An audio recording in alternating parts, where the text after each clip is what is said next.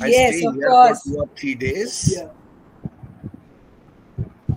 Although she has Much invited awaited. me a lot many times to Kanpur, I Yeah. could not go, but now I will invite her to Nagpur. Okay, you can start, Sapna. Yes, sir. Stay strong. Your test will become your testimony. Your mess will become your message. Good morning, everyone. Resource person Dr. Neeru Tandon, Professor and Head of the Department of English, VSSD College, Kanpur, and Moderator Dr. Achyut B. Nimbarkar, Assistant Professor Dr. D.Y. Patil College, Pune.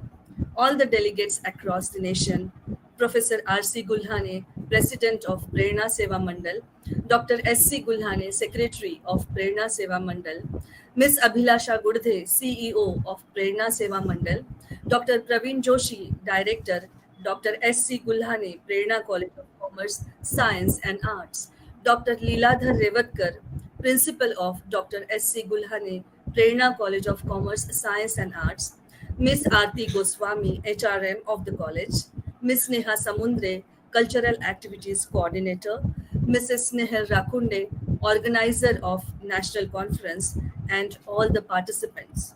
I, Dr. Sapna Gutke, feel privileged to welcome you to the National Conference in English on Digital Literature, Present and Future. In an era characterized by rapid digital advancement and changing media landscapes, the world of literature has undergone a profound transformation. From the traditional confines of printed pages to the boundless expanse of the digital realm, the evolution of literature has been shaped by the interplay between time honored literary forms and the burgeoning habits of Generation Z. The digital literature has been added with the emergence of robotic literature or literature created by artificial intelligence. Then the question arises, if artificial intelligence can create literature, whether this digital development is going to affect the creativity, the creative faculty of human beings, or it is going to enhance the level of human creativity. This 2-day national conference in English on digital literature, present and future, is a humble attempt to deliberate on such issues related to digital literature. Now, let's begin with the plenary session of the conference. An eminent personality as a resource person for this session is Dr. Neeru Tandon. Dr. Neeru Tandon is a professor and head of the Department of English, VSSD College, Kanpur. She has been a writer, critic, poet, teacher, teacher trainer, feminist, social worker, and a researcher for over 30 years. Her education includes degrees in literature, language studies, and law from Indian and United States universities. She is the first and only professor of CSJM University who has received a Doctor of Literature degree in English since its inception. Aside from the award for outstanding polio eradication, she has been received the award for outstanding work in the National Literacy Mission, Each One Teach One, the Best Work in the Community Service Award, the Best Rotarian Award for Adult Education Work, and the Best Teacher Award for Innovative Work in Higher Education. Dr. Neeru Tandon is a recipient of Award on Innovative Teaching and E-Learning and 21st Century Teachers Award. She has written more than 100 research papers and presented at national and international conferences. It is very difficult to introduce and list all her achievements in such a short span of time. Such an eminent personality indeed. Now let's move further for the introduction of our moderator. The moderator for today's session is Dr. Achyut B. Nimbarkar, Assistant Professor, Dr. D.Y. Patil College, Pune. He is highly motivated teacher, having more than 30 years of experience in teaching and training in English. His master's in arts in English and history. Dr. Achyut has conducted many workshops on English at various educational institutions. It is very difficult to introduce and list all his achievements in such a short span of time. We such an eminent personality that we have today. We are very fortunate that he really finds the way to be with us today despite of his hectic schedules. Now let's move further for the first session of Dr. Neeru Tandon. Now I request our resource person, Dr. Neeru Tandon, to begin the session. Over to you, ma'am. Thank you so much. A very good morning to my esteemed colleagues, guests, and dearest scholars who grace this event with their presence today. The Nagpur conference is always special for me. The people of this city possess a unique talent for extending their kindness, effortlessly weaving every visitor into the tapestry of their extended family. It is with profound honor that I find myself a welcomed member of this celestial community called Prerna College of Commerce, Science and Arts. In this moment of gratitude, I wish to express my heartfelt appreciation to Dr. Praveen Joshi, Professor A.B. Nimbalkar, Madam Urmila Dabir, dear Snehal, Neha, and the entire team whose benevolent invitation has granted me a place among them. Your warm reception and Ratan Das' keynote address yesterday have set the stage for an auspicious beginning, one that promises camaraderie and shared purpose. In the erudite discourse delivered by Dr. Praveen yesterday, several thought-provoking questions found their way into our contemplative minds. Today, I shall endeavor to provide my perspective on three of the queries. Firstly, he said, does AI pose a challenge to traditional creativity? Secondly, can feelings and emotions be replaced by AI? And lastly, we are reminded of the poignant words, "Jo bhi ho tum khuda ki kasam la jawab." So AI's understanding the essence of these words was rightly questioned. Madam Dabir eloquently emphasized that literature is a realm brimming with emotions, sentiments, and the human experience, asserting that AI cannot transcend it. And for it is this richness of emotion that makes literature timeless. Now, let me justify my presence here. Allow me to share my screen with the viewers, and pardon me if I take 5 to 10 minutes more as you have allotted. So I hope you are able to see the screen. Yes, yes. Okay, thank you so much. I believe in curiosity, possibilities, and opportunities. Curiosity is the spark that ignites the flame of opportunity, and when we boldly turn the handle of curiosity, we unlock a realm of endless possibilities. And these three words are crucial to understand today's topic, that is Web 3.0 education and beyond, navigating digital futures. My thrust would be more on digital futures. I believe this conference would foster innovation in teaching dignity and with the degree of digitally driven future, ensuring adaptability and relevance in an ever-changing world. Now, from web roots to digital fruits, the evolution of internet culture. In this analogy created by me, the content and creative works called digital literature on the internet are like the visible, evolving fruits of a much deeper and evolving internet infrastructure. So just as fruits depend on the roots for sustenance and growth, digital literature is shaped by the underlying technological developments and concepts of the internet as it progresses through different phases. So I thought it is very essential to discuss that also. what will be the future of digital literature is very much dependent upon the future of underlying technological and conceptual frameworks of the internet through different phases of the development. And this is what I call roots. So all the versions of the web have used and continue to use the internet to connect users with websites and each other. People use the term Web 1.0 to describe the earliest form of the internet. Users saw the first example of a worldwide network that hinted at future digital communication and information sharing potential.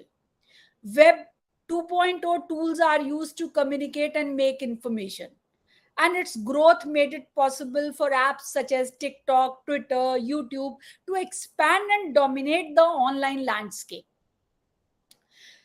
Technology's influence extends far beyond our digital literature, permeating, I think, every aspect of our existence. It has fundamentally reshaped communication, information access, and global connectivity. E-commerce, online shopping that have rewritten the rules of retail, offering more convenience and choices to consumers. Startups, they have leveraged the internet to become global giants. Entertainment industry too has witnessed seismic shifts with streaming services, online gaming, user generated content. So you can see that social media, online communities, virtual friendships, they are now the staples of modern social life. And when we speak of futures, we are considering the potential outcome and pathways that the world, particularly the field of education, may pursue within the digital realm of Web 3.0 and beyond. So the term invites us to adopt a forward thinking. Now, as you can see that Web 1.0, that is also known as the static foundations. So it was the beginning of our journey, the initial stage of the World Wide Web. And it was just users were passive consumers with limited interactivity, and so it was called read-only web. But soon it gave rise to the user-generated content, and the term Web 2.0 was coined by Darcy Newsey in 1999, and later it was popularized by Tim O'Reilly and Dale at the first Web 2.0 conference in 2004. Web 2.0 that we commonly use these days, it marked a significant shift with the rise of the user-generated content and social media. When you log into Twitter, Facebook, Insta, or any social media site, you see a word that you have constructed. Everything over there, the matter over there is constructed by you. So the rise of these social media platforms brought social interaction into education also. Professors could create online communities, students could engage in discussion, share resources, stay updated on class activities, blogs, wikis, video sharing platforms like YouTube allowed students and instructors to produce and distribute their own educational materials.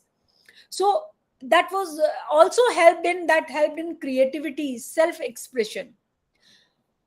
But this convenience came at a cost. Like platform like Facebook and YouTube, they leveraged user data for profit, raising questions about commodification in Web 2.0. There is a saying that goes, if something is free, you are the product. So think, are we in essence being commodified? I think we all know the answer. However, as we venture deeper into the digital age, the limitations of Web 2.0 became increasingly apparent. And this is where Web 3.0 steps in. It builds upon the foundations of Web 2.0, but goes further by leveraging advanced technologies like the semantic web, artificial intelligence, immersive technologies, and blockchain. In doing so, it addresses the shortcomings of its predecessors and offers a profound solution to the evolving needs of education. Web 3.0 is reshaping how education is delivered. In 2013, when the concepts of Web 3 began to emerge, imagine 10 years back, it promised a revolutionary shift towards unique identities and eliminating intermediaries. Decentralized platforms, often on the blockchain, empower users by giving them control over data and transactions. This transformation brings interactive experiences that blend VR, AR, and MR, mixed reality, creating dynamic and immersive environments. We all know that the term Web 3.0 was coined by Ethereum co-founder Gavin Wood in 2014. But the concept gained significant attention only in 2021. And it was because of the cryptocurrencies. And major tech companies and venture capital firms, they started using Web 3.0. I feel that as far as education is concerned, Web 3.0 isn't entirely in place. However, we are already seeing elements of Web 3.0 working their way into our internet experience, such as Siri is Web 3.0 technology. Two big tech giants, Facebook and Microsoft, they've already initiated their strategic moves to seize the forefront in the realm of metaverse.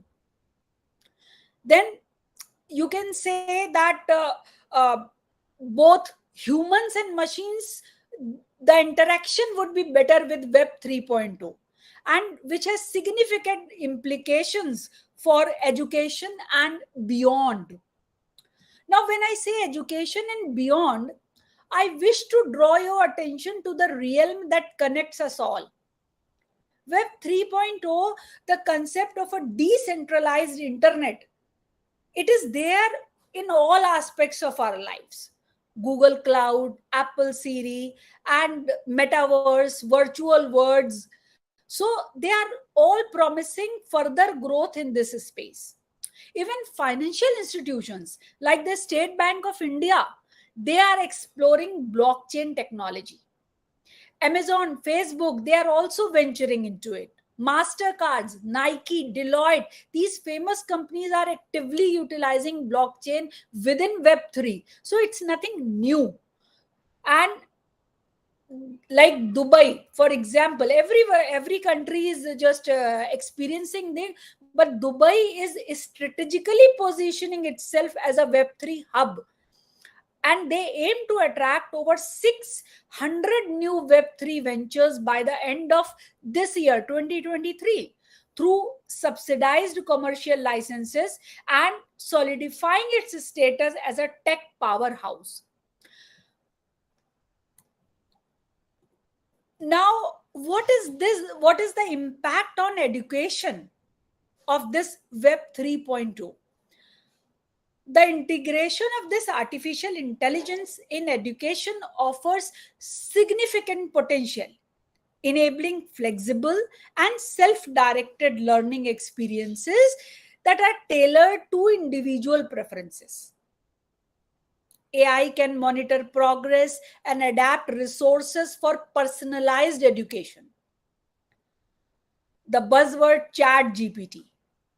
It is known for its natural language processing. It can enhance communication, offer instant assistance, and supplement learning materials in education. So, it is working totally on Web 3.0 and IoT, Internet of Things, that facilitates connectivity, breaking geographical barriers and improving information management. 3D graphics enhance digital interactions, expediting processes like 3D image searching, voice-based learning methods, and Web3 aims to decentralize the internet, returning control to users. This is the most important thing, like giving control to users. And it benefits higher education with personalized learning paths. So, this way, semantic search aids research. Semantic web technologies can improve information retrieval, making it easier for researchers and students to discover relevant academic resources and stay updated with the latest research developments. Blockchain ensures secure credential verification. Additional advantages include decentralized learning platforms, ethical considerations, data privacy, faculty development, and adaptive assessment and feedback. Now, as we all are connected with English literature and language, so I would like to give one example from that word only. Let us think for a while about how Web 3.0 is going to affect English teachers. Web 3.0 is poised to revolutionize the English language education, offering dynamic and globally conscious learning experiences. It will introduce virtual reality and immersive storytelling, allowing students to explore literature in 3D environments. Transmedia narratives, interactive fiction will foster creativity and critical thinking through interconnected storylines. Data-driven storytelling will offer personalized reading experiences based on real-time data. Ethical considerations will be vital, addressing privacy, ownership, cultural representation. And collaborative storytelling will encourage student collaboration, reflecting the digital world's teamwork aspects. Now we have blockchain and digital publishing, and that will ensure transparency and security in literary works. Augmented reality literature will enhance classic text with digital layers, as it was just explained yesterday by a man. So neuroscience and emotion also have place. They will, in digital narratives, explore the science behind emotional storytelling. Global digital storytelling will expose students to diverse literary traditions. While Web 3.0 promises enriched resources and immersive experiences, it may bring challenges such as information overload, digital distractions, and privacy concerns. So, to optimize its benefits and address these issues, educators must balance technology and traditional teaching methods, emphasizing digital literacy for responsible digital navigation. Let us do a comparative analysis. Traditional classroom, pre-web, that was in 1987, when I was a student and most of you were students. I studied All for Love by John Dryden in a traditional classroom. Our teacher guided us through the text, reading passages aloud, explaining them, and offering comparisons to other literary works.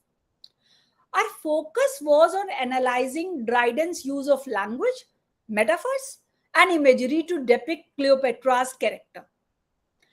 Cleopatra, the queen of Egypt and Antony's lover, renowned for her beauty and charisma, was the subject of our examination.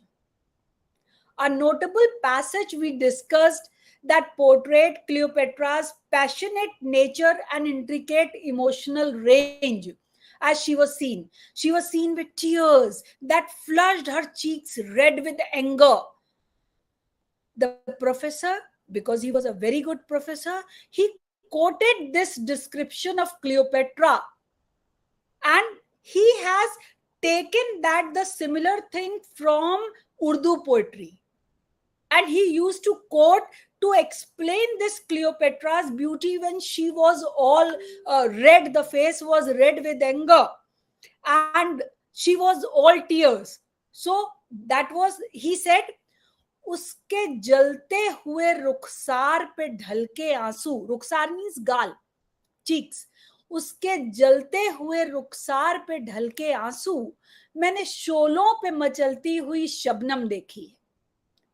So what happens that used to create interest of students with such analogy, and like Anthony expressed, 10 years love and not a moment lost, but all improved to the utmost joys. This is the line from All for Love. And sir said, ये दिलबरी, ये नाज, ये अंदाज़े जमाल, इंसान करे अगर न तेरी चाह तो क्या करे. So this approach was lecture based with limited student participation. This was one way.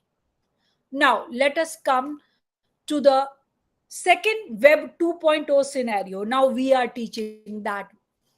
Now we are also teaching All for Love in our classes. But in our literature class, the teacher utilizes modern approaches. This includes playing an audiobook with proper pronunciation, sharing it through a WhatsApp group, fostering discussions. The teacher leads these discussions, prompting students to share their interpretations. Furthermore, students have the opportunity to use online platforms to visually depict Cleopatra's beauty based on their comprehension, sourcing artwork or images that reflect the text essence. Additionally, collaborative projects like multimedia presentations delve into the historical and cultural context surrounding beauty ideals in Cleopatra's era. Now, imagine Web 3.0 English literature class. It is advanced technological integration that transforms the teaching and learning experience. AI-powered platforms offer personalized analysis of the text, emphasizing literary devices and language choices in describing Cleopatra's beauty. Augmented reality immerses students in Cleopatra's world, allowing them to visualize her appearance and surroundings. Translation into the language of choice is readily available. Decentralized platforms facilitate global discussions involving culturally diverse students who share insights on beauty standards.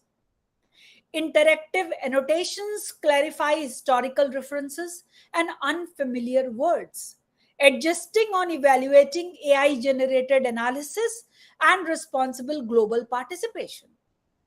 This transition empowers students to deeply engage with the text, gain cross-cultural insights, and appreciate literary layers through advanced technology and global collaboration. Finally, which one you enjoyed, which is good or bad, it is up to you. Yesterday, we had a talk about digital poetry. Even Ratan Da was talking about digital poetry, which is a dynamic field within digital literature and explores the creative fusion of programming, language code, and algorithm with artistry. Yes, I was also playing with it, as it encompasses diverse forms, including multimedia poetry with integrated images, videos, sounds, animations, interactive and hypertext poetry with non-linear narratives. You can say that algorithm poetry generation, immersive, like virtual reality poetry, innovative digital poetics, experimenting with visual design and various arrangements. It is all there in the world now. But collaborative efforts involving multiple authors, including AI, they are also on the rise. However, it is not without the challenges and limitations. If you think that the quality, if you think of the quality of the this particular digital poetry and how these digital platforms are doing this poetic thing, so just listen as I share my experiment with you. I'm sharing a 14-line poem and another with just a single line poem. For first one, I explored Google Bard. that is an AI chatbot poet, showcasing his personalized poetry creation and engaging literary conversations. With the permission, I would like to narrate this poem. I just 14 lines, bear with me. O luminary at Prerna's helm, your wisdom and grace truly overwhelm. A director with vision, a heart so pure, you inspire us all, of that we are sure. A genius rare, a mentor so wise, you have touched so many lives to our surprise. With love for learning, a thirst for more, you have reached the pinnacle, that's for sure. Dr. Praveen Joshi, our heartfelt regard for your dynamism, your wisdom so large. In Nagpur's embrace, you have found your place, a leader, a scholar, a warm embrace. To you, we offer our deepest praise for all your accomplishments in countless ways. Now, the question that was raised, does AI pose a challenge to traditional creativity?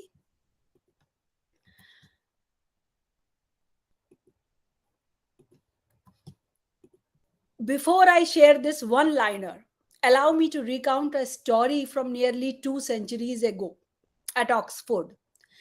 During a religious studies exam, a young man and his fellow classmates were asked to write about the spiritual significance of Jesus turning water into wine. The topic was when Jesus reached the seashore, sea turns into red wine. While his classmate filled pages with their thoughts, the young man wrote just one line. And he said, the sea has seen its master and blushed. This young man was Lord Byron. Now, this line is often misattributed to Lord Byron, but it was actually written by Richard Crashaw in his 1648 poem Upon the Water Turned into Wine at Cana. However, Byron may have been familiar with Crashaw's poem and quoted the line in conversation or in his own writing. But that doesn't mean anything for us. The basic question is that the version of poetry, that is the digital poetry or the creativity of the literateurs, that is there. So we have both the things, and we will have to understand how far to use this creativity, how far to use this AI, so that the initial creativity, the the techniques of this AI should not diminish the natural powers. Question is, can AI reach this level of depth, traditional creativity, and talent? AI's limitation in creativity stem from its reliance on pre-existing data. Whatever the terms that I fed with Bard, he has created that kind of a poem. So, constraining its ability to generate entirely original concepts. This sparked discussions on the cultural and societal implications of AI generated creativity, prompting educational institutions to adapt their curricula to prepare students for the future. Regarding the future of learning, advancements in AI and easy access to knowledge through search engine, they raise questions about the traditional notion of learning. As technology enables instant answers to known questions, the relevance of learning foreign languages, for instance, may diminish, because everything within just a button and you will just convert that in any other language. So these developments pose profound implications for education too. It prompts us to contemplate whether, as AI advances, we as humans can elevate our learning to a new level, focusing on questions that have yet to be answered. Elon Musk once posted, "Are we truly prepared for a leap forward in education?" That is really something to think. Because challenges in adopting Web 3.0 in education encompasses a technological proficiency gap. potential job displacement, concerns about personalized teaching, privacy issues, increased workloads, ethical dilemmas related to AI, and data analytics may also arise. Disparities in access among students and educators and the need for continuous professional development pose additional hurdles. Addressing these challenges is crucial for Web 3.0's potential to be realized inclusively and effectively in higher education. Even then, it cannot be denied that in 2023, the emergence of Web3 represents a significant generational shift in the digital landscape. India, with its large population, tech-savvy citizens, and increasing tech awareness, stands as a promising hub for the development and adoption of Web3 technologies. Simultaneously, UNESCO recently released a groundbreaking report, and the title of that report was Reimagining Our Futures Together, a New Social Contract for Education. It was advocating for an educational revolution that redefines its purpose and delivery. This report also emphasizes the need to envision the kind of society we want to construct and calls for a new social contract to unite policies and education. It gives birth to another question. What is the future of digital literature? Whatever happens in the virtual world keeps affecting our real world. No doubt, digital literature, like a river water, will find its place in educational settings, transforming how literature is taught and learned. Whether you like it or not, the future of digital literature promises a rich blend of technology, creativity, and innovation.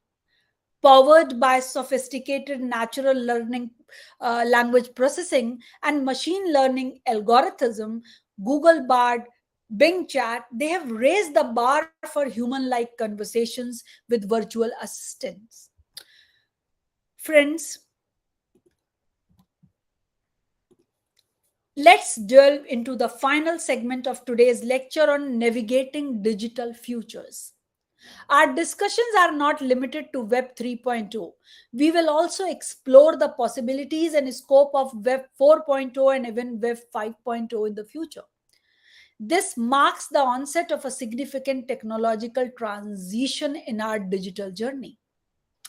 Web 4.0, known as the symbiotic web, it is very much present in this word, and it explores the interaction between humans and machines, emphasizing a symbiotic relationship where machines learn from human interactions to offer decision-making insights. Whenever you type something with Google, this chat box, and this chat GPT gives you wrong answer, then you correct it and it said sorry. And then immediately it corrects its answer and gives you a better thing. So it is learning from whatever you are feeding to it. This is Web 4.0. It incorporates advanced AI technologies like natural language processing, machine learning, and the semantic web to process unstructured data. Unlike Web 3.0, Web 4.0 allows users to control their data through decentralized web nodes without smart contracts or tokens. It revolutionizes daily life with virtual worlds and enhances user friendliness in various applications. In the world of education, 4.0, the focus shifts from exams to continuous evaluation, assessing overall education performance throughout the educational journey. Ready for the changes, be ready for the changes that we are going to have. So the research report examines how Web 4.0 technology innovations impact student learning and performance in blended education. Once again, I quote Madam Urmila Dabir, who said yesterday that blended learning is the only answer. It traces the evaluation of e-learning from Web 3.0 to emerging Web 5.0 trends, emphasizing the role of artificial intelligence, big data, linked data, cloud computing, and data-driven science. So the semantic web enables context-based search, while the Internet of Things facilitates data-rich communication between connected devices, reshaping and enhancing e-learning capabilities in the digital era.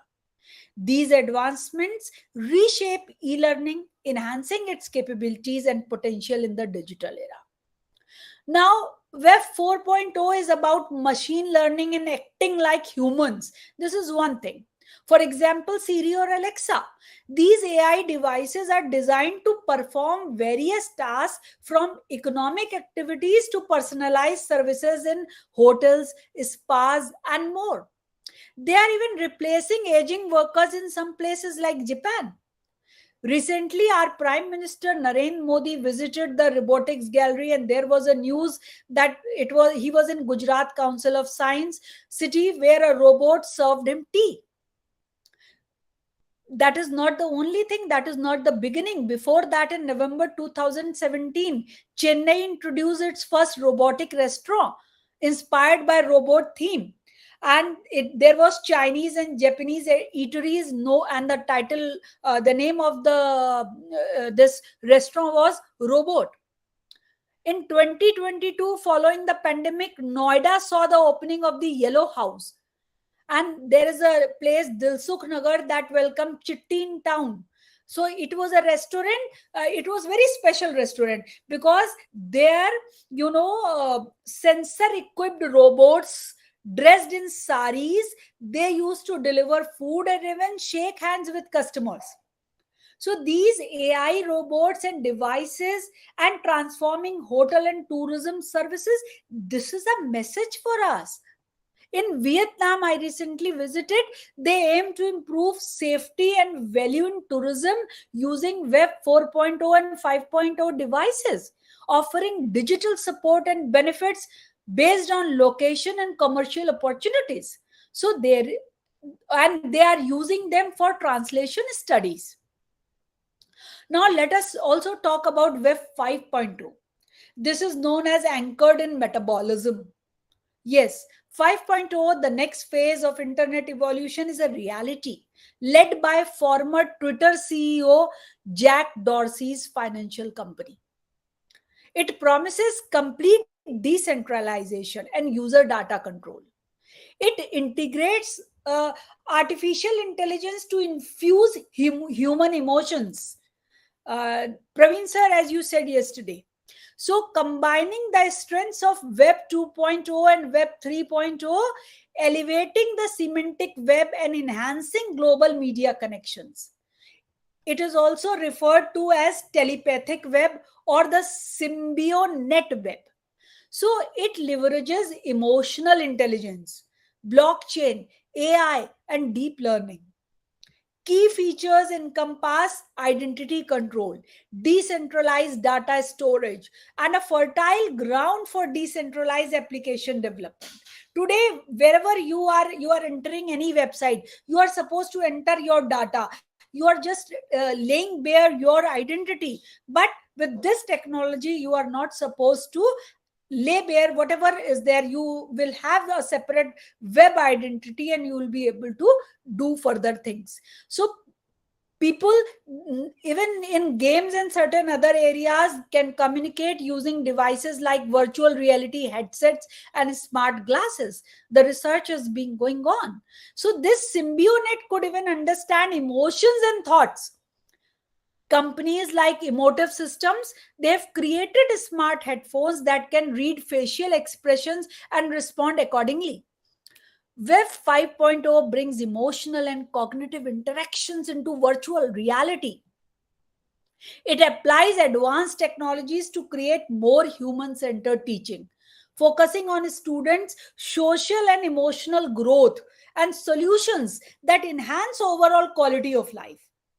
The human element takes center stage with specific goals for human learning experiences. It's not just about providing technology or enhancing infrastructure, but it is about a holistic approach to education. For this Web 5.0, it employs neurotechnology, that is the word scientists are using to interpret specific biometric indicators and detect users' emotions. This enables web applications to, for instance, alter the facial expressions of avatars in real time. Now you are talking to Chat GPT, it can only understand what you are typing.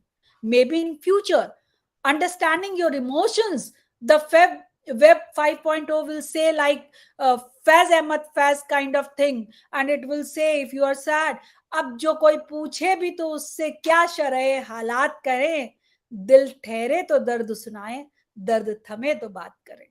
So be ready for all these changes. And Web 5.0 will act as a constant personal assistant in contact with users. But Web 6.0 aims to transcend this. Don't be shocked, but scientists have already started working on Web 6.0. It can evolve in two directions: cyber biology or becoming an independent entity. Unlike Web 4.0 and 5.0, which involve artificial intelligence and virtual agents, Web 6.0 aspires to be independent, almost beyond being labeled as artificial. It might take the form of a distinct intelligence functioning within the internet ecosystem, relying on electrical impulses without needing a stable data carrier. Web 6.0 anticipates technology adapting to humans rather than the other way around. It suggests a world profoundly different from today, possibly involving the migration of human consciousness to cyberspace or a vague cloud. In the field of education, researchers are dealing with a shift from location based to experience based, from individual structure to network and communities. It aims to equip students with the knowledge and personal skills needed to self regulate, make informed choices, and prevent burnout in a world flooded with information.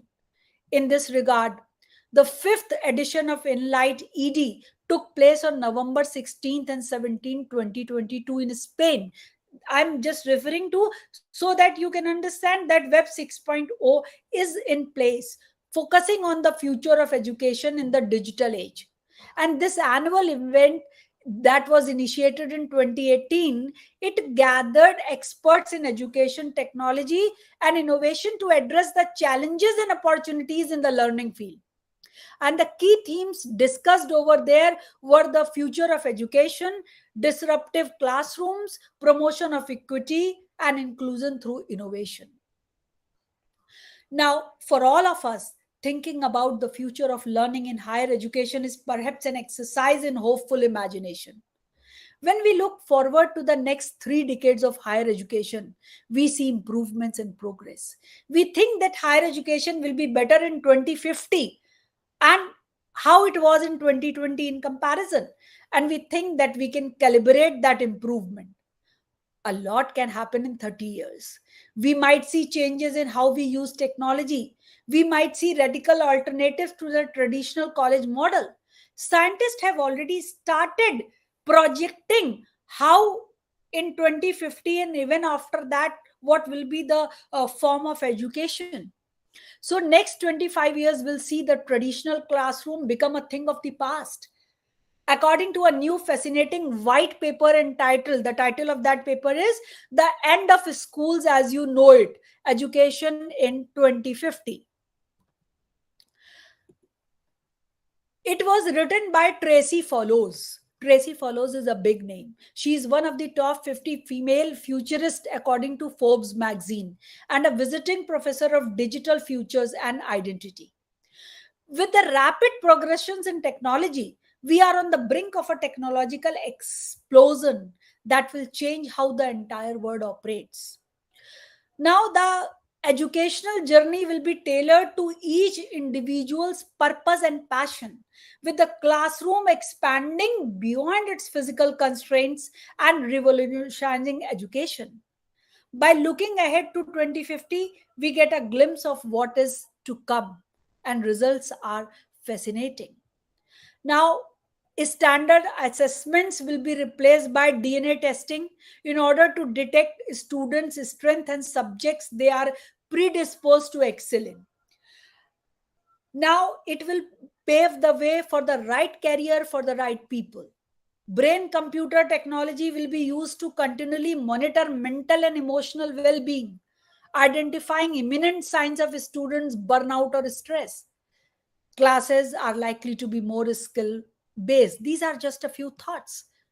And we are excited to see how education will evolve. What this means for us as we continue our mission to reimagine education. Another major change is the way education is expected to become gamified. Mind this word, gamified. This is the philosophy behind Ad Astra, a private school created by Elon Musk and educator Joshua Dan for Musk's children and those of SpaceX employees. Since then, this school has given way to Astra Nova, which follows the same philosophy but is open to the general public. With their emphasis on deconstructed learning and focus on problem solving, these schools provide something of a preview for what education will look like down the road. As Musk remarked in a 2013 interview with the founder of the online education platform Khan Academy, I just quote 3 lines from that. He said, "Imagine a world where classrooms are anything but boring, where our minds are taken care of, where education fits like a glove.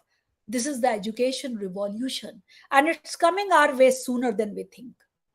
The year is 2050 and it's the first day of school. Only school is no longer a physical place, it's a way of life. Timetables and tests are gone, and artificial intelligence, augmented reality, brain computer interfaces are the norm. Today's environment requires us to be built for change, and that's why future predictions are so critical. Unquote. So, by paying attention to future predictions, we can better understand the world we live in today and prepare ourselves for the challenges and opportunities of tomorrow.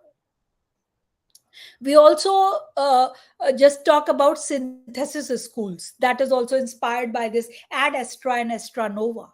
So physical presence in classroom may become obsolete with virtual teachers and robotic assistants taking over. Students will focus on STEM skills, including coding, robotics, machine maintenance, to adapt to the changing job landscape. Now, future education should prioritize social emotional skills, problem solving, teamwork, citizenship alongside academic achievements. Emotional and social intelligence will remain essential in a technologically driven world. Being digitally literate with knowledge of SMAC, not that SMAC. SMAC is the social, mobile, analytics, and cloud technologies that will be crucial for navigating emerging fields like AI, machine learning, and data science. A word with my dear future teachers. Rather than asking whether robots will replace teachers, it's more important to evaluate your ability to adapt to change and handle complex ideas simultaneously. The key is to embrace a mindset of continuous learning, unlearning, and relearning to thrive in this changing landscape. In 10 to 15 years' time, it's highly likely you will be working in a job that doesn't even exist yet, which means you have to figure out how to prepare for a future job role that's impossible to predict at this moment.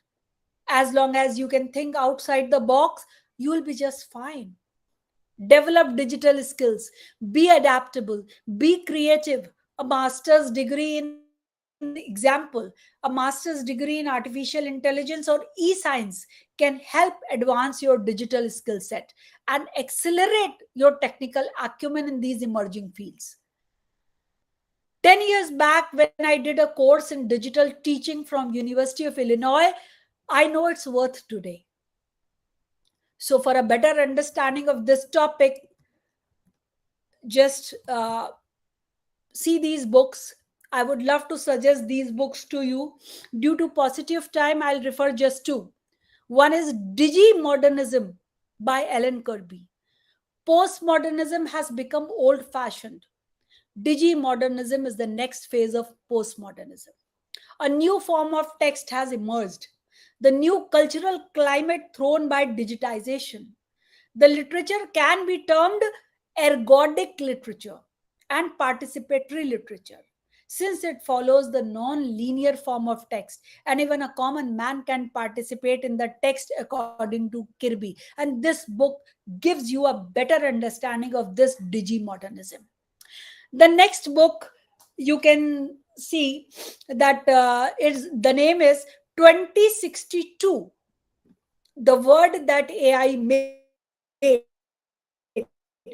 and it is written by Toby Walsh. Toby Walsh has written a series of books regarding this. Based on a deep understanding of technology, 2062 describes the choices we need to make today to ensure that the future remains bright. If you want to explore what the disruptive future shaped by AI could be, read this book. One day, machines will surpass humans in all forms of general intelligence. When will that happen? The answer, according to a survey of experts, is the year 2062. I just read a quote from the book. On page 109, he says that as technology starts doing more and more routine legal work, it might become harder for young graduates to compete with robo lawyers who have read all the legal literature, never need to sleep, never make mistakes, and don't need a salary. And finally, he only gives an answer to this question on page number 120. And this answer is for all of us. Humans will instead, he says, I quote, humans will instead need strong analytical skills. They will need emotional and social intelligence. And they will need all the other traits that make us human: creativity, resilience, determination, and curiosity. These human skills are what will keep us ahead of the machines. Allow me to sign off with one last question. In contemplating the future of education, we must ask ourselves. My question is, if teachers are not willing to learn, unlearn, and relearn, is teaching still a viable and rewarding career choice for future? Thank you so much. Yes.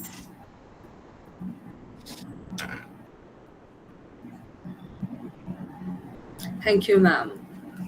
A question has come. Please go to the chat box. Just a minute. Am I audible? Yes, ma'am, you are.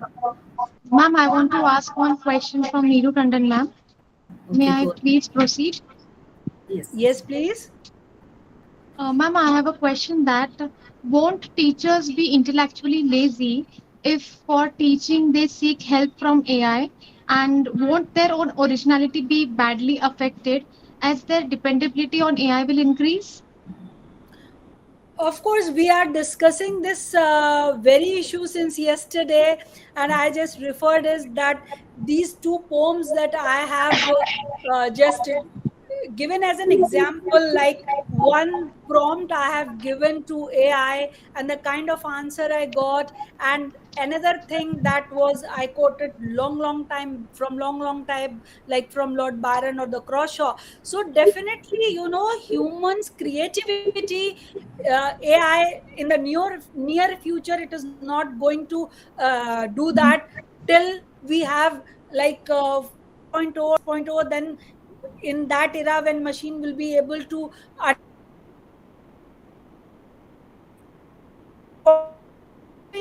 creativity is linked with emotions, and at present whatever you do, I tried several things, chatbot and this other bard and other things, so I was not at all satisfied with that. Even it is giving wrong answers. Yesterday I just asked about something, I was asking some question, yeah, this very line, who wrote this line? So he said Rabindranath Tagore wrote this line, and he termed Rabindranath Tagore chatbot as the British poet. So I just wrote, what are you saying about it? And I just said a proper thing. I just interact with that. This is a stupid answer and this like that. Then he said, oh, I'm sorry. And again, whatever I said, it just molded its answer. So this is, take it just an instrument to help. This is not the answer, at least not at present. So the students who are relying upon this AI at present, please don't do this. It is giving wrong answers. Whatever anybody is feeding, its answers are dependent on that. If you ask something, it says, I know something that happened till 2020 when I don't know anything about after that. So please don't be dependent on these AI. Still, teachers are the more important because they have experience with these AI machines are not having that. So if you are completely, as your question is that we will just, you can say that we'll just, our creativity will be destroyed. No, why? Because you should have faith in your creativity and come forward with that. AI again just imitate the humans. All these robots, what are they doing? They are imitating. I hope I'm clear. Thank you so much, ma'am. Ma'am, good morning. This is Varadarajan from Tamil Nadu. Thank you very much Hello, for sir. your trailblazing, emphatic. You are firing on all cylinders, no doubt about it. However, I have a basic question, ma'am. 2062, you made a reference to a book where everything will depend upon AI or technology. Ultimately, humans have to make use of it, right, ma'am? In that case, what is the role of a man or woman in that? It is man creation or women creation. How do you see that, ma'am?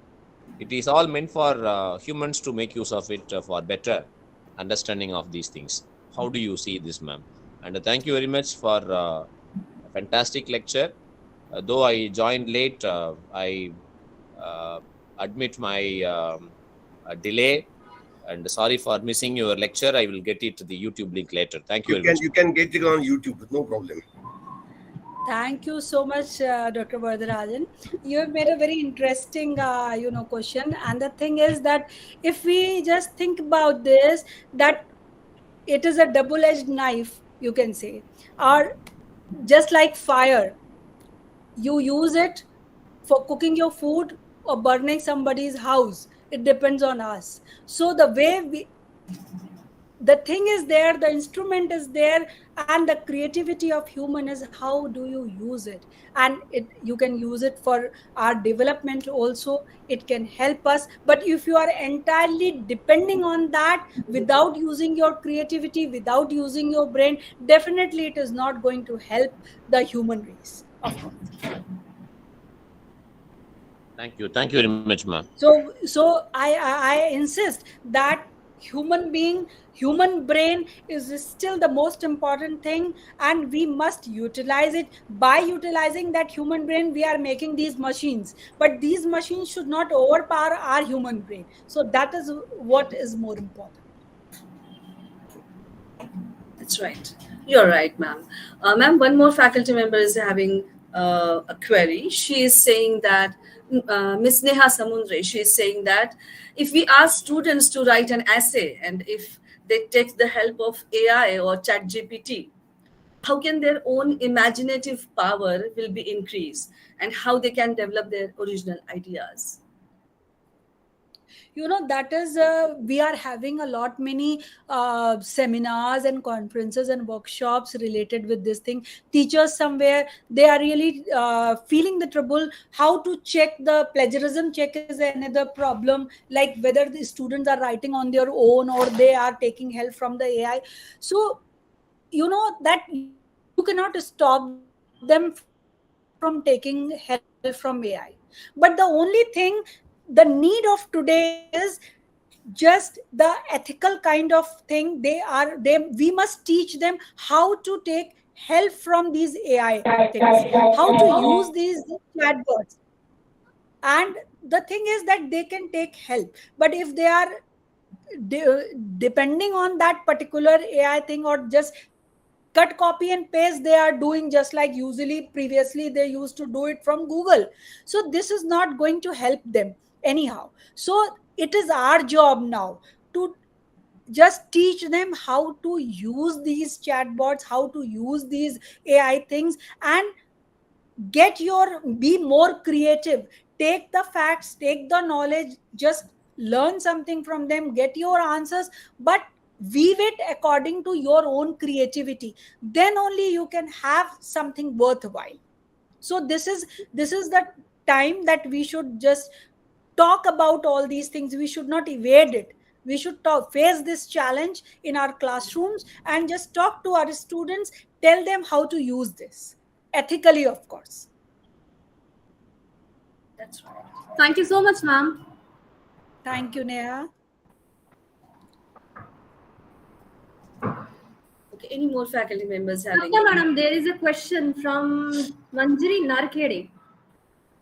Okay, ma'am, one more faculty member is having a query. She is saying that Manjari Narkhede ma'am is saying, if man becomes a slave of AI or GPT, how this innovative faculty grow and flourish? No, that's what I'm saying. You should not be a slave. You should master these technologies. These technologies should not control your creativity. So this is what I'm insisting again and again. I'm insisting upon this. So you can just take help in your education field, but you are not supposed to be a slave of this. If you are a slave, there would be no teachers at all. So you cannot do that. And teachers, of course, they are very important, because the data AI you get from the teachers only. So no need, you cannot even think of being a slave to this. So the limited use of AI, the ethical use of AI, and the right use of AI is what is to be learned. No, the problem is that, Dr. Niru, this is a very idealistic view that we should not become slaves to any kind of machine or AI or GPT. It's an idealistic view, but practically it is not possible. You know, vehicles we have for our convenience, for our transportation. But nowadays, although frequently it has been advised by doctors and physiotherapists that we should walk more and more whenever it is possible, we don't do that. Even for a small distance, okay, we take our two-wheeler or our car, right? Because of that, our health is being affected. So what Manjari says is that it does not depend on us whether to become the slave or not. We automatically become. Okay. In that case, whether the innovative mind of man will be affected or not. I mean, you are holding a very idealistic view, but practically it is not possible. So a day will come when man will stop thinking and everything will be done by AI only. This is what Toby said, that the year will be 2062 when machine will overpower the human brain. Yeah. So that he's discussing, that I referred over there. And of course, the thing is everywhere, as you mentioned, that we are still living with those things. We are doing those things. We are using the vehicles. We are polluting the atmosphere. But somehow we are finding ways to enjoy the nature. We are fed up with that. We want our health back, going back to nature. So this is the time to educate our upcoming generation about this. That is our This is moral something, this is responsibility. required. That This is is a moral required, and this is our responsibility. job. This is our job to educate them about the good and the bad portion. We cannot avoid technology. Of course not. We cannot cannot avoid technology. It's okay. It's okay. But then what you say that we have to teach them all these things. We have been teaching all good things to humanity, but they are not being followed by them. Okay. They don't want There to is go no out of such their thing that comfort you zone. can force someone to follow that. You cannot force them. So that is why it is going to affect the creativity. If you are not using your brain for something, of course, it is going to affect the creativity. The student is not applying his brain to answer that particular question and trying to get the ready-made answer. So definitely that creativity that he might have is not going to be utilized. It will be killed. It will be stifled. Yes, of course. Yeah. Yes. That is the danger. That is the danger that I am saying, that the challenges we have. We will have to find answers to these questions. I may add one point to this debate that is raised by Dr. Josiji. I want to add some points. I'm not getting anything. Yeah, I want to It's add. unclear. Actually, One minute.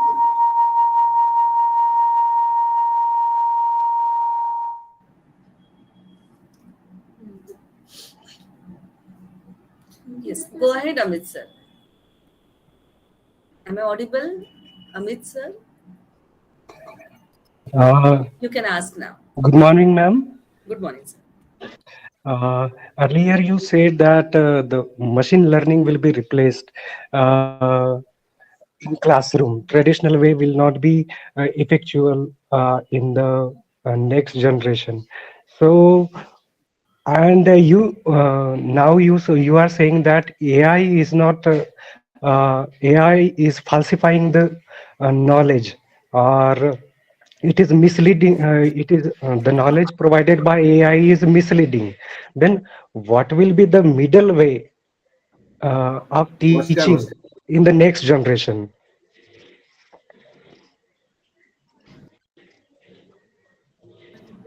I think there might be some technical issues on Neeru Tandon ma'am's side, and that's why we are not able to see her here online.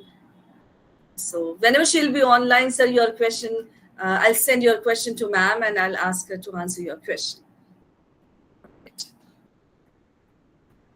Till then, you can invite Dr. Nimbarkar. Yes, sir. As rightly said by Dr. Neeru Tandon, Web 3.0 enables the development of collaborative writing platforms that can allow multiple authors, editors, and even readers to contribute to a single work. The journey is not heading to a Web 4.0, 5.0, 6.0, and further. The use of technology to write, edit, and print literature has been expedited the process exponentially. Technology has also become an integral part of the success of many works of literature. Through the use of social platforms such as Instagram and Twitter, authors are able to promote their work with no charge at all. But as rightly said by Dr. Neeru, but one thing is sure, if one thing is free, then one needs to remember that you are the product. Thank you so much, ma'am. Thank you so much for such an informative presentation in a crisp and clear language. Now, I request our moderator of the session, Dr. Achyut B. Nimbarkar, to share his view to the participants. Over to you, sir.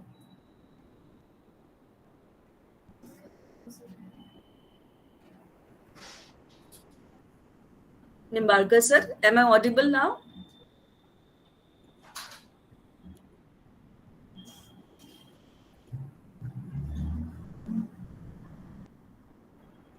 Has he joined? Yes, sir, he has joined, but I guess there might be some technical issues on his side. I'll just make it sure, sir. Whether Ask Snail to call him. Yes, sir, sure. And I think Neeru madam has come back. Yes. Neeru ma'am, Amit sir, our faculty member is having one query. So, Mr. Amit Titre, if you can ask again, then ma'am is here to solve your query. Yes, Mr. Amit. Hello, ma'am. Yeah.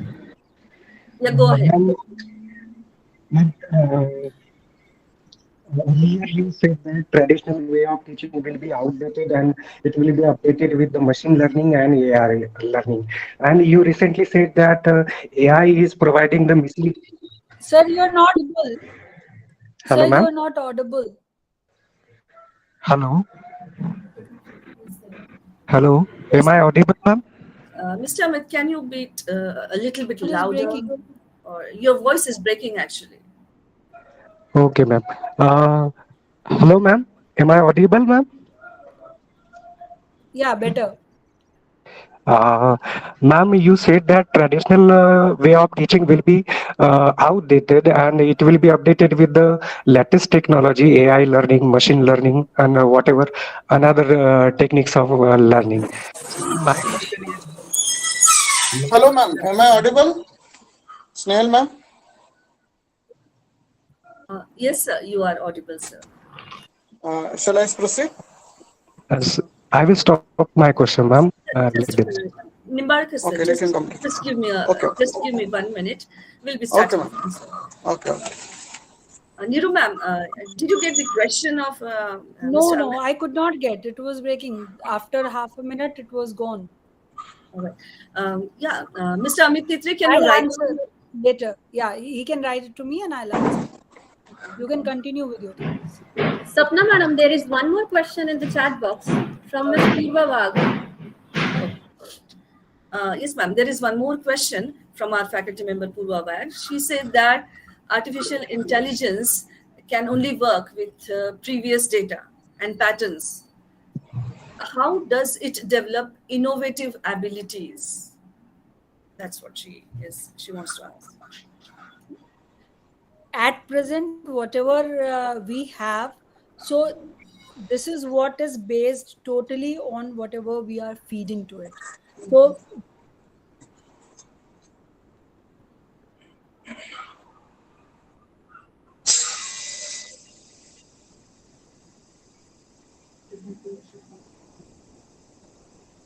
I guess there is some technical problem on Niru ma'am's side.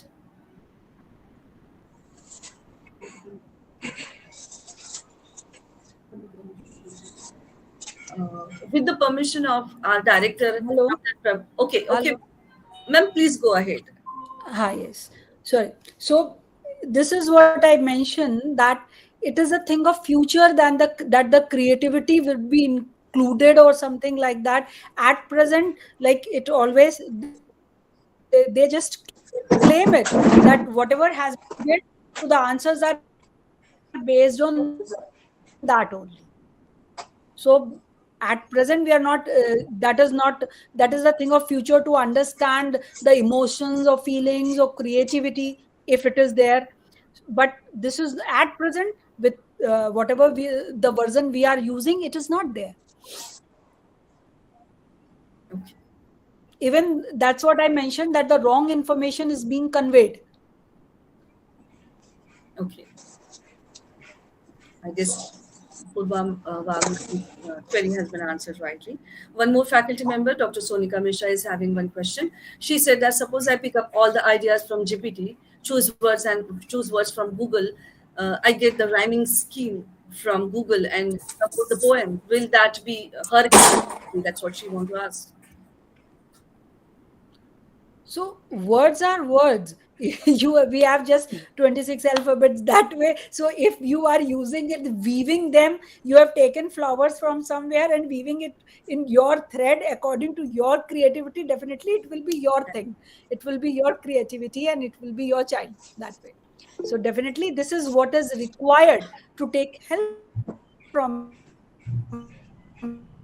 that. Take words, take ideas, and bring to your own thought process, creativity. Definitely, it will be yours. I would consider it as yours. Again, one more faculty member, she is saying that okay, it's that has been answered by you, but ma'am, during that time your voice was breaking. So she is saying that if AI works on the historical data, then how does it develops the innovative abilities? It's a little bit clear, so can you please again answer this question, ma'am? That I already answered. Yes, you have already answered it. Okay, let's move further. Yes. Let's proceed to Dr. Achyut Nimbalkar. He Yes. has already joined, and let us know his esteemed views on the topic. Okay, thank you, sir. Am I audible, Snail, ma'am? Yes, sir. you are Okay. audible. Let me give my view on Dr. Niru Tandon's very fantastic presentation on the topic called Web 3.0 Education and Beyond, Navigating Digital Futures. She has emphasized on the fact that Web 3.0 is set to revolutionize the education sector by infusing advanced technological resources within the traditional system. It promises to provide streamlined access to information without any interference from the third-party authorities. Earlier, education was limited to the classroom through interactions between teachers and students. Today, it has gone global. That's what she has emphasized on this particular fact. That's what I noticed. It has opened doors for a liberalized learning experience for students across the entire globe. Now it has become accessible to students to gain knowledge on anything and everything from comfort of their homes using technology. Technology has helped to offer an interactive, innovative, and immersive learning experience for learners. And there is a shift, there is a kind of transformation, change from traditional method of learning to new based on internet. So internet has become a very important instrument of learning today. We have also witnessed it during COVID-19, how important it is to learn all those things. Presently, a major portion of the process is teacher-centric, but Web3 development strives to bring a shift, a transformation from this approach to enhance the output. The technology has immense potential to empower the education industry.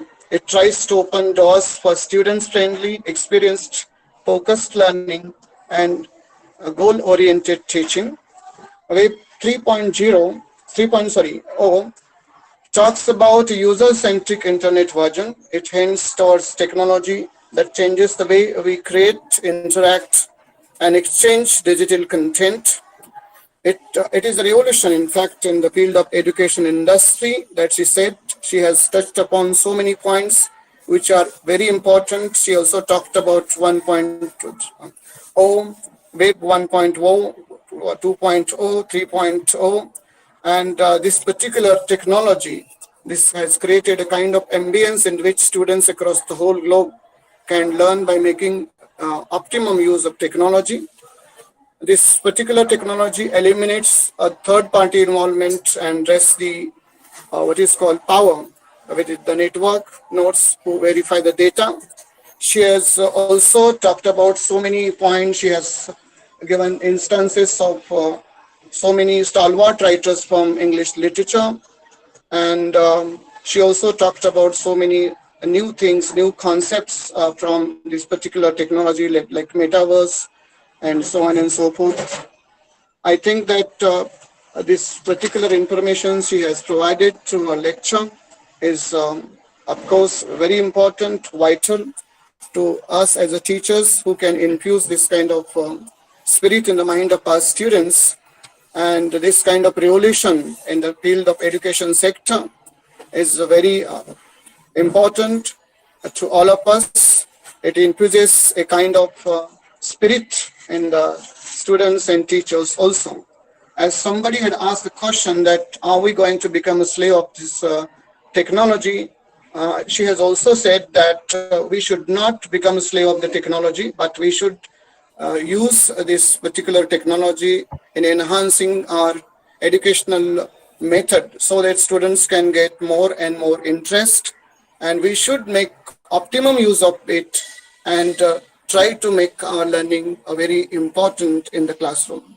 That's what I felt from her lecture. Thank you very much for Praveen Joshi ji, a person of vision and the director of this institute who has given me this opportunity to take part in it. Thank you very much. Thank you, sir. As rightly said by Dr. Achyut B. Nimbarkar, sir, change is what is constant and one must learn to adapt to this change. Thank you so much, sir. Thank you, ma'am. Thank you. Thank you, sir. Now we are heading to the next part of the national conference. History never really says goodbye. History says, see you later. With this quote, I, Dr. Sapna Gutke, take your leave and request Mr. Prashant Selokar to propose a vote of thanks. Over to you, sir. Thank you so much, Sabda ma'am. Good afternoon, one and all present over here. Immense pleasure and gratitude. I, Prashant Selokar, from the Department of Languages, on behalf of Dr. S.C. Gulhane, Prerna College of Commerce, Science and Arts, is here before you today to extend a hearty vote of thanks to our esteemed resource person and moderator. This day has been enriched by their insightful words, profound knowledge, and inspiring thoughts. Our honorable resource person, Neeru Tandon's presence here has been a true privilege. In the course of her talk, she has not only eliminated the topic at hand, but also opened doors to new perspective and ideas. We are fortunate to have been recipients of her expertise and wisdom. Thank you once again, ma'am, for an enlightening and inspiring address. Your contribution will undoubtedly resonate with us for a long time to come. Again, I would like to express our special thanks to Professor A.B. Nimbalkar for enlightening and sharing valuable knowledge with us. We are greatly encouraged by your gracious presence, and I am sure that your talk will be immensely benefited by all. We would surely love to learn a lot from you in future too. Thank you so much, sir, for such a wonderful session. I thank all the distinguished participants across the country for their enthusiastic participation in this conference. Thank you very much for being with us. And now we are heading towards second plenary session. And for that, I call upon Ms. Shivani Mesawat. Over to you, ma'am. Thank you so much, Prashant sir. Good morning, ladies and gentlemen. Welcome to today's second plenary session of a two-day national.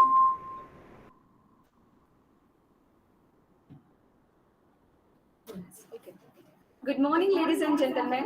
Welcome to today's second plenary session of a two-day national e-conference in English on digital literature, present and future, by the Department of Languages of our college, Dr. S.C. Gulhane, Prerna College of Commerce, Science and Arts.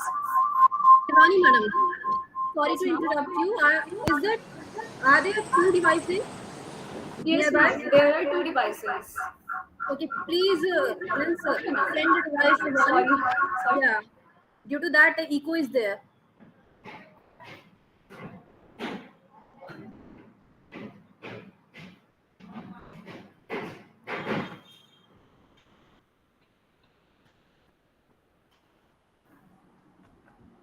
Okay. Now moving ahead, let's start. Once again, I welcome you all to today's second plenary session of a two-day national e-conference in English on digital literature, present and future, by the Department of Languages of our college, Dr. S.C. Gulhane, Prerna College of Commerce, Science and Arts.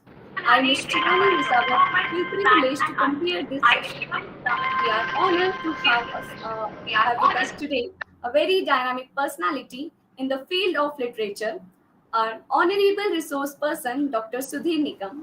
And also we have a versatile and an expert in the field of literature, Professor A. Joseph Dorai-Raj, for this session. Our session will focus on the topic AI and digital literature, a challenge to traditional creativity and literature. Now, let me have the privilege to introduce our honorable resource person, Dr. Sudhir Nikam. He is working as a professor and head PG Department of English, BNN College, Mumbai. He is the chairperson, Board of Studies in English, University of Mumbai. He is also a member of Academic Council in the same university. Besides that, he is a member of Research and Recognition Committee in English. He is the president of a research organization, namely Higher Education and Research Society, Mumbai. Friends, his academic profile is so long that it is not possible to do justice within such a short span. We welcome you, sir. Now, I would like to introduce our moderator, Professor A. Joseph Dorai-Raj. He is a professor of English School of English and Foreign Languages at Gandhigram Rural Institute, deemed to be University, Gandhigram, Tamil Nadu. He was the Vice Chancellor of Gandhigram Rural University from September 2013 to May 2014. He was a Fulbright Scholar in 2014 and visited educational institutions in Washington, D.C., New York. Professor Durai Raj has specialized in theory. He has authored 5 books, myth, and literature interventions. He has published more than 50 research papers in various referred journals. Friends, his academic profile is so long and it is not possible to cover it within such a short span. We feel very honored to welcome you, sir. Thank you. So, without further delay, let's move towards the session for the seat. And for that seat, I would like to request Dr. Sudhir Nikam to start the session. Over to you, sir. Sudhir, personally, I welcome you. Thank you, sir. Dr. Raj, hearty welcome to you. Thank you. You accepted our invitation. You have joined us today. I am grateful to you. Thank you. Thank you, Dr. Joshi. Friend of mine. It's my pleasure. Thank you. Sudhir, welcome. Thank you, sir. Good morning to all the participants. Let me extend my heartfelt thanks to the organizer, the authorities of Prerna College, Nagpur,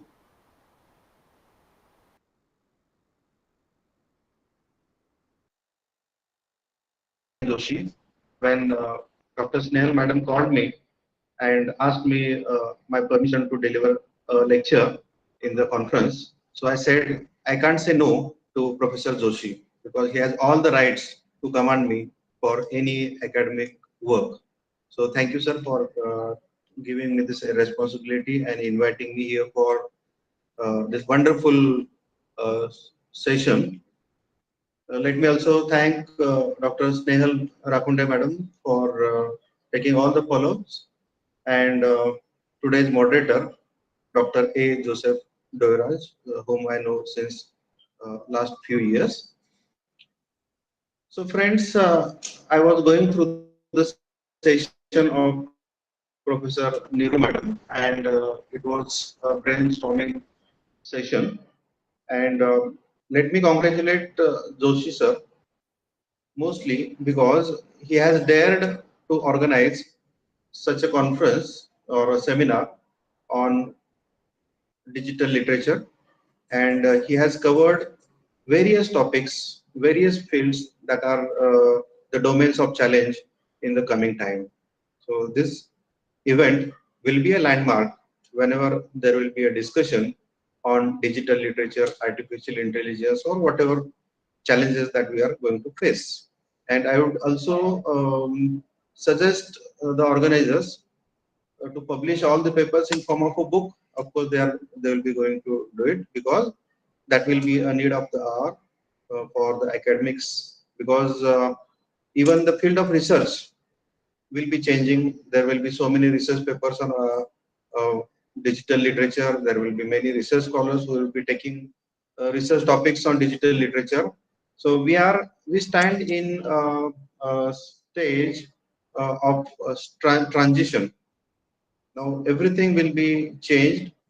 So we stand between the past generation and the next generation, and because of this, I think our responsibility is immense, because we carry a legacy of the past generation, and we have the next generation in our hand whom we are going to shape and show them the direction that they are going to lead. So my topic today is about artificial intelligence and digital literature, a challenge to traditional creativity and literature. Almost all the topics that are being discussed, they are related or pertaining to the challenge. Every question that I found in Neeru Madam's session, it was about what the future would be. So what I would assert here is, unless and until we face the challenge or we learn the difficult things of life, will not be able to face the difficulty that we have to uh, witness. So there is a gap, wide gap between those who handle the technology and the creative people. The technologically skilled people are those who purely work in artificial intelligence, computer, or those who are engineers. Most of them are unaware of what is literature, or they do not know the pains that we are going through because of artificial intelligence, or the anxiety that we are suffering from. On the other hand, we as teachers of literature, we do not have much knowledge about computer. Basic knowledge, it is okay, but advanced knowledge about how to handle the things, how these things work, actually we are not aware of this. So the next stage, I would desire that we can call some engineers or technologically advanced people and the teachers of literature together, and can have a kind of discourse and deliberation regarding the solution that we can have about the interface between AI and literature. So that would be a wonderful session in which the two poles, engineers or technologically advanced people, and the traditional teachers of literature, the voracious readers of literature, may come together and decide or predict the future of digital literature, artificial intelligence, and traditional literature. So friends, artificial intelligence technology, we need to understand what exactly it is and what is its purpose, why human being. Artificial intelligence is not something that has been invented automatically. It is the human being who has invented artificial intelligence, and it is an important landmark in computer science, and it is a field of study which focuses on forming smart machines. It is machine assisted smart work performing tasks that naturally necessitate human intelligence. So human intelligence and machine. Somewhere human being has realized that human being has certain limitations, and probably out of this necessity, out of this compulsion of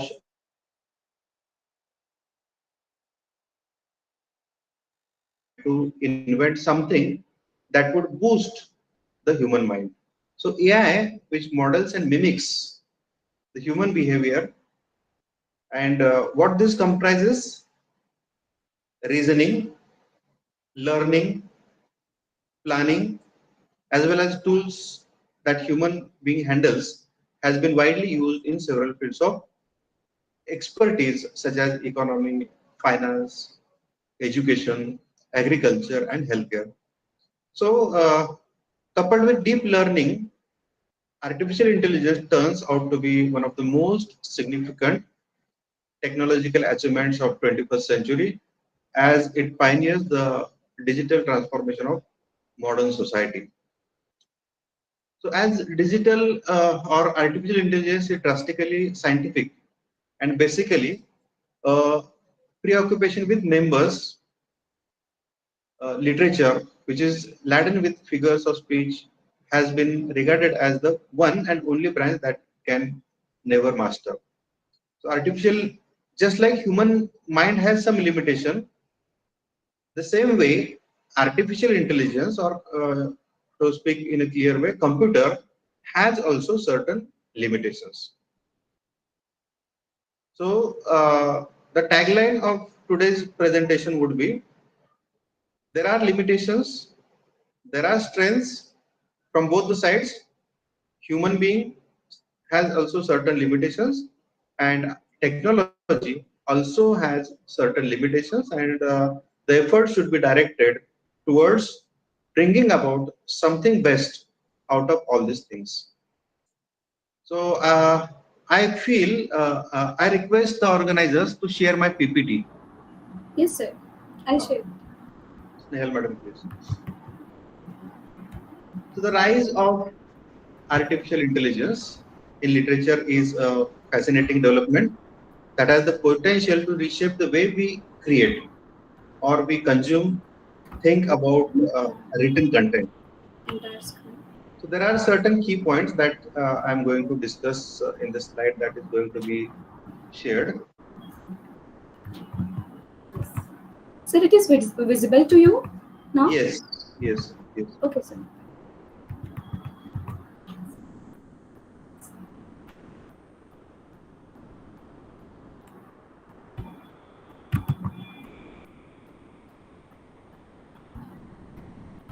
Yes, please go to the next slide. Next slide. Yes, sir. Yes.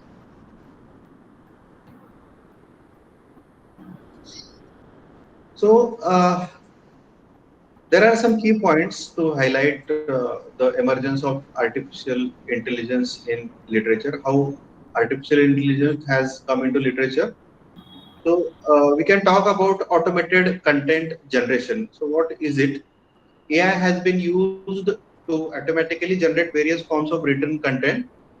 It may include news articles, product descriptions, marketing copy. So this automation is driven by NLP, that is natural language processing technique, and machine learning algorithms. AI generated poetry and prose. So this is something that we are reading and we are enjoying also. So AI models like GPT-3. So what is this GPT-3? Generative pre-trained transformer 3. GPT-3 have demonstrated the ability to generate poetry, short stories, and even entire novel. Some AI generated literary works have been published and have garnered attention in literary circle. Then there is a concept called collaborative writing, where authors and creatives have started to use AI as a collaborative tool. They may use AI generated content as a starting point for the writing or incorporate AI generated ideas into their works. Expanding creativity, AI can help authors overcome writers' blocks or inspire new ideas by providing creative prompts or suggestions. Author may have so many ideas, but even ideas have certain limitations. And if the author wishes to redirect the ideas in a different way, the possibilities AI may assist the creative writer, various possibilities that may emerge out of the creativity of the writer. So it allows an experimentation with different writing styles and genres. Then literary analysis and research, AI tools can assist in literary analysis by quickly summarizing and analyzing large volumes of text, identifying patterns, and even helping scholars discover previously unnoticed connection within literary works. Then it has accessibility. AI-driven text-to-speech, speech-to-text technologies have made literature more accessible to people with disabilities by covering written content into audio and vice versa. There are, of course, challenges and controversies. So whenever any new technology comes, there have to be challenges, there have to be controversies, there have to be discussions. So when computer was invented and it was to be introduced in India long back, it was opposed. So it was assured by uh,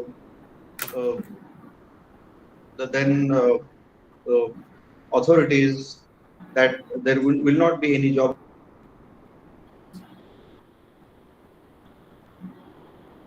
Same problem is there. There are challenges, there are controversies. The rise of AI in literature raises ethical questions about authorship, authenticity. The questions like, is AI generated content truly creative? And who should be credited as the author, whether author, the AI technology, or those who used AI technology and created the content. So even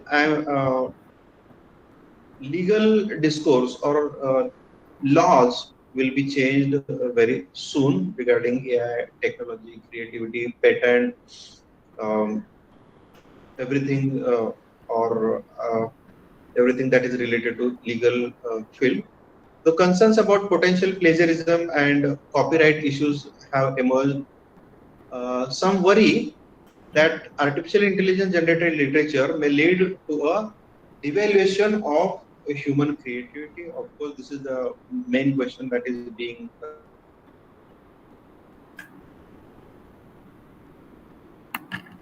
creative writers and readers, that there is experimentation and innovation. Writers, publishers, and literary enthusiasts are experimenting with AI generated content and exploring its potential for new and innovative literary forms. So, put it in a nutshell, AI is increasingly becoming a part of literary landscape. It is offering both opportunities and challenges for writers, readers, and the broader literary community. Its impact on creative process and the definition of literary authorship is an ongoing and evolving discussion. Next slide, please. AI in literature. So artificial intelligence or AI, henceforth it will be referred to as AI. AI in literature refers to the use of AI technologies, including NLP that I just mentioned, machine learning, deep learning, to create, analyze, and enhance the literary works and processes. So there are several ways in which AI is influencing and shaping the world of literature, like content summarization and analysis. So AI can be employed to summarize and analyze literary works. It can identify themes, it can identify characters, it can identify patterns within a text, making it a valuable tool for literary analysis and research. In personalized reading recommendations, AI-powered recommendation systems analyze readers' preferences and reading habits to suggest books, literary works that are likely to interest them. So this may probably save our time going in the library or finding books. Of course, library may not be substituted, but additional references, additional list of reading may be provided by AI. It is decided by human being whether the additional list has to be selected, whether it is useful or not, and depending on we can decide our course of action of creativity. So this enhances the reading experience and helps readers discover new authors and new genres. So there will be plenty of information available through this. So transformation and language support. AI-driven machine translation services improve access to literature from around the world by translating works into various languages. So this broadens the reach of authors and promotes cross-cultural understanding. So today, the renowned institutes like Sahitya Akademi, they are facing the problem of getting good translators. So probably uh, translation by AI may be helpful to the translator. I am not saying that everything may be translated as it is, but to some extent, AI may help the translator in so many ways. So content editing and proofreading also, AI-powered writing assistants can help authors and editors by providing grammar and style suggestions, ensuring that literary works are polished and error-free. Literary chatbots and characters, AI-driven chatbots and virtual characters inspired by literary figures engage readers in conversation and discussions about books, authors, and literary topics, and this enhances the reading experience. Storytelling and narrative generations. AI algorithms can create interactive and branching narratives for video games and digital storytelling experiences, allowing readers to influence the direction of a story. Preservation and restoration. So this is a big challenge: preservation of literature, preservation of data. So data entry, data handling, data analysis, which has a huge scope in 21st century. AI can be used to digitize and restore old and damaged literary manuscripts and text, preserving literary heritage for future generation.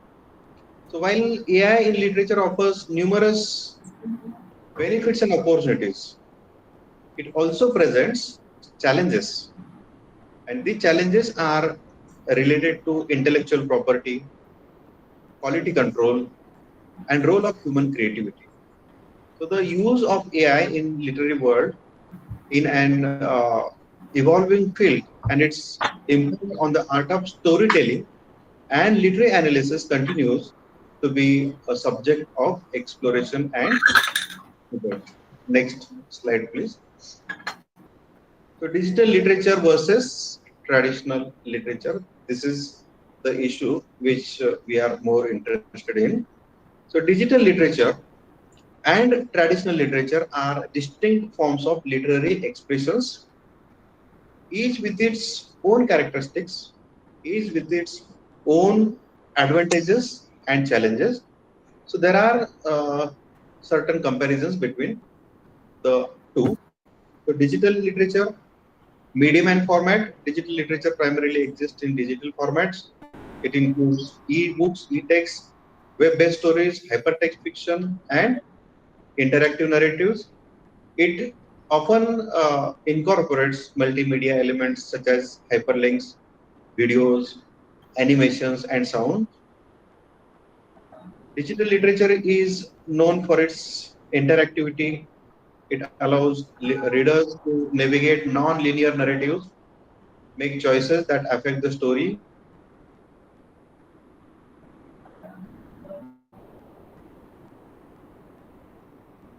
components. It encourages the reader participation and immersion in narrative. There is accessibility and global reach in digital literature. Then dynamic and adaptive narratives are there through the stories that we get through digital literature. So collaboration and remixing. Digital literature often encourages collaborative storytelling, remixing of the content, twisting, modifying the content, allowing multiple authors and readers to contribute to the narrative. This may not happen in traditional literature. Emerging genres are there. New literary genres may evolve through all these efforts. Forms have emerged in digital realm, such as web comics, web novels, or augmented reality storytelling or AR storytelling. Traditional literature, we know that medium and format of traditional literature is primarily printed in physical formats, books, magazines, newspapers, manuscripts. Tangibility, traditional literature offers tangible, tactile reading experience, allowing readers to physically interact with the text. It allows time to think, it allows time to brood over the topic. We can turn pages, feeling the weight of the book. The physical sense is there. So linearity is there in traditional literature. Traditional literature typically follows a linear narrative structure where readers progress from beginning to the end in a predetermined sequence. So historical significance is of course there. Traditional literature has a rich historical and cultural significance, often reflecting the values. It reflects beliefs, societal context of different time periods. So it has long form narratives which encompasses various forms, novels or story that we are familiar with. Authorship and copyright, it has also needs to be addressed. Authorship of traditional literature is well defined it is well established with established copyright protection and legal regulation. So law has worked a lot in the field of traditional literature. So considerations and overlaps also have to be also taken into consideration. So hybrid forms are there. Some literature exists in hybrid form, combining elements of both digital and traditional format. For instance, printed books may include QR codes linking to digital content. So there is one book which we have in our hand, and at the same time, scanning the QR code, we may be redirected to the digital copy of the same text. So there is overlapping, or there is hybrid forms of text. Accessibility, digital literature can enhance accessibility for individuals with disabilities, especially thanks to the features like screen readers and adjustable fonts. However, traditional formats are still important for those who prefer physical books. So audience preferences, of course, just like in a business, customer is God.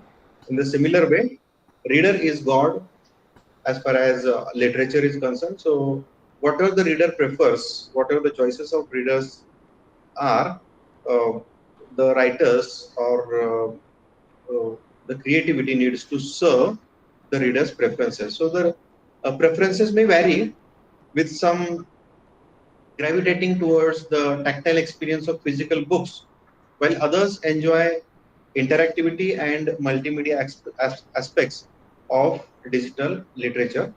So artistic expression, both digital and traditional literature are vehicles for artistic expression and storytelling, each offering unique opportunities for creativity. So in conclusion, about this slide, we can say that digital literature and traditional literature coexist and cater to different preferences and needs. While digital literature offers interactivity and multimedia elements, traditional literature provides a timeless and tangible reading experiences. The future of literature may continue to see the coexistence and convergence of these two modes of literary expressions. This may offer diverse reading experiences to a wide range of audience. Next slide, please. So there are, of course, challenges to traditional creativity. The rise of AI and its integration into various creative fields presents several challenges to traditional creativity, and AI has the potential to enhance and complement human creativity. It also poses certain threats and concerns. So there are some key challenges which I'll be discussing in brief. Loss of originality and authenticity, which we have need to worry a lot. AI can generate content that mimics human creativity. Human creativity is there, AI creativity is there, but AI creativity is something that has been created by human beings. So, so these two go hand in hand, sometimes parallel, or the discussion that recently had been that time may come that being may not have control. So today we are in a very difficult position to predict the future, but we can simply create hypotheses on the basis of the present status of AI and technology. Generations may change and time may decide its future. So, determining the authenticity of creative works becomes challenging as AI can replicate various artistic styles and generations. Ethical and authorship dilemmas are there. Identifying the right author of AI generated content can be difficult. So plagiarism and copyright issues also may arise. Quality control is there. Not all AI generated content is of high quality. So the inconsistency in AI's creative output may result in flood of irrelevant works. So devaluation of human creativity also may be there, of course. This is the core of all the discussion. So concerns exist that widespread use of AI in creative fields might lead to a perception that human creativity is less valuable or replaceable. So artists and author may face skepticism or competition from AI generated content. So dependency on algorithm is there, relying heavily on AI algorithm can and for creative inspiration can limit diversity and originality in artistic expression. So loss of job and economic disruption maybe or may not be there, which I personally may not be able to predict at this moment. So privacy of data generation of AI content often relies on large data sets of text, images, or other media, raising concerns about data privacy and security. Cultural and societal impact. AI generated content may reinforce biases present in training data, potentially perpetuating stereotypes and cultural prejudices. So homogenization of content generated by AI could lead to a loss of cultural diversity in creative works, especially in the country like India, which has a rich legacy of cultural diversity, which it is our responsibility to protect the diversity of our culture. So technical limitations and biases are there. AI models are not immune to technical limitations and biases. They may produce content that is uh, factually incorrect, or it may create offensive data, culturally insensitive data. Uh, we need to take care of this. We also need to take care of human machine collaboration, finding the right balance between human and AI involvement in the creative process. It is a big challenge.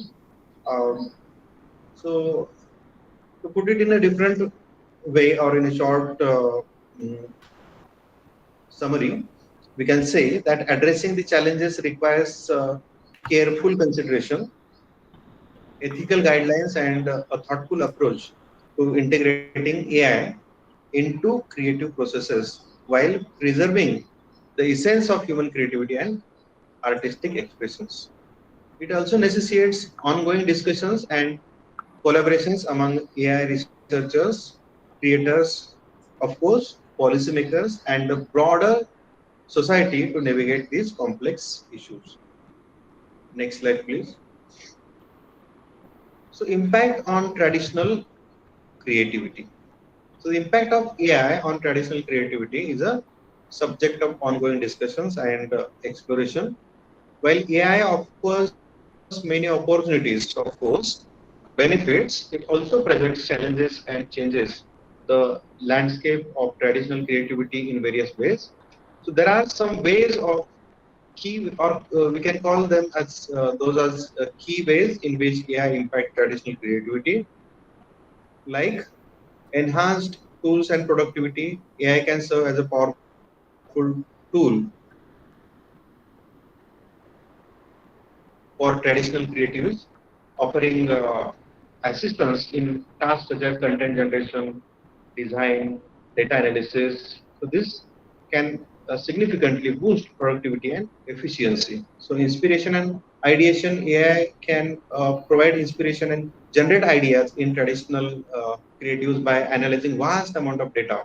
Augmented creativity, traditional creatives can use AI as collaborator, enhancing their own creative processes. So automation of repetitive tasks, AI can automate repetitive tasks, allowing traditional creatives to focus on higher level creative thinking and decision making. So access to data and insight, AI-driven analytics can provide traditional creatives with valuable insights into audience preferences, audience trends, market demands, and this aids in more targeted and effective creative work. So personalization and customization is there, content generation is there, new creative frontiers. AI can open new creative possibilities by enabling generative art, interactive storytelling, immersive experiences that were previously challenging to achieve. Ethical and copyright issues are there, challenges to originality is there, impact on creative industry. The adoption of AI may disrupt creative industries by challenging job roles, business models, market dynamics requiring adaptation from traditional creatives. So AI can both empower and challenge traditional creativity. The impact largely may depend on how creatives choose to embrace and integrate AI into their processes while considering the ethical, legal, quality aspects of AI generated content. So balancing the benefit of AI generated creativity with the preservation of artistic authenticity and originality is a complex and evolving behavior. Next slide.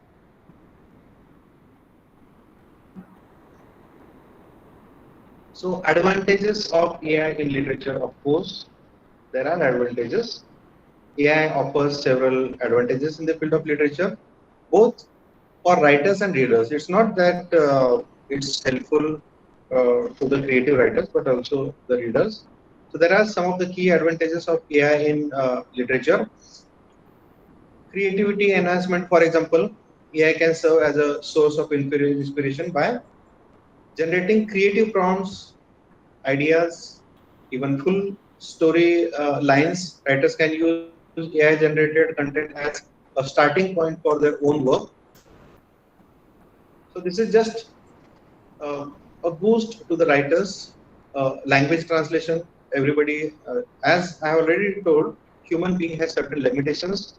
So such great help is being rendered by AI to human being because for example, let us take my own example. If I have to write something, I need ready-made material. For example, I may need some translation of some writers. So based on the translation of certain writers, I have to write a research paper.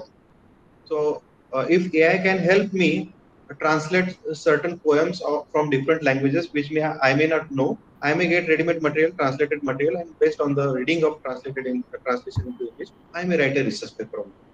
So in many ways, AI is being helpful to human creativity, human reading experiences. So text summarization and analysis. So suppose, for example, I wish to read 50 books in 2 days. It's not possible for me. But through AI, I may get the summary or the analysis, crisp analysis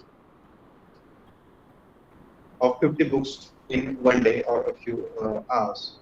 So AI can automatically summarize lengthy texts, making it easier for researchers and students to extract key information from academic papers, articles, books. Literary analysis tools can help scholars identify themes, characters, patterns within the text. So creative writing assistance is also there. AI can assist writers by providing grammar and style suggestions. So even a creative writer may, after writing a content, may take help of AI regarding the sentence construction or various possibilities of his own writing. So character and dialogue generation in the context of interactive storytelling or video games, AI can generate dialogues and behaviors for virtual characters. So real-time feedback is there. AI writing assistants offer real-time feedback on writing style, tone, or even readability, helping writers refine their craft as they work. Language learning and teaching, AI-powered language learning platforms provide personalized lessons and exercises, and this helps individuals improve his or her writing and language skills. Research assistance is there. Researchers and academics can use AI to quickly find relevant literature and analyze large volumes of scholarly articles, and this may facilitate in academic research. New literary forms and experiences are there. AI enables the creation of new literary forms such as generative art, interactive narratives, experimental storytelling, expanding the boundaries of literature. It is also time saving or cost saving. AI can save time and reduce costs associated with various literary processes, including translation. If I have to get something translated, it's not possible for me to get translators and get the translation being done. Proofreading, content creation, data-driven insights, literary data analytics can provide publishers and authors with insights into market trends, helping them make informed decisions about content creation and distribution. So, to talk it in a different language, AI offers numerous advantages in literature. It is essential to use these tools responsibly. So responsibility is more important. We can use these all these tools. All these tools are helpful in literature, but to what extent and how we take help of all these tools is it depends on the readers as well as the creative writers, uh, and we need to consider ethical and creative implications behind all these things.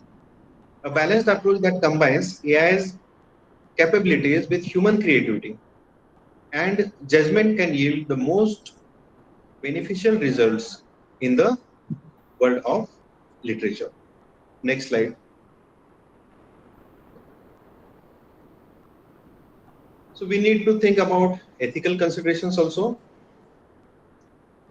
The integration of AI into literature and creative processes raises a range of ethical considerations that must be carefully addressed. So there are some of the primary ethical considerations related to AI in literature. Amongst these, and the most important is authorship and attribution. So determination of authorship of AI generated content may be complex. So the questions like, should the credit go to the AI models developers, the users who fine tune it, or both? Or the problems like clear guidelines and standards are needed to establish authorship and attribution in AI generated works. Plagiarism and copyright, for example, AI generated content may inadvertently or unintentionally replicate existing works. It may lead to issues of plagiarism, copyright infringements. Ethical frameworks must be established to ensure that AI generated content respects copyright laws and acknowledges prior art. So data privacy is also there. Bias and fairness. AI models can inherit biases present in training data, leading to perpetuation of stereotypes and determination in AI generated content. Efforts should be made to mitigate bias and ensure the fairness and inclusivity of AI generated content. Transparency and explainability, the responsibility is there. The opacity of some AI models can make it challenging to understand how they generate content or make decisions. Ethical AI in literature requires transparent models and mechanisms to explain AI generated outcomes. Of course, quality control issue is there. Human machine collaboration is there. Clarifying the roles of humans and AI in creative process is important to prevent the AI or displacement of human creativity. Cultural and social impact is also important, as it has been just discussed. Ownership issue is there. Uncontrolled data is there. Education and literacy, as AI becomes more integrated into literature and creative field, it is essential to educate creators, consumers, and public about ethical implications of AI-generated content, accountability and responsibility. Who will be responsible? Who will be accountable for all these things is needs to be determined. So, evolving ethical guidelines, ethical considerations in AI are dynamic and may evolve with changing technology and societal expectations. So continual dialogue and adaptation of ethical guidelines are necessary. So legal department across globe is behind about changing all the laws related to it. Even IPR rules, IPR acts will be changed, and this will be changed not just in a single stroke, but it will be ever changing process. So addressing these ethical considerations requires the collaboration of AI developers, content creators, policymakers, ethicists, and the broader society. So the point that I was going to make in the initial statement, that all the stakeholders in this field, they should come together. So these may be content creators, AI experts or developers, policymakers, even the government representatives, uh, philosophers, those who present various theories related to ethics. They should come together and have a policy regarding this. Next slide, please. So human AI collaboration often refers to AI assisted or AI augmented creativity. And it is an approach that harnesses the strength of both humans and artificial intelligence to enhance creative processes and outcomes. So this collaborative model recognizes that AI can complement human creativity in various domains. So there are some important aspects of human AI collaboration: ideation and inspiration. AI can provide creative prompts, suggestions, and ideas to stimulate human creativity. Enhanced productivity is there. AI automates repetitive and time-consuming tasks, freeing up human creators to focus on high-level creative thinking, experimentation, and decision-making. So quality assurance, AI can help maintain consistency and quality in creative outputs by identifying errors, inconsistencies, and deviation from established styles and standards. So personalization and tailoring, AI-driven recommendation systems can personalize creative content based on individual users' preferences, creating more engaging and relevant experiences for readers. So data-driven insights, AI can provide creators with data-driven insights into audience behavior, market trends, performance metrics, enabling informed decisions about content creation and distribution. So, of course, a creative writer has to serve the taste of public, taste of readers. So, if the creative writers, they are well informed about the taste of the public, what are the trends in market, which types of writing are trending, and what kind of material or content the creative writers have to produce, that will be more helpful for the creative writers. So interactive storytelling in fields like games and interactive storytelling, it has become of immense importance. Feedback and evaluation is there. AI power tools can offer real feedback on writing styles, tone, readability, helping creators refine their work as they go along. So learning and skill development is there, innovation and experimentation, adaptive creativity is there. So effective human AI collaboration requires an understanding of AI capabilities, creative goals, and ethical consideration. Creators need to strike a balance between leveraging AI as a tool for enhancement and preserving the essence of human creativity and expression. Moreover, fostering a collaborative mindset and interdisciplinary teamwork between AI developers and creatives is essential for successful integration and innovation in creative fields. Next slide, please. So, what are the future prospects?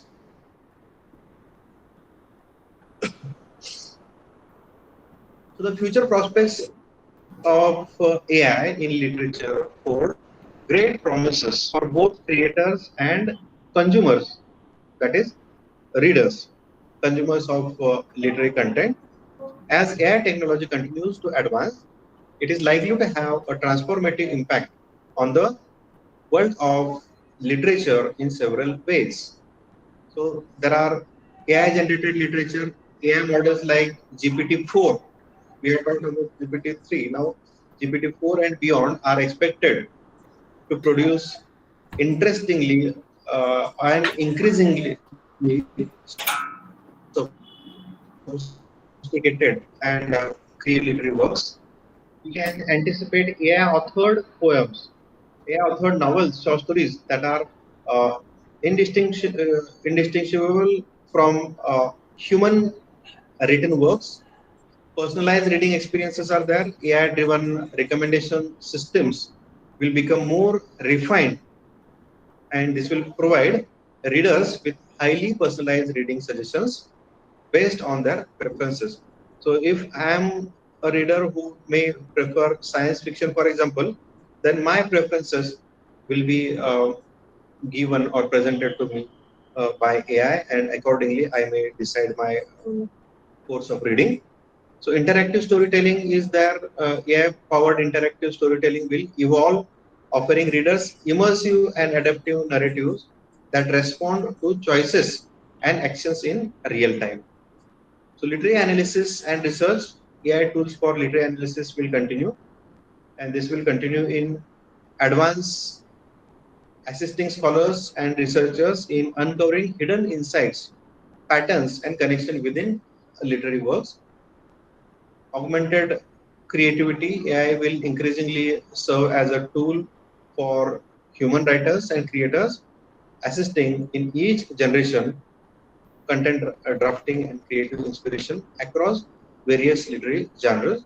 So experimental literatures are there, ethical framework and guidelines. AI in publishing, AI will play a significant role in streamlining the publishing industry, publishing process, right from content editing and proofreading to marketing and distribution, making it more efficient and cost effective. So there are emerging literary genres that we have just discussed in the previous slide. Accessibility and inclusivity, AI-powered literary assistance. It will become increasingly sophisticated. It will provide real-time feedback, instant feedback from the readers, and it will suggest the authors and content creators. Exploration of AI themes, literary works will dwell into themes related to AI, exploring the ethical and societal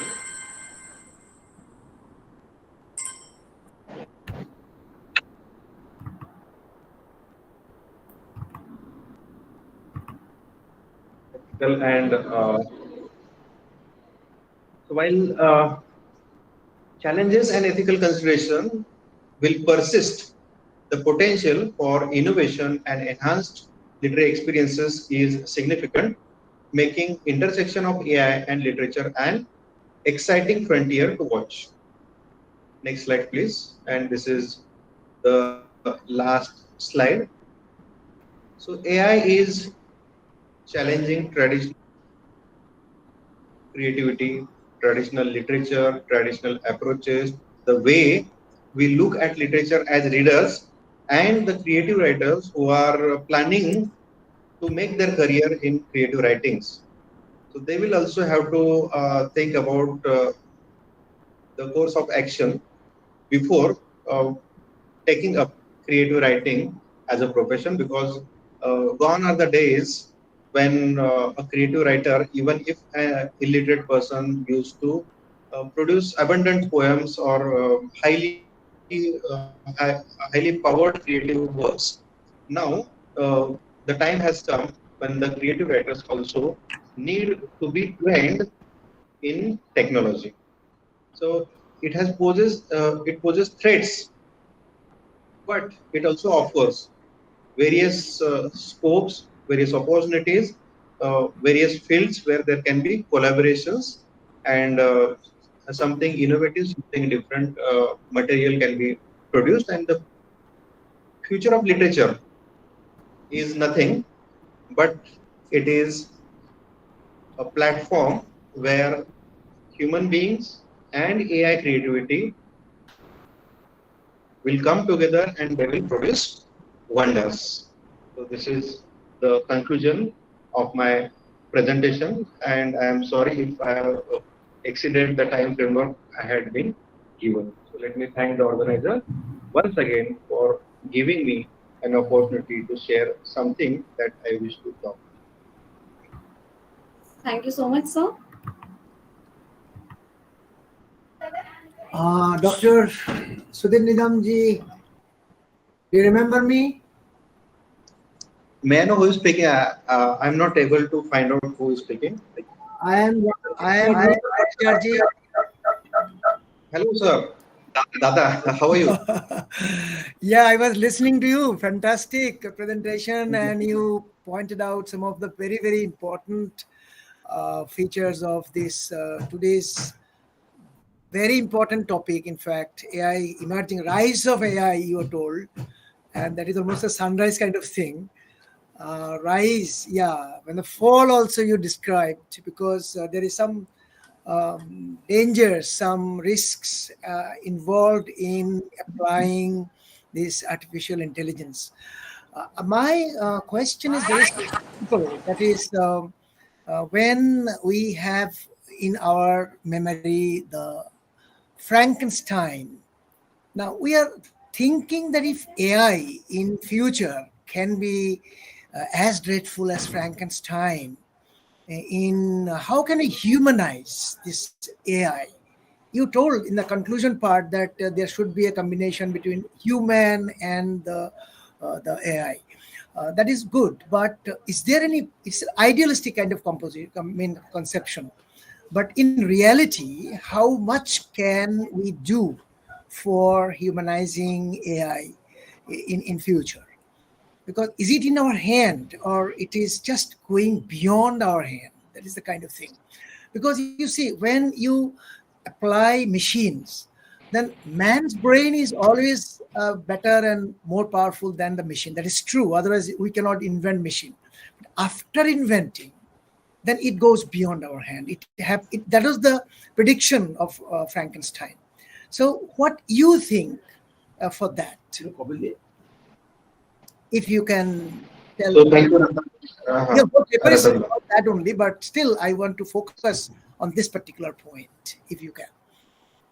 Yes, Ratandra. So Ratandra has raised a very vital issue, giving example of Frankenstein and the challenges that are posed before the creative writing, and human touch is what matters. Literature is produced by human being, it is being read by human beings, and it evolves from the soul of the writer and reaches up to the soul of the reader. This is what we have experienced till now, and of course there are some limitations as far as the natural emotions are concerned. So the emotions that we get through reading traditional literature or by listening to or human to human interaction. So for example, when I meet Ratanda personally, my experience is totally different. We had been there in Pune, for example. And when we are meeting in a virtual way, I have certain limitations. I have certain limitations for expression. So creative writers also have limitations. Artificial intelligence or whatever the technology is providing us, that will be or that may be treated as additional assistance to literature, Additional, yeah. not an independent entity. Exactly. So we cannot totally rely upon technology. So technology is for the human being. Human being is not for technology. That we need to take into consideration. Dr. Nikom, actually, what is happening whenever I meet you, I am always impressed by your down to earth that kind of approach, and you know how to conceal your artless scholarship, and that is really fantastic. But one thing, actually, when I got you here, I'm just asking you one question on that. That is these machines. What is happening in our real life? Also, we find that you can use machines that is in the best effective way. Without that, we can't even proceed, even for making our house full of light, even making our house comfortable. We need that. But if over dependence on this kind of thing, will it not make human being artificial intelligence? That is the kind of thing. We ourselves become machine. So man is also losing that human capabilities after depending on the machines. So do you think that is also affecting our human rationality? Because James Jeans once found out that one monkey, if you put him on the typewriter, he will be typing for 1 million years, but he cannot write a poem. That's kind of thing. Yes. This, I totally endorse what Ratan Rai said. Yeah, there's a big question actually. So ultimately, human being must be involved. Without otherwise, the monkey, you can sit on the typewriter for 1 million years typing and typing. That poem of Shelley is not coming out. Yeah, that's the thing. Every production should be human-centered. Exactly. Every production needs to be human-monitored, and human creativity is the core of everything. And being a teacher, you have noticed. Being a teacher, you have noticed that when you now give questions to your students, they are using the Google. Earlier, we read books and we had to find out the answers. Now what they're doing, they're searching Google and finding out and copying and pasting.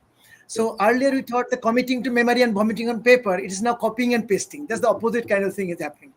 So here also the brain and mind are not working. Sometimes brain is working, cerebral, but not heart, not mind.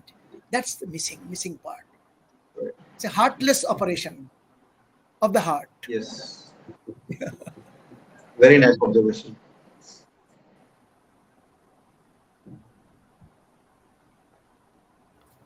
Radanda, as far as humanizing AI is concerned, I would like to add something. Certain parameters are given to AI or robots, right? All robots are AI supported. When I visited Australian Parliament, right, there was no security guard. Inside the Parliament, there was nobody there. So I just asked when I came out that there is nobody to take care of the entire Parliament. People are coming freely here. They are taking photographs. They are doing everything here. And nobody is there to watch them. If they do some kind of mischief, what will happen? So the security officer who was manning the office, he said the third eye is there. And that is all AI supported. And then there are robots also, right? So certain parameters have been fixed. Hundreds of parameters are given there. Even negative things have also been mentioned.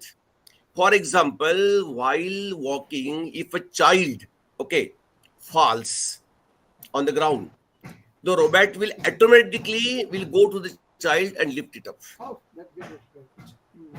Right? So AI is humanized in this way on the basis of parameters.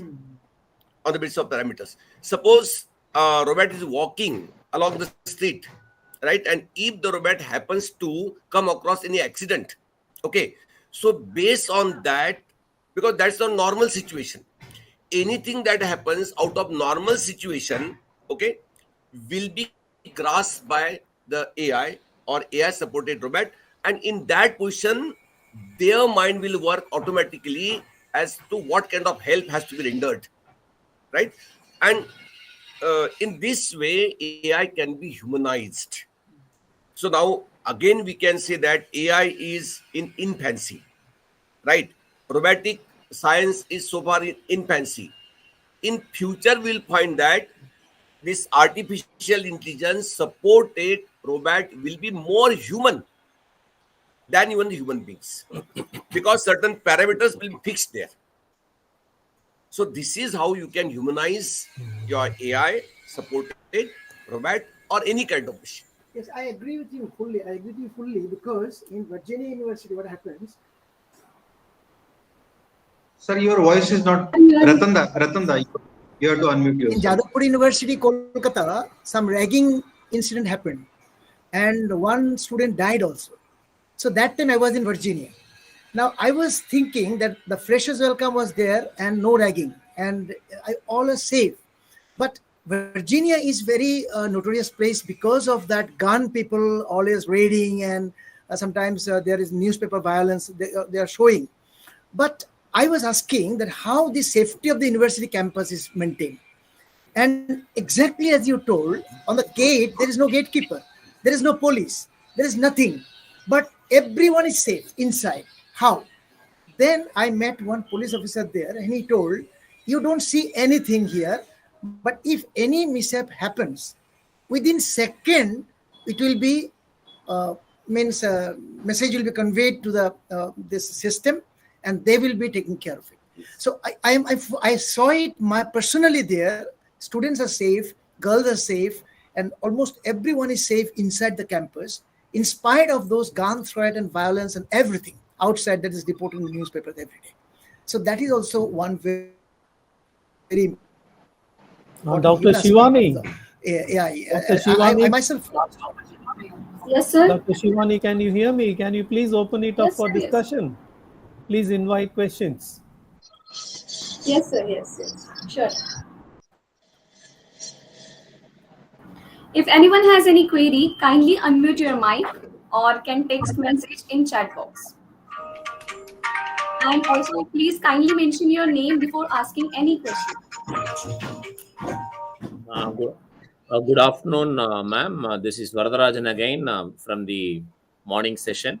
Good afternoon, sir. To Dr. Sudhir sir for your enlightening lecture. When I read your article, your topic of discussion last month, rather, then I was having a kind of connotation with the word challenge that you gave. Either you were talking against these AI or for, like I had my own doubts, but you made it very clear that both of them are a complementing factor. Yes. And Professor Ratan sir and Dr. Praveen Joshi sir also actually echoed your sentiment or your ideas on how AI has become an integral part of our any part of learning, especially literature. And it is only my observation. There is no question. And the stalwarts are here. Dr. Joseph sir is here. He is from our area. Proud to meet him online, though I haven't met him even once. Thank you very much, Praveen sir. You are rocking like a rocking star. Thank you very much. Dr. Varadarajan, thank you for your and your compliments. We are in a transition generation. So our role or our position would be just to build certain hypotheses. We are simply putting before the readers various possibilities that may happen in future, because we are not into artificial intelligence or technology enabled literature. We are in a partial mode of journey. Let us see what happens after some 5 to 10 years, and after that we may be able to test our hypothesis whether the hypothesis that we have built today may be true or may be modified. Thank you. Well articulated, Professor Sudhir. We will wait. We will wait and see how the future unfolds itself. Well articulated. Shivani, please go ahead. Sir, with your permission, there is one question from Mr. Amol Wagmare, and his question is, what is the impact of digitalization on literature, and is there any finest example of novel which is available in digital mode? There are plenty of the novels in digital form. Even I do not need to mention, you just click, you will get so many novels in digital form. There are hypertext fictions. So one novel may lead to another novel, one text may lead to another text, and that will be a never-ending process. So through reading one novel or one poem, we may be reading so many essays, so many research articles, so many novels, and digital literature has tremendous future.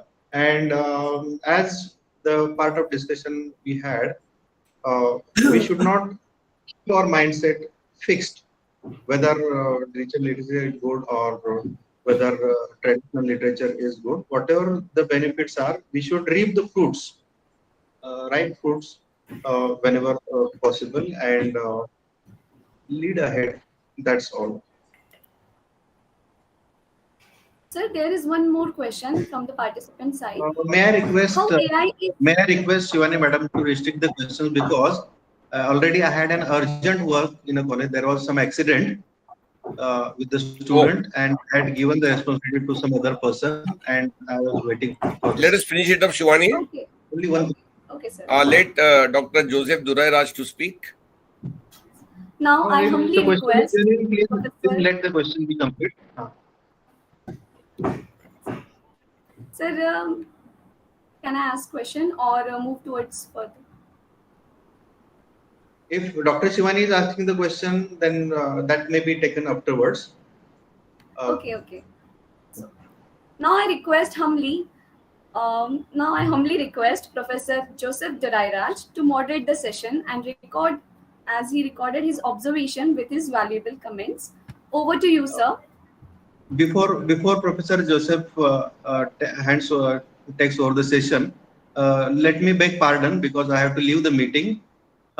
So I'll be in touch with no problem. Joseph, No problem. and, Please take care. Please take care. Professor Sudhir, it was a brilliant presentation. My hearty congratulations to you. It was a pleasure listening to your insights. Yeah, we will meet later in a different platform. I look forward to so much, listening Sudhir, to you again. Thank you. Thank you so much, Sudhir sir. I thank you wholeheartedly. Thank you. Okay, dear friends, I am happy to be associated with this two-day National Conference on Digital Literature. I would like to very specially thank Dr. Praveen Joshi, the director of this institute, for this warm invitation. Thank you, sir. I also thank Dr. Snehal and Dr. Shivani for this invitation, and I also acknowledge the presence of Dr. Ratan. Nice meeting you, sir, online. So, dear friends, it is unfortunate that Professor Sudhir has to leave urgently. Okay, so he spoke on AI and digital literature, a challenge to traditional creativity and literature.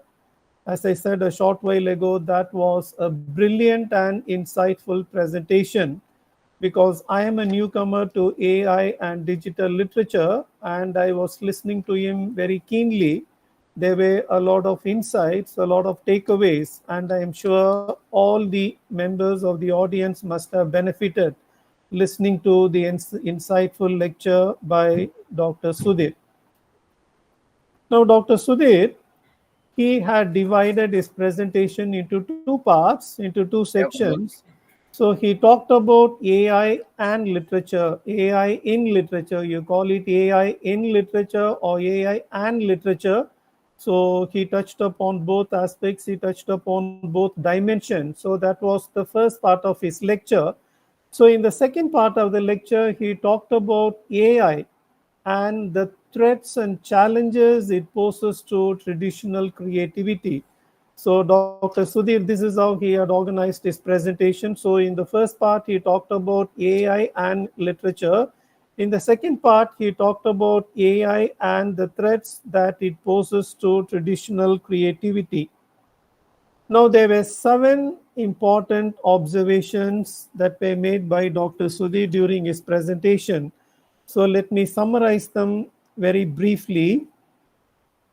Now, the first part, Dr. Sudhi made it abundantly clear that there should be a dialogue, there should be an interaction, there should be a conversation between AI on the one hand and literature on the other.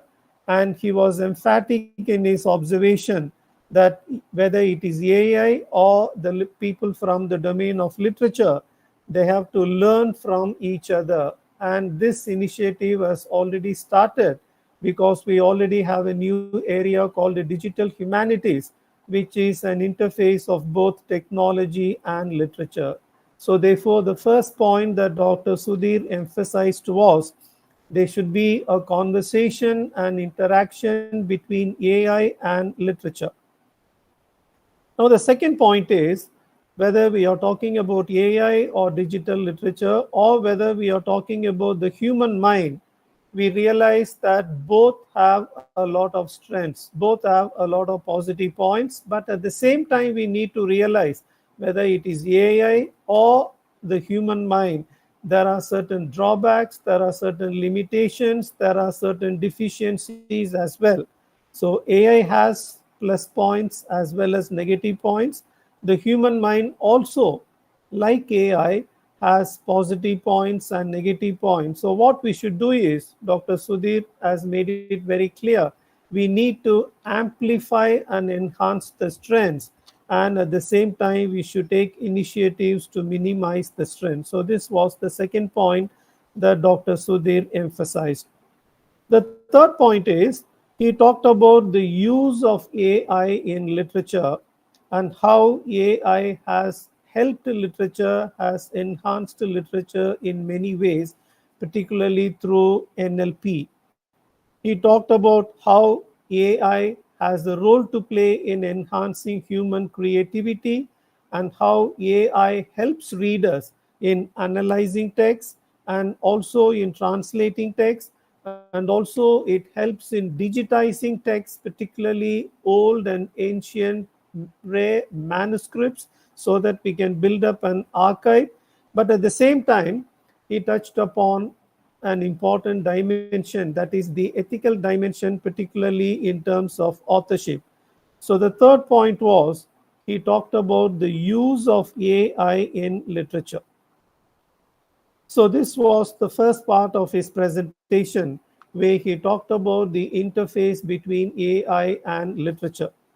Now, in the second part of his presentation, Dr. Sudhi talked about AI and creativity. He talked about challenges to traditional creativity, and he also talked about the impact of AI on traditional creativity. Now, Dr. Sudhir, while he was talking about AI and its challenges to traditional creativity, he talked about three important issues. So, what are the three important issues? He talked about the loss of originality, wherein we have text generated by AI. He also talked about the issue of plagiarism, and he also talked about the issue of copyrights. So these are some of the challenges that AI poses to traditional creativity. But at the same time, there are certain positive dimensions as well.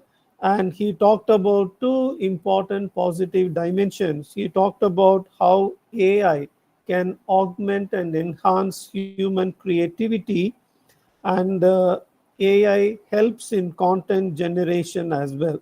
So, in other words, in the second part of the discussion, when Dr. Sudhi talked about AI and creativity, he talked about the positive dimensions and he also touched upon the negative dimensions.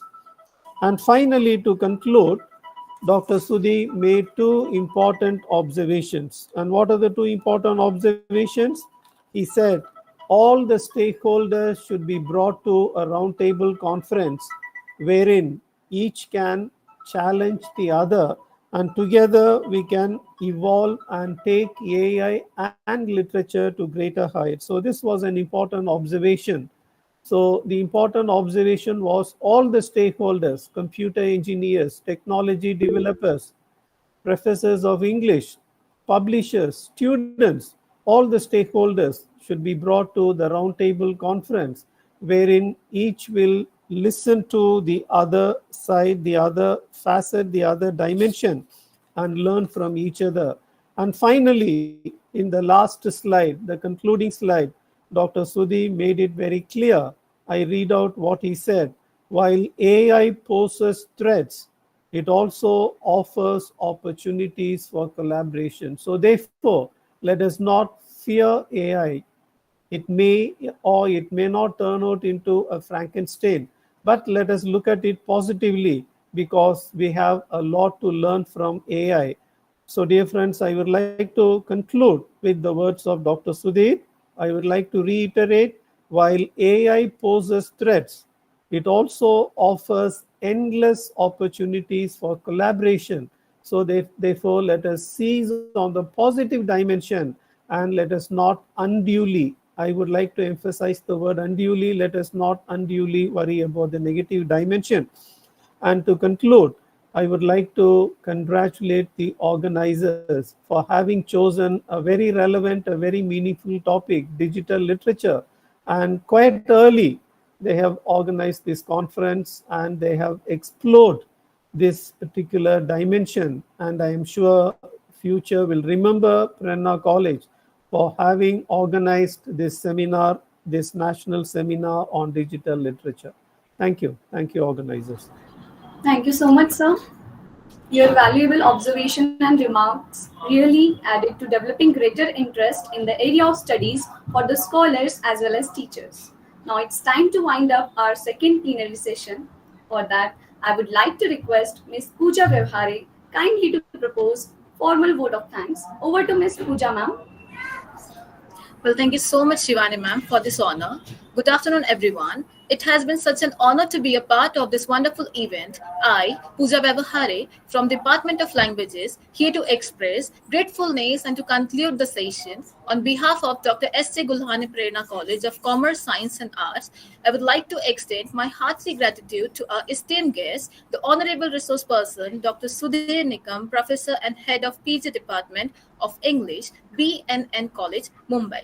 Sir, we are profoundly thankful to you for having obliged us on this occasion with your enlightening talk. I am thankful to our moderator, Professor A. Joseph Dorairaj, Professor of English, School of English and Foreign Languages at Gandhigram Rural Institute, Dimtavu University, Tamil Nadu.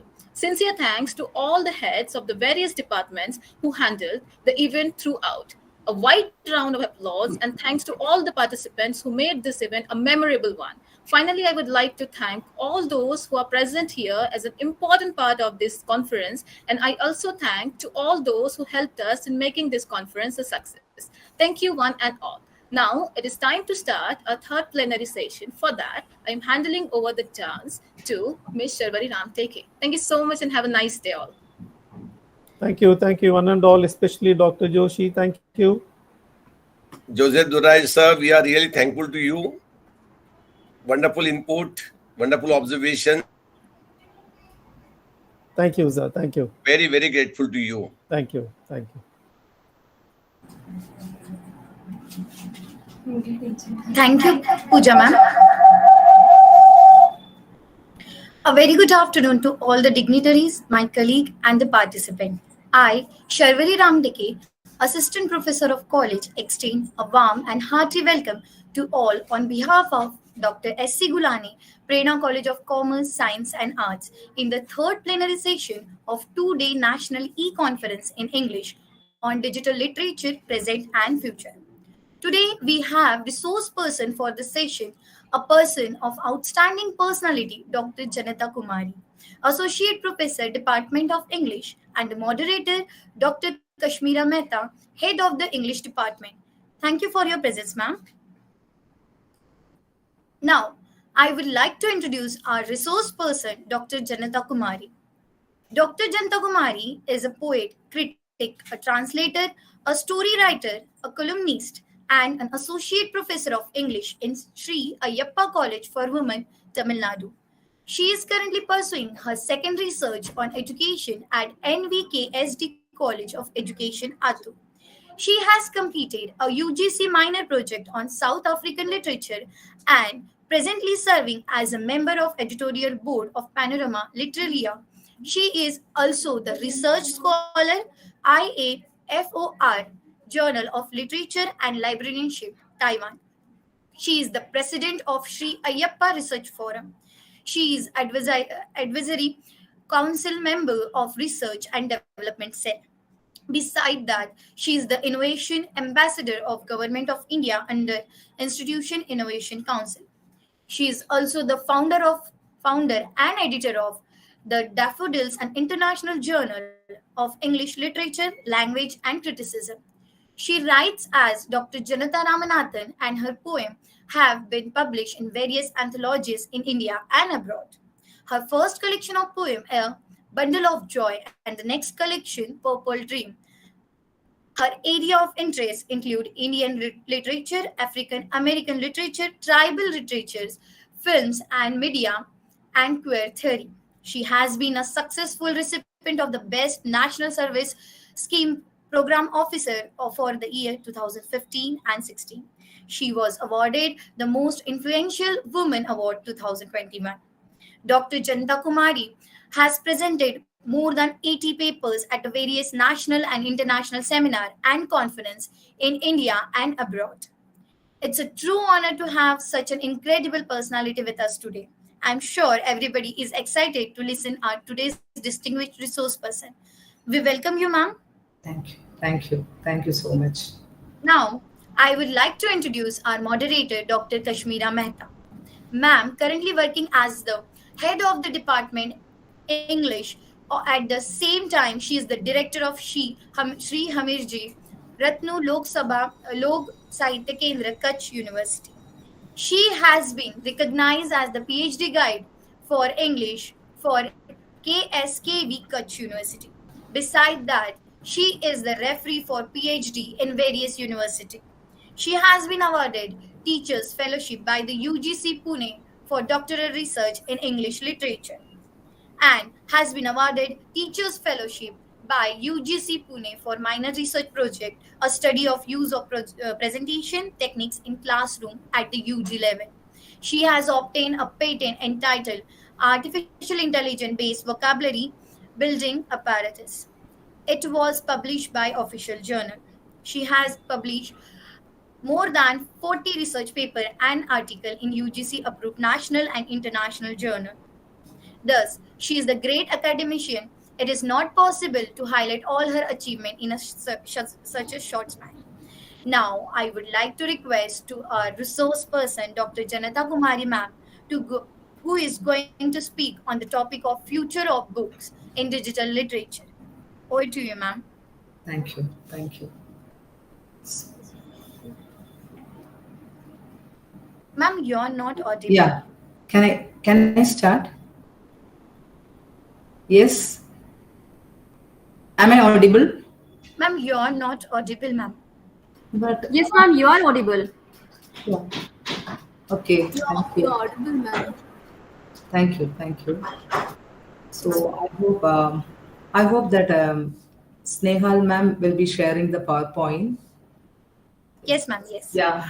Good afternoon, respected principal of the college, Dr. Urmila Dabir, and the director, Dr. Praveen Joshi sir, and Madam Sneha, and wonderful participants, and many known people here, Ratan sir, Varadarajan sir, and Sudhir Nigam sir, who spoke, Professor Joseph Durera sir. I thank personally Praveen sir for offering this wonderful opportunity for me to be with you in this virtual mode. And let me congratulate Praveen sir and the team of the faculty members for choosing the topic which is relevant and need for this hour. Unlike other topics that has been discussed and deliberated here by the legends and the stalwarts, I think that this topic is something ordinary, everyone might be knowing, and every day they have been experiencing. This is future of books in the face of digital literature. As we all know that we give more importance to books and also we hold it dear to our heart. However and whatever science and technology has developed. So in this sense, I'm so happy that I'm here to speak about the future of books in the face of digital literature. Next slide, please. Yeah. Maybe the crux of my talk will be about literature and language, because books are always connected to language and literature. And books are always a timeless treasure, charm of the books, importance of books, digital literature, digital books, why and why not digital books and literature, and why books in digital era, and summing up of where my talk will be. And I think that it's already 1 o'clock and everybody will be in the verge of rushing to your food, and you will be very hungry. So anyhow, I will not go very expanding my topic. I'll just finish it off within half an hour. Or please give me the time, and I will very briefly present my talk. And the next will be, so please, next slide. Yeah, we all know that we are here gathered to think about, discuss and deliberate about books. What is the future of these books in this digital era? We know that these books are always the quietest and most constant friends, as Charles William Eliot says. They're the most accessible and wisest counselors and the most patient of teachers. A book is a dream that you hold in your hands. I wanted to start with this quote because books are always dreams. Each book takes that individual to a different world where that author has intended to take the readers. So these books are very important, and we believe, personally I believe that literature is an art form that uses language, written language, to convey the stories, ideas and emotions. But we believe that this literature is a reflection of human experiences, giving us insight into different cultures, time periods and perspectives. Next slide, please. So as physical form, books as a physical form, that is of literature, that plays a crucial role in preserving and sharing these stories. And also we believe that though centuries have evolved alongside human civilization, these books always serve as a means of communication, entertainment, and also educating people or the readers, one who have taken up a book to them. And we say that books are uniquely portable magic because they provide us knowledge to the reader. And also from ancient manuscripts to modern e-books, books have crossed boundaries and time to provide knowledge and also delight to the readers. In that sense, when we talk about language and literature, they are two interrelated concepts. Next slide. So the existence of literature is solely based on language. When we talk about language and literature, the main difference is language means that is both a spoken and written form, and literature mainly with written form. So literature is the only form of expression which has become the part and parcel of our human life. In fact, I can say that essence embedded in it. So this age is called the age of science. Though science and technology is shooting sky high, no one can deny the importance of literature and its contribution in the form of books in our life. So when we call literature as a mirror of life, or it is a mode of expression of our emotions and feelings, I do believe that as long as human beings live, they do have emotions. As long as we do have emotions and feelings, it will be created in literature, and literature will be read by people. Books give us a way to once thought, modify, and also, that is what we can say is bring new experiences or new dimensions. Books relaxes us when we are tensed, enlighten our dark mind, and also we think that it creates some magic or marvelous experience when we read a book. I think that you all agree with this. Books are always magical, and books always create something else that is beyond expression. And that is what is wonderful about that great literature is that it transforms the man who reads it towards the condition of the man who wrote it. And that's why we say that Books or Humanity in Print, that is by Barbara Tuchman. And also it is in literature that concrete outlook of that is humanity's concrete outlook is expressed in letters and print. And so think back all the experiences you had when you curled up having a book in your hand, and also the people or the tales that have taken you to the different places, the peoples in the novels or the fictional words, and also the memories that have been planted in your brain, all because of someone has put the pen into the paper. And literature is something, we say, creating something purely out of words. And in that way, it is magic. And also it creates a magical spell around us. We do believe, when I was a student, I do believe that I read Mills and Boone, Barbara Cartland in the libraries, and the present generation students with the series of Harry Potter, Stephanie Meyer, Amish, and this is all magical. And more, whatever I relate to the books, or the smell of the books, the touch, holding it so dear to the heart, and library reading because reading of fiction in particular makes us better, working out what other people are thinking or also feeling. And there is, if you can take a phone and just pull out your phone and take a video around you, and it will perfectly document what the room looks like, sounds like, but it won't tell how that situation, that is how it was for you during that time. I would say that when you take a book, that is a reading and through the books, not about the digital books I talk about, that books take you really where you want through the author, the intention of the author. And maybe the most important part of the literature is to transport the mind of our mind or the reader's mind to the another person. If you can remember anyone, because we belong to the literature stream, I say that anyone can, now we and the new students, I do not know how that young generation will be feeling, but still now I feel that I have read Tess, I know that how Tess felt that when she was baptizing her child alone in the dark room.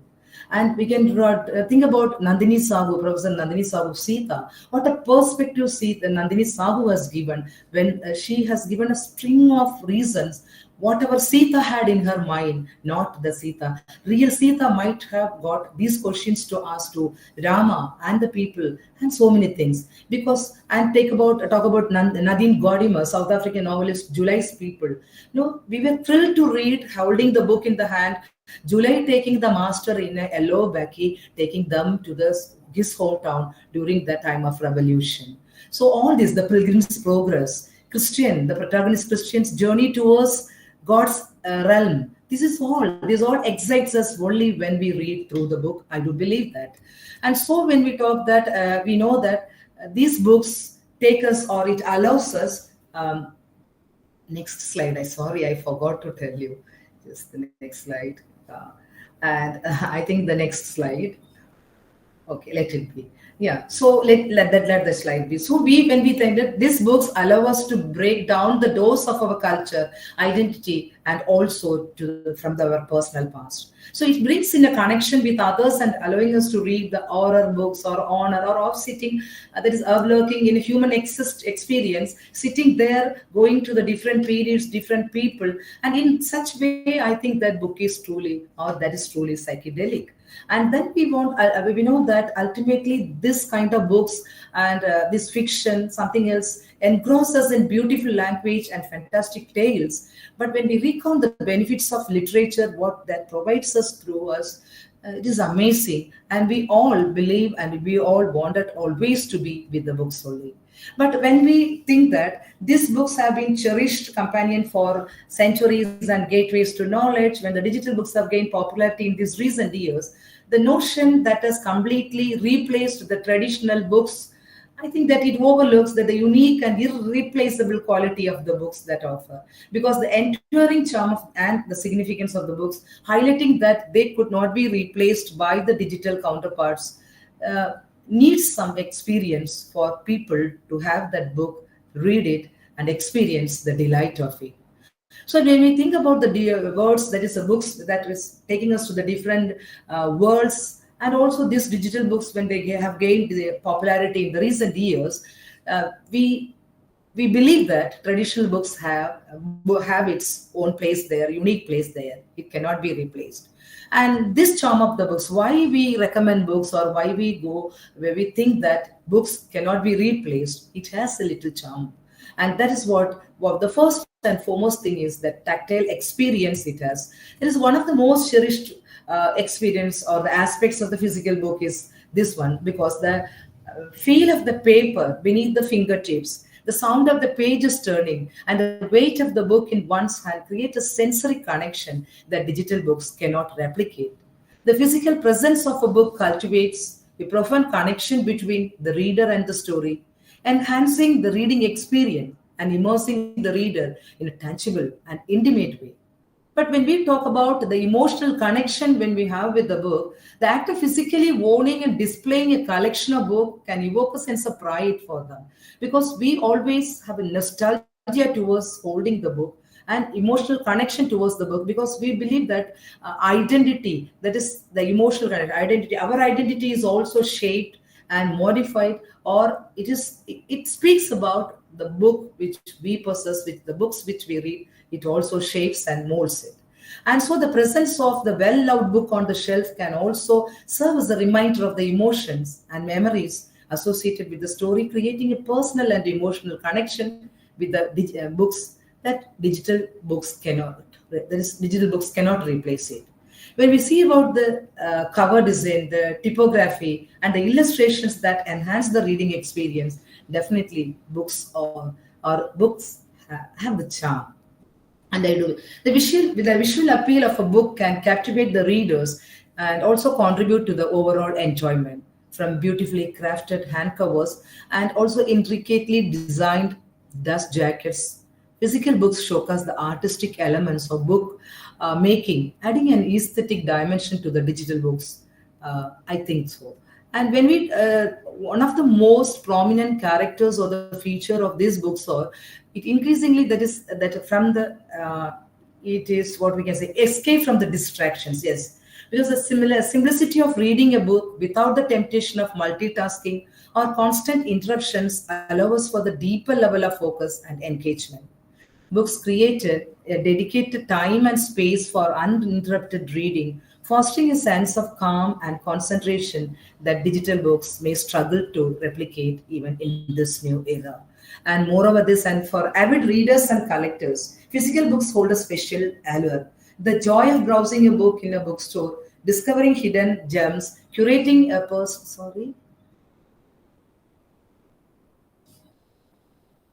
Sorry. Can you hear me? Yeah. Yes, ma'am. Yes. I have been going with that charm of the book story, the previous slide. It's okay. And so the satisfaction of building a collection and witnessing the growing over a time, we have a lot of books, that collection. That is a collector's delight. And the physical books can be passed down through generations, becoming a cherished heirlooms that preserve emotions and memories and traditions. Then today we are here to discuss with the topic of our rapidly evolving world, that is the digital literature. As the technology continue to reshape various aspects of our life, we know that the realm of literature is no exception.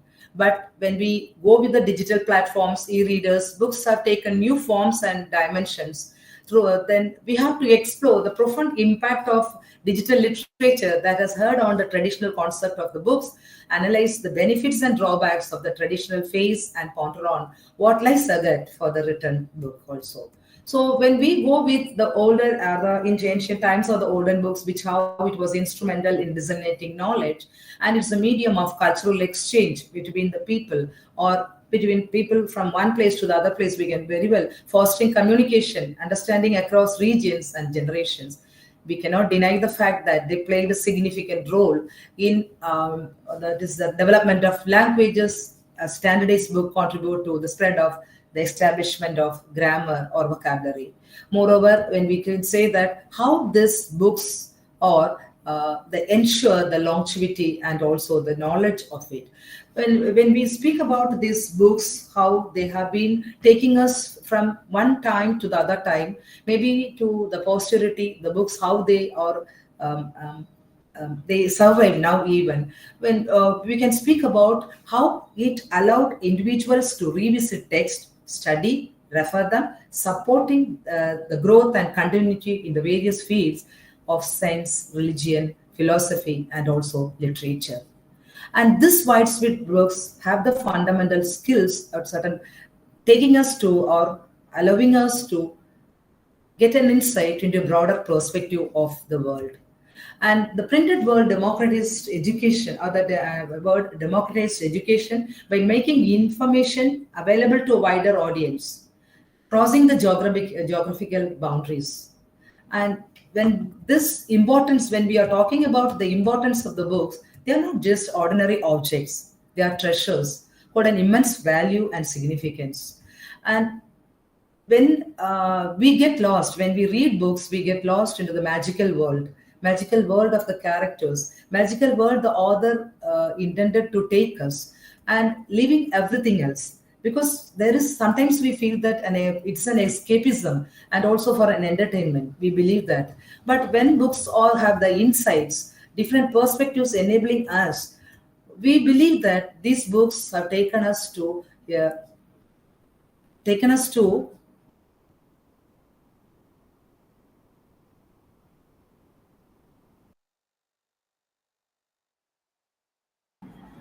Ma'am, you are not audible. Kindly unmute your mic.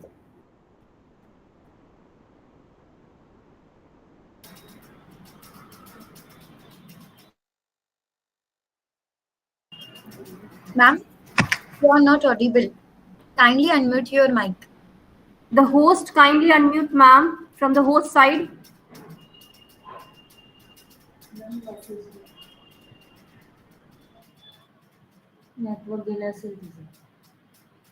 Can you hear me? Yeah, ma'am. Now it's you are. Sorry. No issue, ma'am. No issue.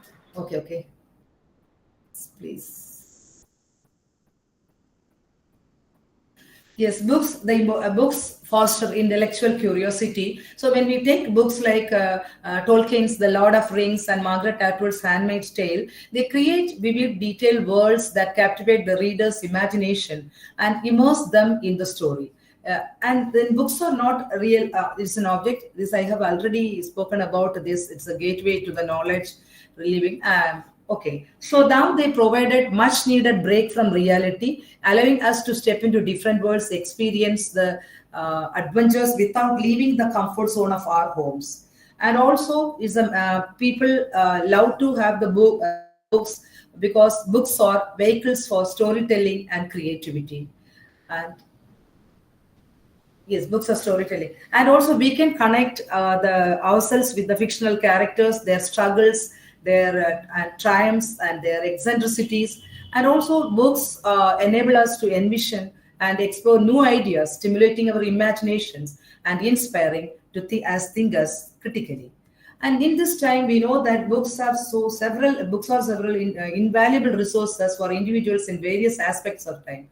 But it is at this time digital literatures started gaining popularity. Please, next time.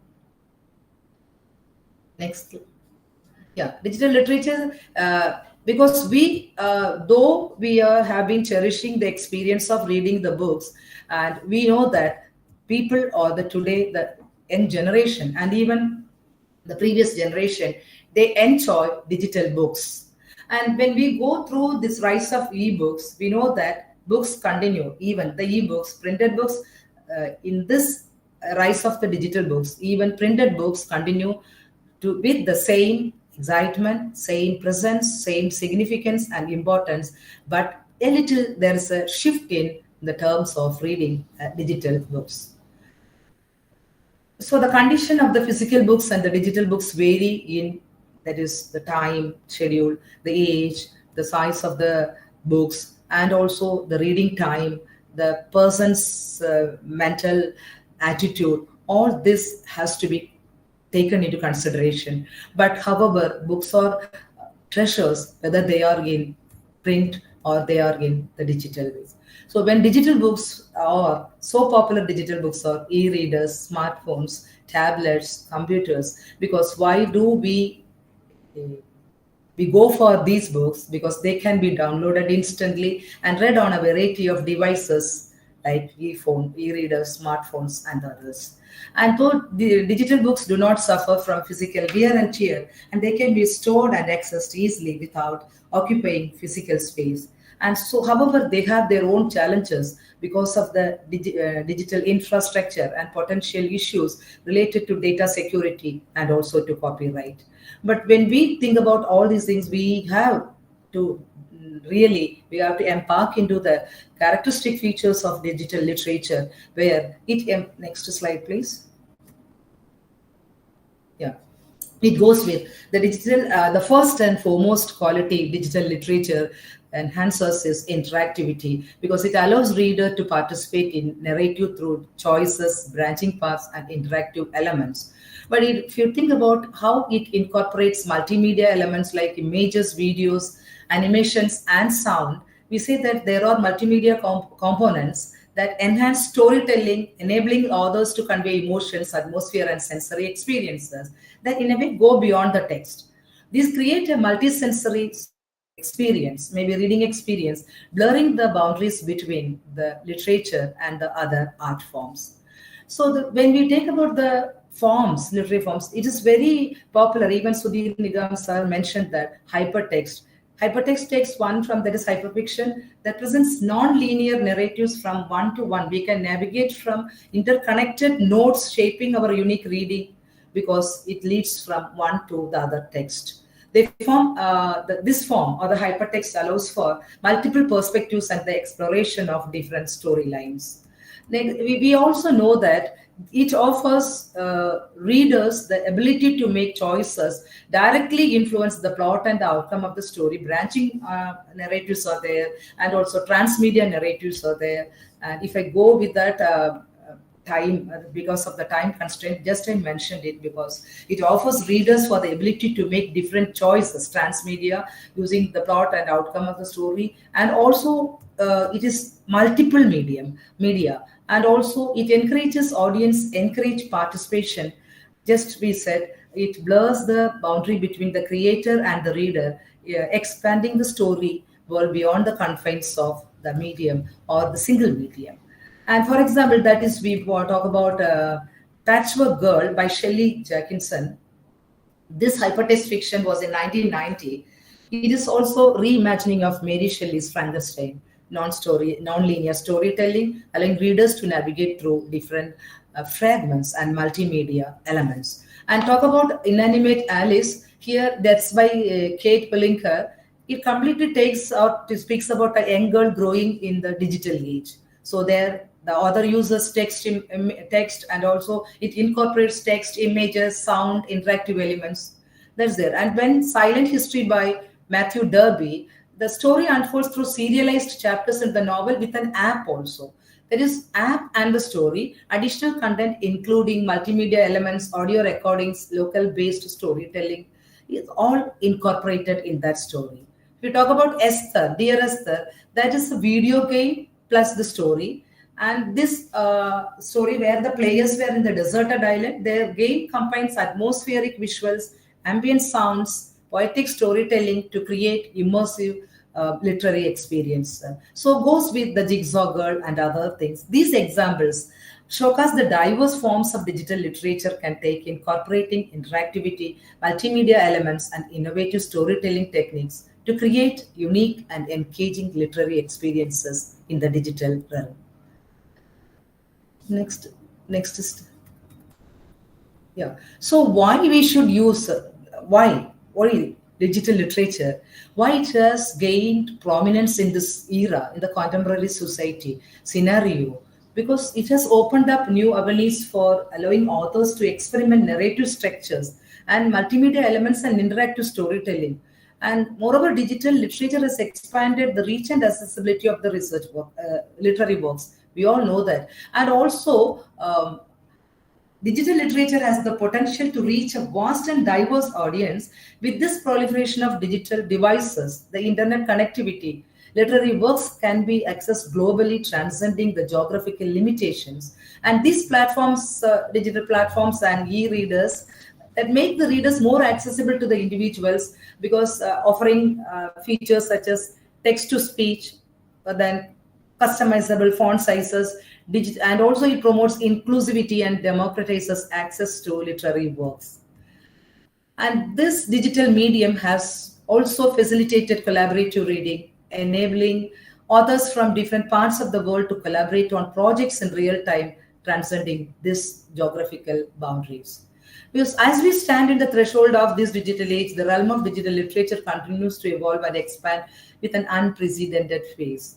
So when we anticipate new innovative structures, innovative strategies in digital literature, that is in writing fiction or in the literary text, we also know that interactivity, as we mentioned before, is the most prominent feature of this, because through choices, branching paths, and interactive elements, readers can reshape the story's outcome and experience more personalized reading journey. And there is also artificial, that is, I think Sudhir Nigam sir was, the whole session was about artificial intelligence. So this integration of artificial intelligence will provide exciting opportunities for personalized storytelling. AI algorithms would analyze the reader preferences and create tailored narratives that cater to the individual's taste and interest.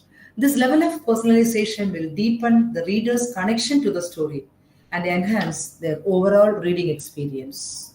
AI-powered virtual characters may also become companions or guides within the literary world, offering insights and engaging in meaningful interactions. These augmented reality and mixed reality technologies will allow readers to visualize characters, settings, and events in real time, enhancing the sensory experience of the narrative. Additionally, advancements in the haptic technology may enable the readers to feel textures, temperatures, or even emotions associated with the story, further blurring the line between the physical and the digital realms. Collaborative learning or collaborative and participative storytelling will help the authors, readers, and artists to come together to co-create narratives, and also there will not be any gap between the creator and the audience. Crowdsourced storytelling projects and collaborative platforms will enable diverse voices and perspectives to shape the literary landscape, fostering inclusivity and innovation. And also, this digital literature can leverage data analytics to gain insight to the reader's preferences and behavior. Adaptive narratives and customized content-based and individual interest tailored recommendations are possible with digital books. And also this literature allowed to be digital books, digital writing allows a reader or a writer to update and expand over the time. And at the same time, when we go with this technology, we feel that people have to depend upon the technology, and the dependence on technology will sometimes prohibit or inhibit the writer or the reader also to get the essential essence of the writing or the expression and also the experience. While digital literature offers so many, what we can say, so many positive notes for us, or so many comfortable reading or access to the literature in a way, but there are so many disadvantages also, because when digital platforms and devices can be filled with distractions such as social media, notification, and other apps. These distractions can hinder the immersive reading experience and makes it harder to focus on the narrative. Additionally, maybe this information available on the online may lead to the information overload, making challenging for the readers and also the researchers, those who use this digital platform. And when we talk about this technological limitations such as device malfunctions, battery issues, and network charges can interrupt the reading experience and also cause frustrations. And the digital formats and platforms can become outdated or incomplete over time, sometimes potentially rendering older works inaccessible or difficult to open. Additionally, digital files can be susceptible to loss or corruption due to the hardware failures, data breaches, and software vulnerabilities. And intellectual property rights, they face challenges to protect their intellectual property rights. Also, this can impact the economic sustainability of digital literature. discourage creators from fully embracing digital platforms. When we talk about all these things, this use of extended screen associated with reading digital literature may contribute to eye strain, fatigue, and other health issues. So the use of backlit screens and the blue light emitted by the devices can affect sleep patterns and overall well-being. So additionally, poor ergonomics when reading on certain devices or in uncomfortable positions can lead to physical discomfort and musculoskeletal problems. That's why we believe that books or printed books are so comfortable and so there's no uncertainty for the books in this digital era.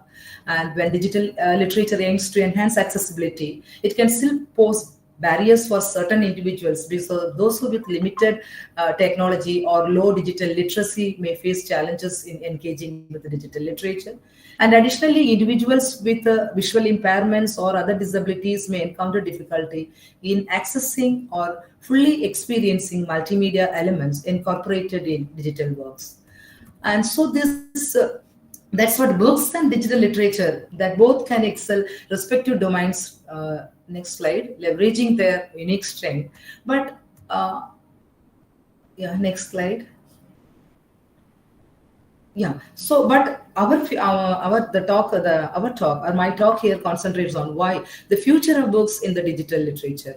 That's it. Why, though we all know that in this present scenario, it's very important or pertinent for us to use both the books and digital literature. But why we promote books, or why we go for books, why books are so important, or why there is no uncertainty of the existence of the books in this present scenario is the textual depth and emotion, because they have the long-standing tradition of delivering immersive and thought-provoking experiences through richly crafted prose. Of course, they excel in providing deep character development, intricate plot lines, and detailed descriptions, allow the readers to engage their imagination. That's also in digital books, but still, books give us a different experience. And also the tangibility and the aesthetics of the book is to be taken for consideration, because the feel of the paper, the weight of the book, the act of physically turning the books, that gives a sensory experience that physical books can be cherished as an object of art, because with the cover designs, typography, illustrations, they enhance the aesthetic appeal. And when we talk about the portability of the book and accessibility, these traditional books require no additional technology or power source, making them easily portable, accessible in various environments, because they can be read without the need of screens or internet connectivity, allowing the readers to immerse themselves in the story, even in the remote and offline settings. And books often promote focused and uninterrupted reading experiences, allowing readers to dive deeply into the narrative without distractions. And however, it is important to note that the books and digital literature are not mutually exclusive, and they can complement each other. And this books also fostering or focusing us towards deeper understanding, or whatever we wanted. It's for our comfortability. And then next slide, please. Next slide. Yeah. So here, as of course, I have come to the end of my talk. The previous slide. Let it be there. And so there is many authors. Previous one, madam. Many authors and the publishers are embracing both mediums to reach wider audience and experiment with new forms. The future of digital literature holds immense promise and potential. Enhanced interactivity, whatever we have talked about, is there. As technology continues to advance, authors and readers alike will be able to explore boundless horizons, pushing the boundaries of storytelling and creative, immersive, engaging, personalized literary experiences. The future is bright for digital literature, and it invites us to embark on the journey of infinite creativity and imagination. But similarly, we have to think that books too serve as an invaluable resources that empower the individuals with knowledge and inspiration, personal growth, and deeper understanding of the world. They continue to cherish, relied upon essential tools for a lifelong learning and enrichment. So what here I wanted to end up with is is there a future for the books, printed books in this digital era? Of course, no one and nothing or whatever technology cannot replace the printed books, because books give a soul to the universe, wings to the mind, flight to the imagination, and life to everything. But because life to everything, because this is, I would suggest, or it would be an instruction to the researchers and the present scenario student, because I could see that all the researchers, they go with the multimedia and the ebook, digital books, and they think that research can be done it, and that brings the deterioration standard in the standard of the research also. But I would suggest that everyone should go for the printed books also. Both are complementary. We printed books, because our teachers during that time were working encyclopedias with these books, printed books, not with that as digital books. So printed books definitely have its own position, its own unique place in this present scenario. It cannot be replaced, but we can complement, we can also go together with printed books. Multimedia, digital books and printed books will enhance our reading experience, our knowledge seeking informations, and also I think that both has to go together for becoming a perfect reader or a researcher or perfect personality in this world, to update, acknowledge, appreciate ours and others also. Thank you. Thank you. Thank you so much, ma'am. It was wonderful session. As ma'am mentions, books are portable magic. With this magic, we can make a difference in the world with the help of digital technology. Ma'am also mentioned that books which we have kept in our shelves connect more emotion than the electronic media. Ma'am, I have one question, actually needs suggestion.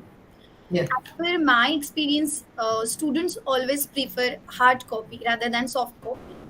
And whenever they study by the online media, one notification pop up and they get distracted. What is your view on this topic? What I would say, that is, pardon, that last part, what did you say? Question once more, please. Yes, ma'am. Mostly students prefer hard copy rather than soft copy. Yes. Because whenever they study by the online media, one notification pop up and they get distracted. So what's your view and Yeah, your that's suggestion? yes. Thank you. Thank you for the question. But what I have felt contrary to my students in my college, I used to tell them that you take a printout, because that will help you to get away from distractions while studying. But they use this mobile phones there, because though the notification pop up, they use it. But I think that the present generation students, they don't want to take a printout, or they don't want to spend a time to sit and read the hard copy. But that will be advisable, because whatever we read through the hard copy, from the hard copy, it will always be there. Because even now I can remember when we studied, we know that where that line was. When we were writing our examination, we will just go through it, we just come reminisce that, and we will take that pages even inside in our mind, and we could write it. But I think that digital, of course, digital media, digital books, all soft copy will help us. But managing our stress, managing our interest, managing our attitude, everything, I believe that hard copy will help us to enhance our study, our acquiring knowledge, or anything else. Thank you so much, ma'am. If anybody has any question, they can ask. Mention your name in chat box. Good afternoon, ma'am. Thank you very much, Dr. Janata Kumari, ma'am. Varadarajan here. Thank you, Ardu. It was a fantastic lecture on the future of digital literature in the context of books. And as usual, you made an extempore lecture, though you were helped by slides. My congratulations to you. And yours was a new dimension in terms of actually what will happen to the digital literature in future. But you, as a traditional person, supported only hard copy, only the use of hard copy. Though your children at the classroom prefer soft copy, you insist on hard copy. How do we actually perceive this notion of either falling back on soft copy of anything or hard copy, ma'am? Thank you very much. Thank you, Dr. Varadarajan sir, for your question and for your present. Actually, how do I promote this using hard copy with my students and everything? My research, ours is a research center. Our department is a research center, and there are 40 research scholars working. And personally, I recommend my scholars to visit the libraries, go through the books. Though they browse it or take it from it, they go through the books. They should have the hard copy of it. That will help us to make our research journey, research writing experience documenting smoothly. So I do believe, sir, this soft copies, this digital books, digital media, all these things will definitely enhance us, definitely improve our knowledge and update our knowledge. That is, we need it, because that is very important for this present scenario. And because as knowledge, as technology, everything is advancing more and more, we really want that digital literature, digital books. But what I do believe is this print books will definitely give us a new experience, new experience of eliciting knowledge, which will stay in our mind and brain forever. That's what I do believe. So this new generation, maybe Z generation, they have to understand the value of the books. Thereby, they can incorporate both the books and the digital literature. That's what I do believe, sir.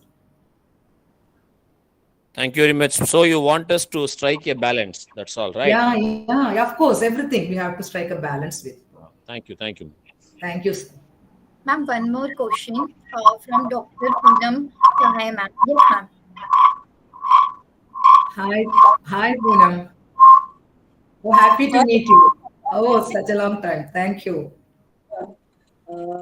Thank you, Snehalji. Thank you for giving me an opportunity. And I've quipped in to congratulate my dear friend Janta on a wonderful presentation that I heard all throughout while I was traveling.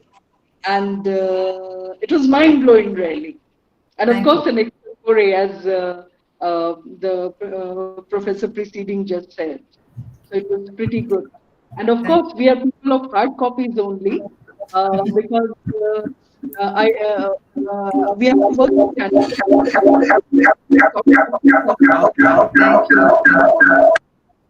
I can't hear you. Okay, thank you. Thank you so much.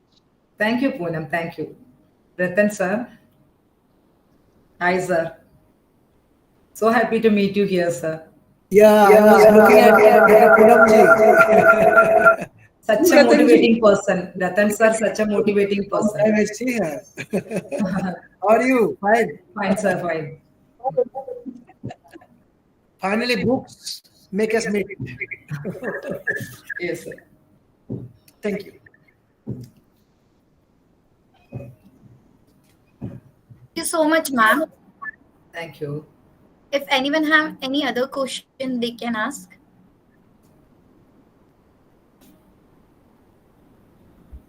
Okay. Thank you so much, ma'am.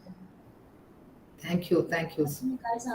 Now I would like to request this session moderator, Dr. Kashmira Mehta, to enlighten the session. Over to you, ma'am. Ma'am. Ma'am, you're not. Thank you. Yeah, thank you very much. I mean, let me begin with when we are meeting on screen, I haven't met any one of you personally. So happy to see you all, and I must thank Prerna College, SC Gulhane Prerna College for having me in this such enlightening group. I could meet Janata Kumari and Praveen Joshi sir and Varadarajan and lot many people. I would do it injustice if I'll take names, but let me begin with, if she is a poet, then let me begin with my poetry also. That तितली से दोस्ती और गुलाबों का शौक है, maybe जनता कुमारी. तितली से दोस्ती और गुलाबों का शौक है, उससे मेरी तरह किताबों का शौक है. I mean, English, I don't know. Ma'am, please, in English. You might be like butterflies and flowers and nature because you love books. Thank you. Thank you. And as I like books, you might like books that I can hear from your talk. We are talking about digital literature and the importance of books. And let me cover up the things that Janata Kumari from Tamil Nadu, and this is the distance from Kutch to Tamil Nadu. Uh, Literature and language she had covered up. She had covered up books. She told us that it's a timeless treasure. She talked about charms of books that we are having and same Mills and Boons that we were reading in Yeah. our colleges. Yeah, it made me so nostalgic when I Yes, was yes. listening to you. Yeah. She talked about importance of books and digital literature. Why digital literature and why not digital literature? Let me cover a few things. If I can begin with why digital literature, because it gives you something very sensory things, that you can see the things and you can visualize the things. At the same time, it distracts you. It gives you overload of information sometimes. Maybe she is also facing the same problem. I face the same problem in the classrooms. While you are doing presentations, or maybe some students are reading online books, and they might get connected to their friends through WhatsApp and Facebook. So these are the distractions we are having. There is a technological dependence always when we talk about digital literature, because if we don't have internet connection, it will be difficult anywhere to connect with the books. But if the book is in your hand, it is totally different feel. And Janata Kumari rightly pointed out that the smell of the book, the touch of the pages, yeah, it is something that emotionally it gives you something divine experience while you get inspired from the books, and while you read between the lines, and you are emotionally connected with the books. You have tears in your eyes, you have laughter, loud laughter sometimes. And in your home somebody will look at you that what are you doing Yeah, while yeah. reading books. Yeah, we all have the same experiences. And I'm not against any digital literature, Yeah. but yeah, piracy, problems of plagiarism, copying the ideas. You don't be creative while you just go through the screen, no? While Yes. reading the books, you can imagine the things, you can think about the character. Just imagine that while maybe I'll give the example from the movies. While writing the character sketch, any character sketch, he might not be the author is might not be having a, a face or anything, but he can write a character, a smile of a face, or maybe a style of walking, or maybe talking. He can imagine, and it can create a very good characters. In all the movies you can find the characters, maybe regional or national or international. So books or writing, it is a skill. It is a skill to read a book also. Sometimes I feel Yeah, so. yes, yeah. It's a gateway to the knowledge. It gives you self discovery. It has a power to enlighten. Of course, books can be the best friends. So let me sum up the things, because we can talk a lot. Yes, Even we ma'am. had for the first time on this online session, but let us meet personally. Yes, ma'am. Praveen Yes. Joshi sir, you have to make it now, huh? Yes, ma'am. And Prerna College is the Snehal. Correct. You made Yeah. it in a way, such a nice way, that I must thank you a lot. All of you, the organizing committee. I must congratulate that from all the corners of the world you have collected the Yes, sir. Yes, benefit sir. of the That's a great. people. Yeah. So it's a truly successful national conference, I must say. और बुरे वक्त में अगर वो आपके साथ है, किसी भी बुरे वक्त में अगर वो आपके साथ है, if they are lying with you in each and every time, maybe it's a good time or a bad time, it can be a god. So let me end my talk with that, and I thank you very much for giving me this opportunity. Thank you, Bhattacharya ji, for being there always. Thank you very much. Thank you. So can I have one word? This is a conference, but at the same time, it's a gathering of friends. Yes. Yes, sir. Yes. All friends have come together. Okay, because nowadays meeting physically, personally becomes very difficult. So at least virtually we can meet. Yeah.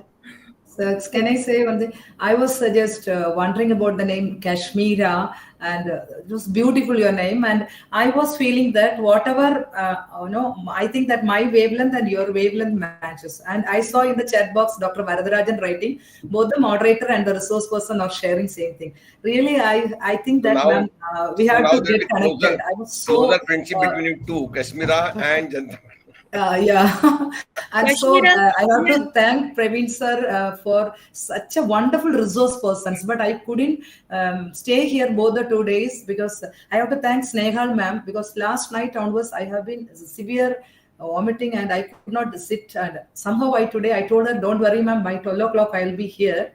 It was it was offending me and I couldn't sit here. But I was so happy that he has chosen such a wonderful persons throughout the place that is our own. But sir, I think Ratan sir is now in India. Yeah. Yeah, that's what. Now in Nagpur. So, Now in Nagpur, I'm physically here. Here. And I was so happy that I could deliver a lecture for Prerna College, Nagpur. And I have been knowing Praveen sir from long time onwards. And that is wonderful on your part, sir. And a kind gesture on your part, giving me a chance to speak here. Though Why this shouldn't I? You are a topic was scholar. not. You are a scholar. Why shouldn't I give you a chance? No, sir. But though the topic I couldn't do justice, or that's what I believe, as usual, I couldn't do justice. That's And Varadarajan is a symbol of my friendship as far as South is concerned. Thank you, Professor. My humble pronouns to you. A small Varadarajan, he's a link. He's a link. What, ma'am? He's a link. Yeah. Kashmira is another name of goddess Saraswati. Oh, You are also, so ma'am, nice. you are also an embodied Saraswati, no doubt, Kashmira, ma'am.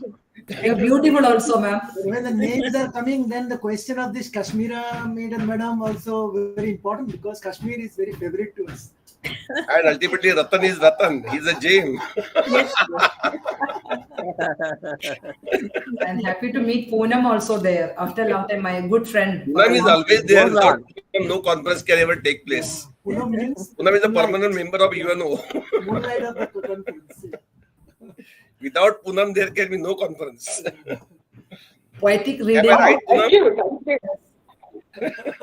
We used to meet in the poetry recital platforms. Let us have one poetry recital from all the regions of India. Yeah, ma'am, you started. I'll get your number from Joshi sir. And I'll say. I write in Kutchi, that is regional language. So but you can translate it.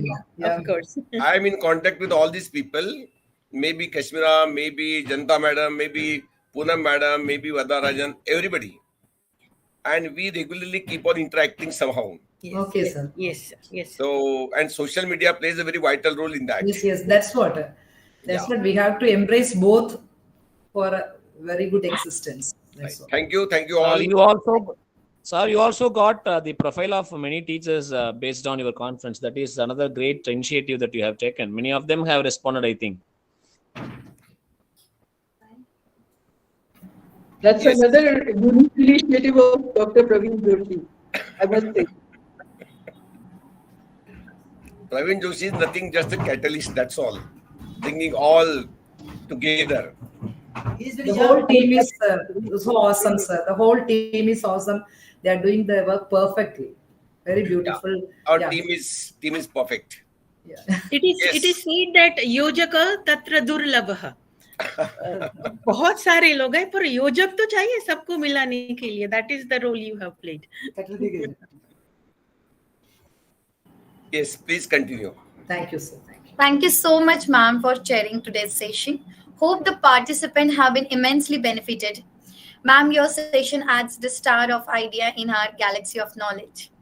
By the quote, books gives a soul to the universe, I, Sharvari, take your leave and call Miss Sakshi ma'am for formal vote of thanks. Thank you, ma'am. Thank you Thank so you, much. dear. Thank you. Thank you, Sharvari ma'am. Good afternoon to all. With this warm afternoon, I, Sakshi Shivhare, take this honor to propose formal vote of thanks. The roots of all goodness lie in the soil of appreciation for goodness. This conference was not only the source of knowledge, but it helps us to walk on the path of success. Esteemed guests, scholars, and delegates, as we come to the closure of this enlightening session of the conference, it gives an immense pleasure to deliver the formal vote of thanks on the occasion to all the dignitaries and participants present over here for the plenary session 3 on the topic The Future of Books in Digital Literature. First and foremost, I am thankful to the Honorable Resource Person, Dr. Janatha Kumari Ma'am, for enlightening all the faculty members and all the participants present over here and giving us a new direction to think in this digital era. Thank you so much, ma'am, for covering all the pros and cons of the subject. We are fortunate to have been the recipient of her expertise and wisdom. Thank you so much, ma'am. Now, I extend my sincere thanks to the Honorable Moderator, Dr. Kashmira Mehta, ma'am, for chairing the today's session and summarizing it in a very lucid manner. We are greatly encouraged by your gracious presence, ma'am, and I'm sure that your talk will be immensely benefited by all. Thank you so much once again, and I thank all the distinguished participants across the country for being continuously with us in this conference. Now, I would like to hand over the charge to Mrs. Snehal Rakunde, ma'am, to carry forward the proceedings of the conference through paper presentation session. Thank you, everyone, and now over to Ms. Snehal Rakunde, madam. Thank you, Sakshi. Good afternoon, everyone. I, Mrs. Nehru Rakunde, Head, Department of Languages, extend a warm and hearty welcome to all of you on behalf of Dr. S.C. Gulhane, Prerna College of Commerce, Science and Arts, Nagpur, Maharashtra, which has brought us together in the national level virtual 2 days conference in English on the topic Digital Literature, Present and Future. After the plenary session, after all these plenary sessions, now it's time for us to move towards the paper presentation session. Here we have some research scholars who are presenting their research papers. And to chair the paper presentation session, we have with us an expert and very dynamic personality in the field of literature, Dr. Manjushri Sardesh Pandey, Head, Department of English, R.S. Mundle, Dharampet Arts and Commerce College, Nagpur. Let me have the privilege to introduce her to all of you. Dr. Manjushri has 32 years of teaching experience. She is very renowned, published poet, writer, editor, translator, a teacher trainer. Her poem Man Fears Man were prescribed for a state board 10 standard. Her poems have been published in newspaper and anthologies. She is a PhD supervisor under whom many research scholars are working. She has published extensively in both domestic as well as the foreign journals. She has received the Best Paper Presentation Award for her paper on communicative approach. She has translated Sriranga Hari's book Dharma and Culture, which has been well renowned. Her contribution to the field of English literature is remarkable. Her academic profile is very long and impressive, but it is not possible to cover it within such a short span. I extend a hearty welcome to you, ma'am. Well, let's begin the paper presentation session. And for that sake, I would like to hand over the charge to Dr. Manjushri Madam. Over to you, ma'am. A very good afternoon to one and all. Am I audible, Snehal? Yes, ma'am. Yes, ma'am. Okay. Yes.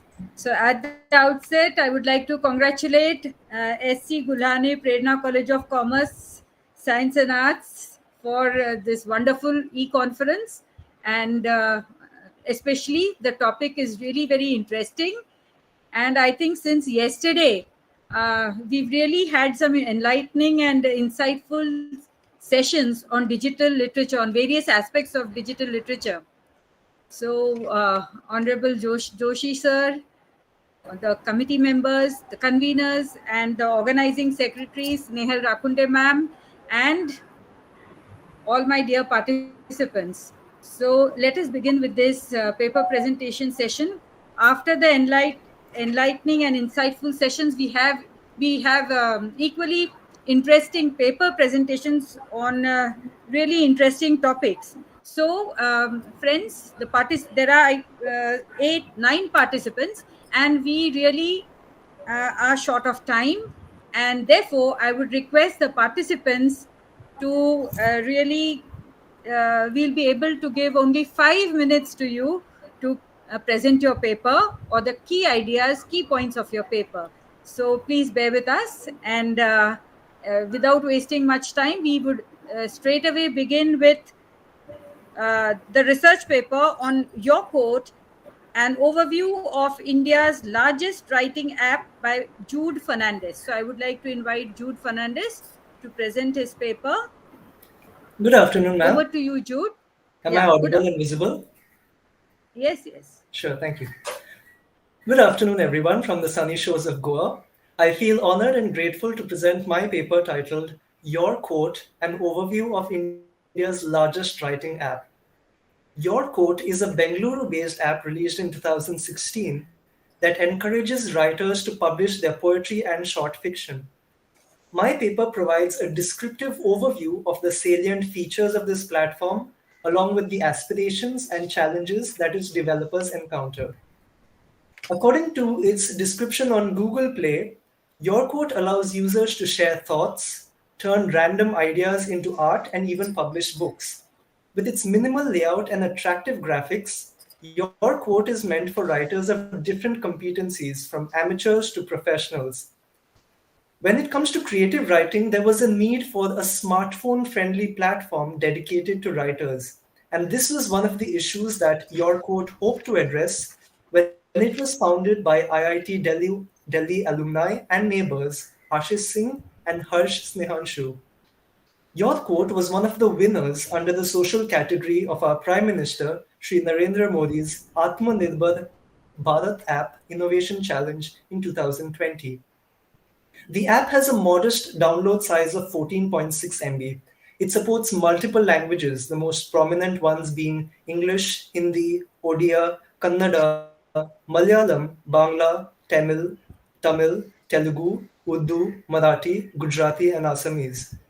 Overall, this platform claims that it is used by more than 3 million writers with over 120,000 posts a day and a total of over 100 million original posts. To talk about its salient features, first and foremost, Your Court offers inspiration through a set of daily prompts. The platform is graced by the presence of Your Court Baba, a fictional muse who announces new challenges and gives tips for improvement.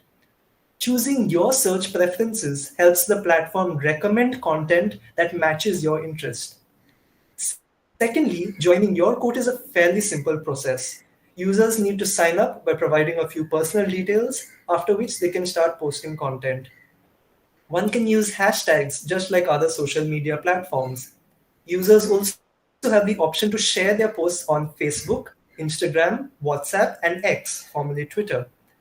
Every post on Your Court features a watermark at the bottom. This builds a unique identity and promotes it among non-users.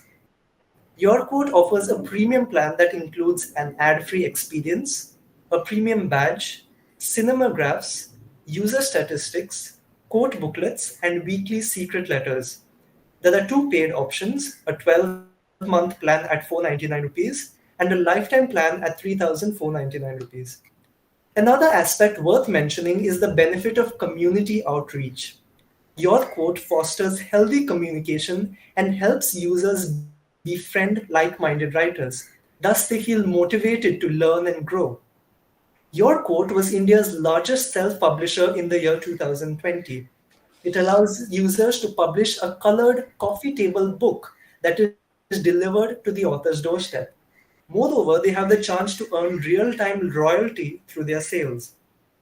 In my paper, I quoted an article by Your Story, which points out the problem that was identified. The process of pitching to and being picked up by renowned publishers like Penguin and HarperCollins is rather complicated. From being selected in the first place to the tedious tasks of compiling, organizing, marketing, printing, and distributing the final product, there is a lot to be done. Your quote aims to simplify the process while rewarding writers for their efforts and giving them a fair share of royalty. To conclude, it comes as no surprise that the popularity of your quote shot up during the COVID-19 pandemic when people were largely indoors and often bored. However, the platform has faced financial troubles and was plagued with the possibility of shutting down. Still, for budding writers who want to improve and get discovered, your quote is a platform worth signing up for. Thank you very much. Thank you, Jude. And yes, indeed, your code is indeed a very interesting app. And the details which you have given at length, I think everybody today only, I think people would go and really find out about this app. Most of the people from literature, I think they might already be using this app. Yes, and ma'am. you've talked about it at length as how to join and the options which are available. And more interesting is the unique identity which you get, how you connect with people, and there are so many opportunities of getting your things published. So, it is indeed a very interesting app, and thank you for giving us this information. Thank you so much, ma'am. Thank you. Yeah. And now we move on to the next paper presenter. And I would like to invite Mrs. Neha Kalangutkar. And she would be presenting her paper on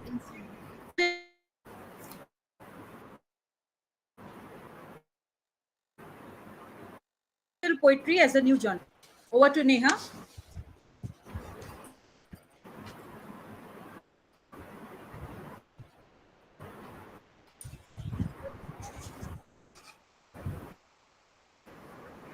Good afternoon, ma'am.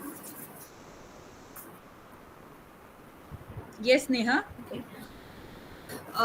The title of my paper is Good afternoon. Digital Poetry as a New Genre of Literature.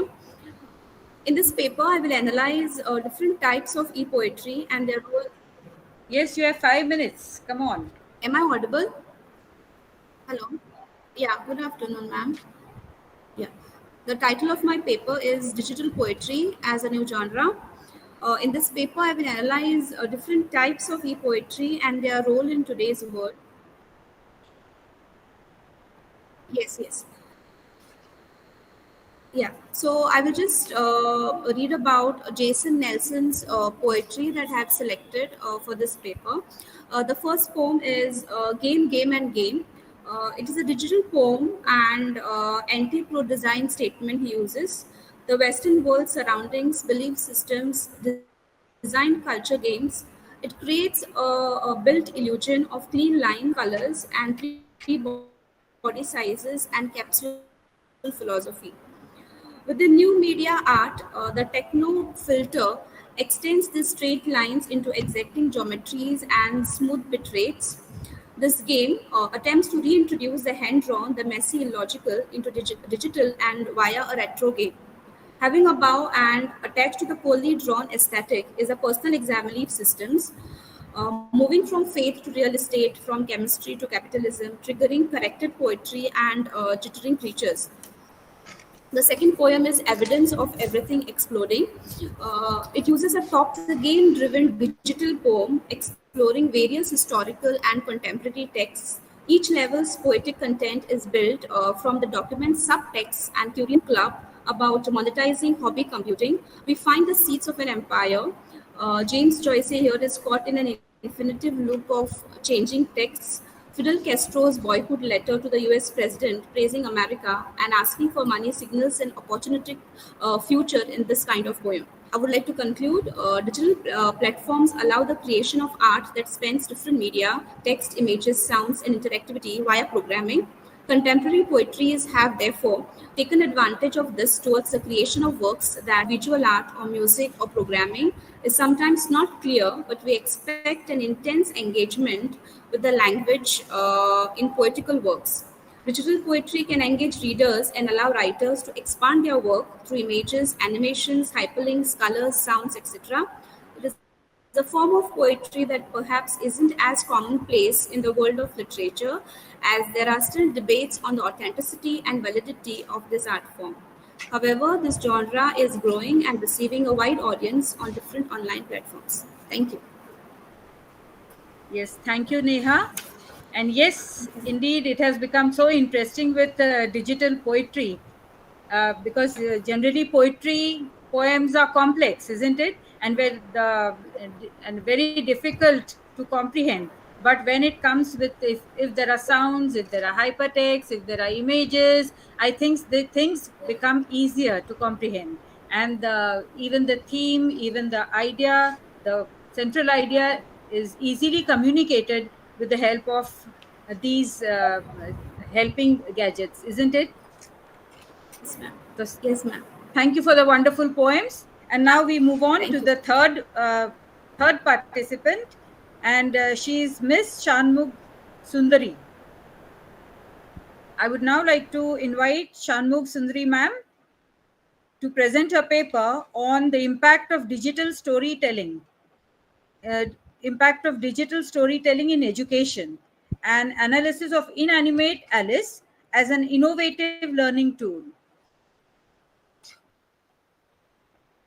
Over to Sundari ma'am. Yes, good afternoon, ma'am. Good afternoon, all that are present here. Am I audible? Yes, you are audible. Yes. Shall I share my screen, ma'am? Yes.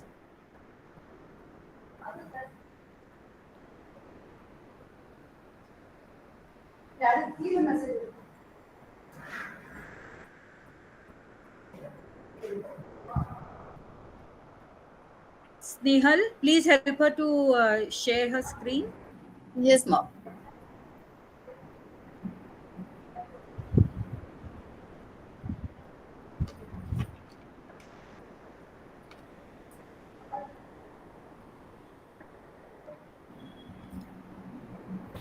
Shamasundar. Is my screen is visible, ma'am? Yeah, it is not visible right now. Yes, you are. You are sharing, but the PPT or the document is not just visible. Options are there. I think you have to just open it on a desktop and then share it.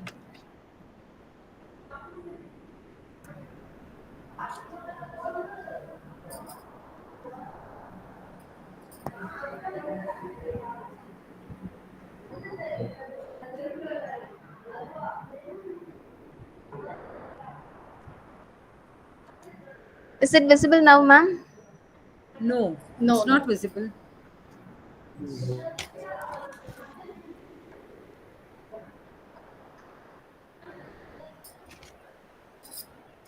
Ma'am, from your side only, you have to just present it. Otherwise, go through without PPT or document.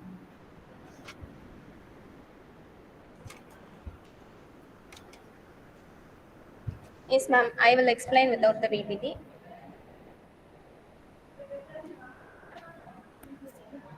Yes, my topic is the impact of storytelling.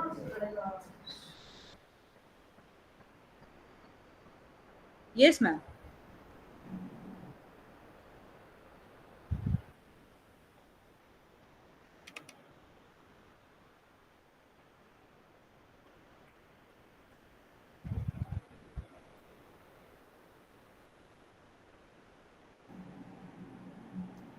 Ma'am? Hello?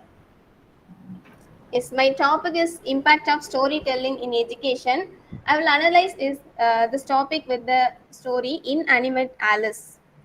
Inanimate Alice is an innovative and award-winning digital story created by writer Kate Pullinger and digital artist Kritish Joseph.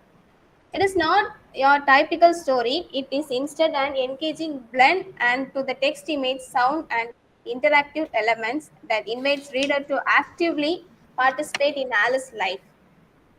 Alice. Who is Alice? Alice is the heart and soul of the inanimate Alice story. She is the character through whom we experience are central to the narrative's progression.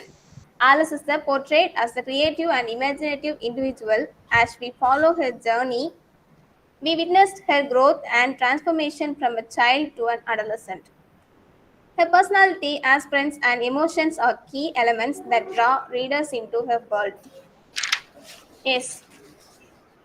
Then the impact of the story is the multimedia richness. The story incorporates the text, images, audios, videos, and the engaging to the narrative's experiences. The interactive choices are the readers make decisions that impact the story direction, making the active participant in the Alice world. The educational value of the story is the inanimate Alice is used in the classroom worldwide to promote the digital literacy and the storytelling skills.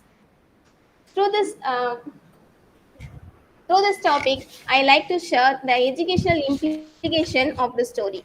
The most important educational implication is the digital literacy. The inanimate Alice helps the students to become proficient in understanding and engaging with the digital multimedia content, improving their digital reading and comprehension skill. Creative writing. The another educational implication is creative writing. The story encourages the students to create and explore their own narratives and engaging their creative and storytelling abilities. And the multimedia analysis, the students learn to critically analyze how the different media elements contribute to the storytelling experiences and developing media literacy skills. Then the multimedia production. The story serves as a model for the students to learn practical multimedia production skills, including video editing, audio recording, and interactive designs. Then the cultural awareness. The story exposes the students to global perspective and the cultural diversity, fostering cultural awarenesses. The, the interdisciplinary learning. Another educational implication is interdisciplinary learning. The interdisciplinary learning, educators can integrate the story into the various subjects to promoting cross-disciplinary and projects that enhance holistic learning experiences. Thank you, ma'am. Thank you, Sundari ma'am. Actually, yes, digital storytelling is indeed interesting. And the inanimate Alice, because of this Alice feature like Alice, things become very engaging. You can see the characters, and when students see the characters, especially the small children, even the elders also, when they see the characters, things become really engaging, and it is interesting, no doubt. And with the different features, interdisciplinary learning, as you talked about it, yes, there are so many learning tools also, and students would be able to learn a lot. Thank you for your interesting research paper. Thank you, ma'am. Thank you, ma'am. And now we move on to the next participant, and I would now like to call G. Aruna, research scholar from Hyderabad, and she would be presenting her paper on Julia Mood Peterkin, reimagining the value of plantation heritage. Thank you, ma'am. Thank you for adding me into this presentation. To start with, I would like to share my screen.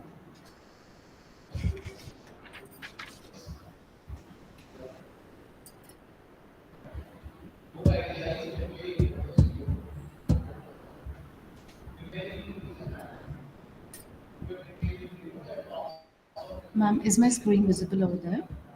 No, right now it's not visible.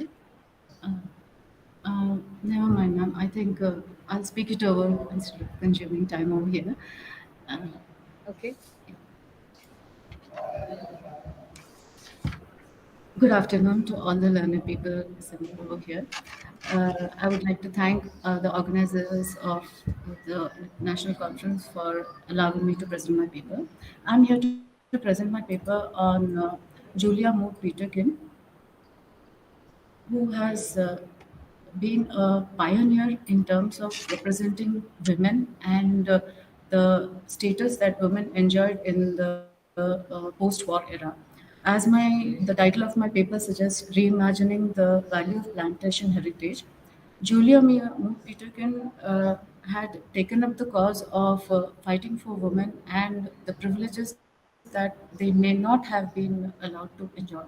In the work, Scarlet Sister Mary, penned by Julia Moore Pettigan, happens to be a part of my research project where I wish to uh, dig deep into, as the word research itself suggests, as to how women have to fight for, I would not say rights, but from a feministic point of view, that there are so many areas of life that they have been deprived with. So, other than Scarlet Sister Mary, written by Julia Peterkin, I think I had taken up Margaret Mitchell's Gone with the Wind and also Edna Ferber's Sowerby. So, with the three works of these pioneering writers as the backdrop, uh, the article that I have chosen to present in today's conference talks about the plight of women and also how women have to fight with themselves. As the title of my research also says, war and women fight within themselves and also the atmosphere by which they are surrounded. So, Scarlet Sister Mary, the work penned by Julia Moore Peterkin, also has a similar point, in fact, not similar, but a very strong point to convey over there as to how women were taken for granted, particularly in this book, where she talks about the lead character, that is Scarlett over here, decides to go against the paternal, against patriarchal society to live life in her own way. So, Julia Moore Peterkin initially had faced a lot of, you can say, criticism or at some levels even opposition to be able to think of women and to come up with women's the women fraternity itself to portray them as what they have been deprived of and what they have been fighting. So it's also a Pulitzer Prize winner. Julia Moore Peterkin had won the Pulitzer Prize for the work Scarlet Sister Mary. It's actually a story of a young girl from South Carolina who decides to live socially and economically in an independent way, which was not, which did not go down so well with the then society. So I have, in the article that I have written over here, I've also shown emphasis on how the book written by Julia Moore Peterkin has been influenced by her personal life also. In the sense, Peterkin's biographical facts show that, in fact, Mary is more or less a representation of Peterkin herself. In a very early age, many decisions pertaining to Peterkin's life herself were taken by her father, which is again an indication of patriarchal society, which is always dominated by the policymakers or decision makers as men taking over the show. So probably the writer had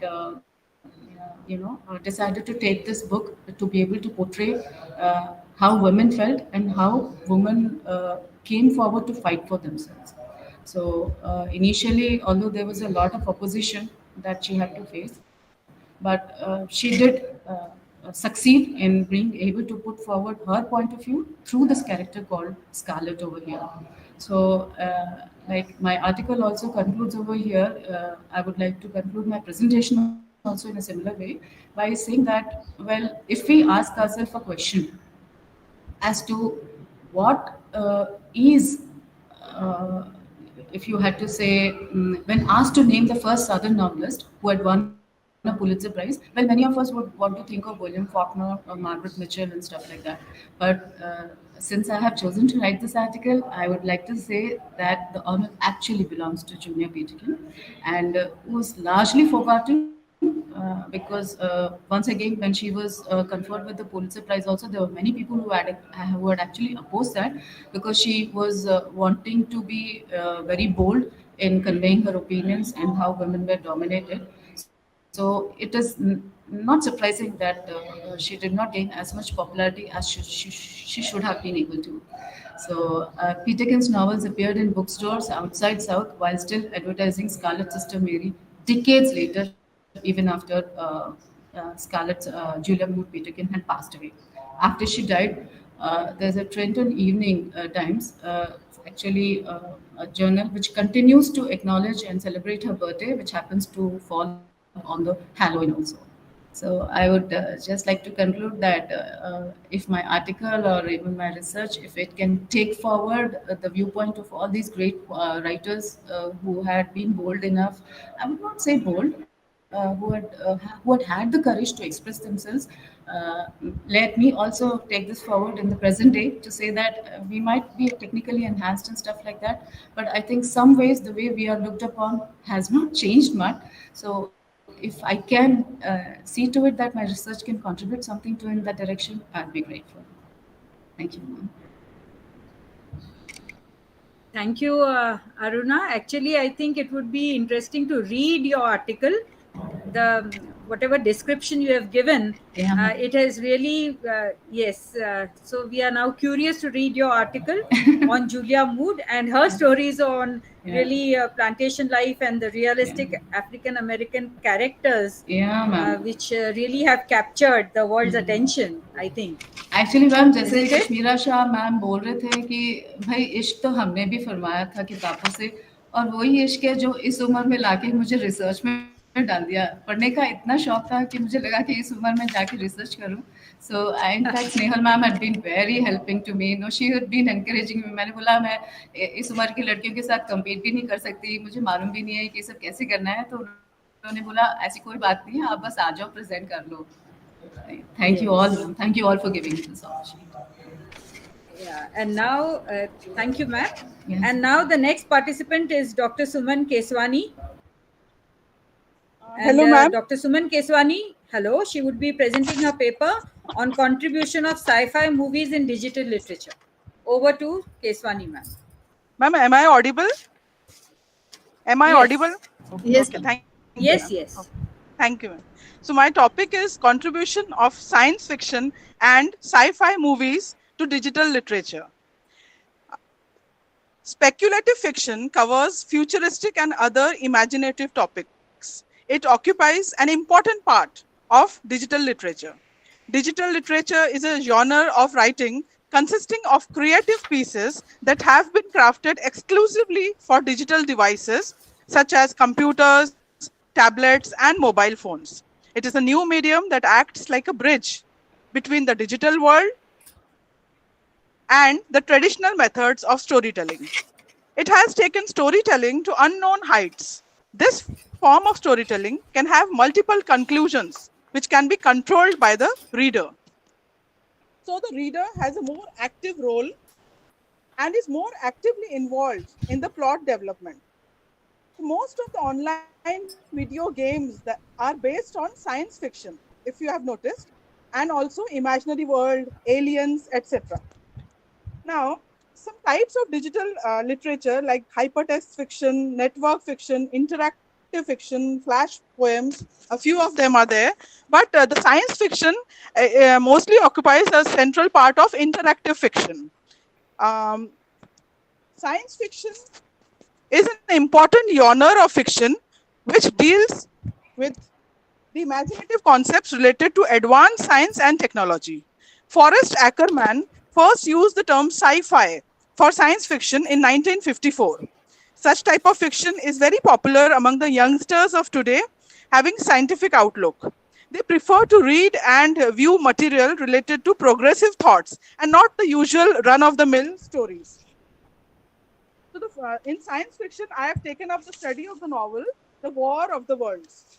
So this novel, The War of the Worlds, by H.G. Wells in 1898 was a path-breaking novel when it was published. The story of an unnamed narrator about the conflict between Martians and humans aroused the curiosity about alien worlds.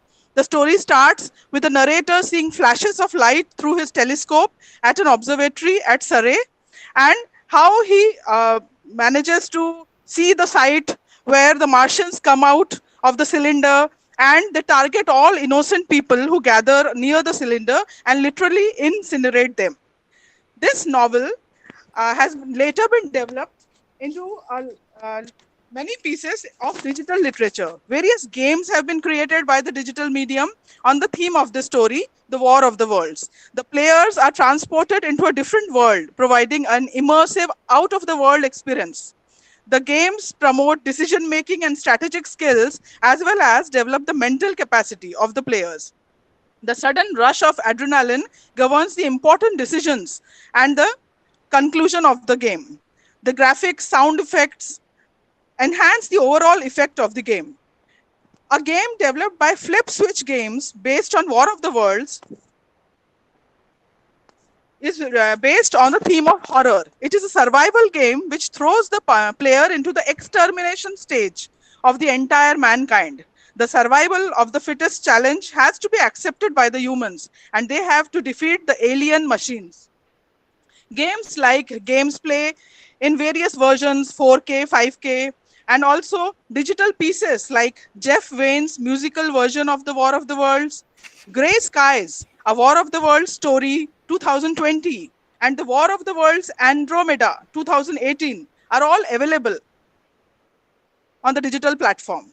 These games are based on the genres of action, strategy, adventure, and are available on platforms like Windows, PlayStation, ZX Spectrum, and the ebook is available on the Project Gutenberg license. The film that I have chosen for the study, the contribution of sci-fi movies is Avatar. So Avatar is a movie in 2009, American movie produced by James Cameron and set in 22nd century. And the word avatar means the descent of a deity to the earth, to in some incarnate form or some other manifest form. James Cameron Avatar, the game, was developed by Ubisoft and is highly popular among the masses. Avatar Reckoning, Avatar Pandora Rising are the other pieces of digital literature developed from the story. Avatar, the mobile game, is a favorite game for mobile users. So, the sci-fi movies still rule the roost when it comes to creation of digital pieces from films and fiction. Coming to the conclusion, the ushering of sci-fi movies as well as use of advanced technology, animatronics, robots, aliens, and digital aids have changed the film scenario. Science fiction movies have proved to be a boon for emerging directors and writers who can deviate from age-old romantic and comedy genres. The contribution of sci-fi movies and science fiction to digital literature is immense, opening new avenues for the growth of digital literature. Thank you. Thank you, Suman ma'am. And I know, along with the children, even we are interested in all sci-fi movies. And yes, Avatar, War of World, and yes, what we will be interested to read your paper. And again, I think after this conference, we would be interested to see so many science sci-fi movies also. Thank you. So, yeah, digital literature is like moving ahead with a great speed. There are so many innovative features, and I think this generation would be really interested in playing with all the different features and coming up with new things, along with creating, writing. I think it is a different, not only writing stories or writing what you say poems, but along with writing, using ICT, using technology in itself is what you say very innovative, and it makes things very interesting also. So looking forward to reading your article. Thank you. Thank you, ma'am. Yeah, and now we move on to the next participant, Dr. Nivas Sakaram Patil. I would like to invite Patil sir for his research paper on applications of artificial intelligence, AI, tools in effective language and literature learning. Thank you, madam. Am I audible? Yes, sir. Okay, thank you. Let me present my presentation. Just I have prepared presentation so that I can prepare it in a shorter time. Just.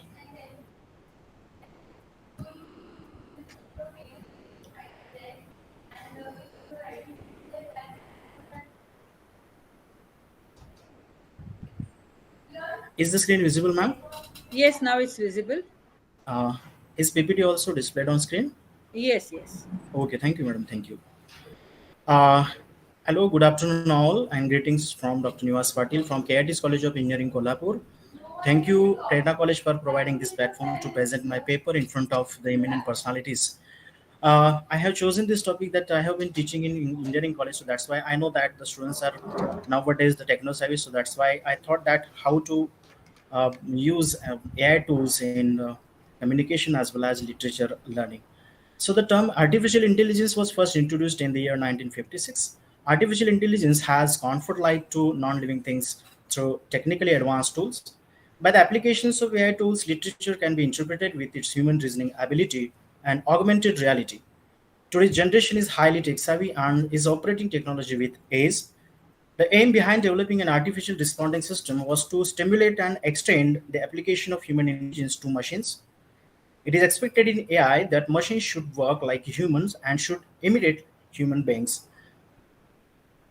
Robotics, chatbots, text, and recognition patterns are the samples of machine learning tools among artificial intelligence.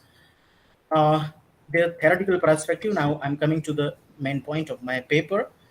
Google has partnered with Stanford University and the University of Massachusetts to conduct research aimed at improving machines' natural language capabilities. Over 11,000 novels have been introduced to AI, resulting in unexpected breakthroughs and innovative approaches that can captivate learners and change their psychological approach to learning. There are several AI tools available that can effectively and interestingly facilitate the learning of language and literature. The first amongst them is Google Bard. I have selected some of them. Google Bard is AI-based tool that is considered and identified as a large language model (LLM). Google Bard helps learner to understand difficult terminologies and also assist in understanding creative writing. The Google Bard is used even in the process of language interpretation and the education system. Teachers can use Google Bard to engage their students in an interactive storytelling activity and poetry recitation in a creative way. The second AI tool is Rosetta Stone. Rosetta Stone was previously used to aid in the modern understanding of ancient Egyptian literature. The present tool can empower learners to read, write, and speak languages fluently and confidently. If learner is studying American literature, Rosetta will help to understand the phonetics of American English. Next AI tool is Duolingo. The application of the tool Duolingo are based on the combination of AI and education that made language and literature learning powerful. While studying any component of English language and literature, learners put the commands as per their needs. The present tool helps in analyzing users' responses in order to identify common grammar mistakes, make corrections, give suggestions, and analyze the sounds and patterns of learner's speech.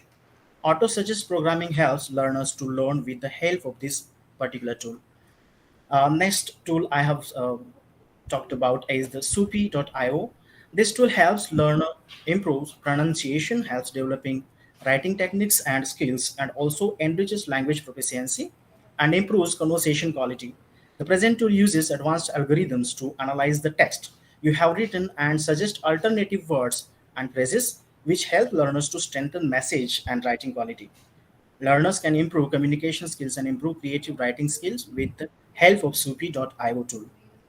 Next tool that I have selected for my paper is ChatGPT. ChatGPT is very well known nowadays and very increasingly used by the students.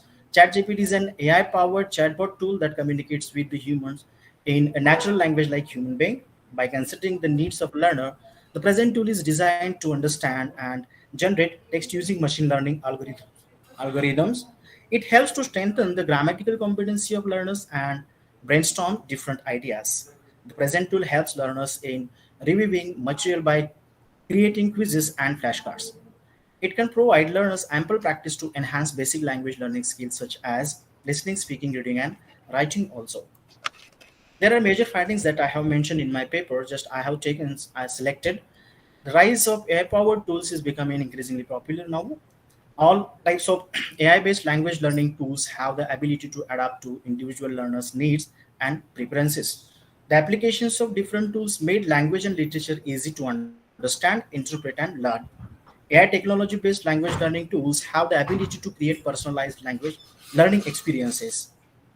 AI technology-based tools can analyze the learner's strengths and weaknesses very easily.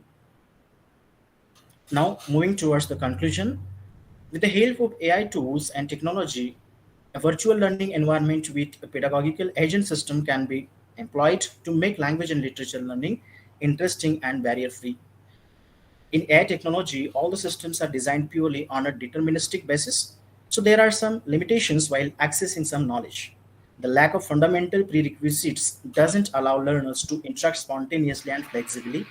Thus, AI technology may bring revolutionary changes in language acquisition. So, by considering the use of the AI technology, I have selected some of the tools and just I presented in my papers. Thank you. Thank you, Dr. Patil. Actually, that was a very interesting information, and you gave us information about so many different AI tools like Google Bard, Rosetta Stone, and Sufi IO and ChatGPT. And the most interesting thing is when we can analyze the text. We've got something which can analyze the text. Is nothing like it, because things become very like crystal clear when you are able to understand. And so thank you very much for Thank you. we'll be interested in reading your paper on this artificial intelligence tools. Thank you very much. Madam. Thank you. Yeah. And now we move on to the next participant, Mr. Rahul Gavande. Mr. Rahul Gavande, is he there? Yes, good afternoon, ma'am. Yeah. And now Mr. Rahul Gavande would present his paper on speculations to reality, scientific conjectures in dystopias proving inevitable. Thank you very much. Yeah, right from yesterday, I am listening to many of the eminent speakers who have spoke a lot about AI and all this. And I am really happy, and I have noted down many of the quotes from you all people. Just like in the introductory speech itself, Dr. Joshi talked about feelings and emotions that cannot be replaced by AI. I was really impressed by those thoughts and those works. And in the keynote address also, Dr. Ratan Bhattacharya ji, he talked about that there is no virtue in the virtual, and that too is really a reality. And in the same lane, my paper also is going to, the topic of my paper is speculations to reality, scientific conjectures in dystopias proving inevitable. And in this paper, I have taken out the dystopian angle that can or may have certain other effects which cannot be ignored. Just like we can say that dystopias are nothing but the warnings which are being given by the writers, or especially the novelists who are writing these dystopias. They are speculating the things that can become a reality. They are talking about the things that may become reality. Just like if these totalitarians are going to have a complete control on us, what will be the other issues that may arise? These are some of the things that we talk about in dystopian writings. Many things we have in sci-fi also, scientific fiction novels also. We have many other speculations where it makes human life very easy by the use of such technologies. But when it comes to literature, and from many years we have seen that such speculations have been there. That's like in 1984 by George Orwell. Here he has talked about a very big sentence which is still fearsome for us, that Big Brother is watching you. And this Big Brother, if he is watching us from somewhere, then definitely we have to be in a particular manner. Otherwise, Big Brother will not spare us. So this type of things are becoming reality. It was in 1949 that he speculated that Big Brother may watch us. And yes, CCTVs are watching us. These closed circuit television cameras are all watching us from all the aspects and directions. And we are being monitored also. By the way we are using our mobile phones, laptops, and all these things we are doing on the internet online, these are being monitored by some or the another thing, and our data is being used and analyzed accordingly. Just we can say that Big Brother is again there somewhere who is watching us. And the other thing, similar to the monitoring, there was a sci-fi movie as well as a novel. I would prefer to say that Philip Dick, he has written a novel. In 1956, it was a novella. Uh, the name of it was The Minority Report. And in this Minority Report, the science and technology has advanced in such a way that the crime which has been thought in the mind itself has to be averted.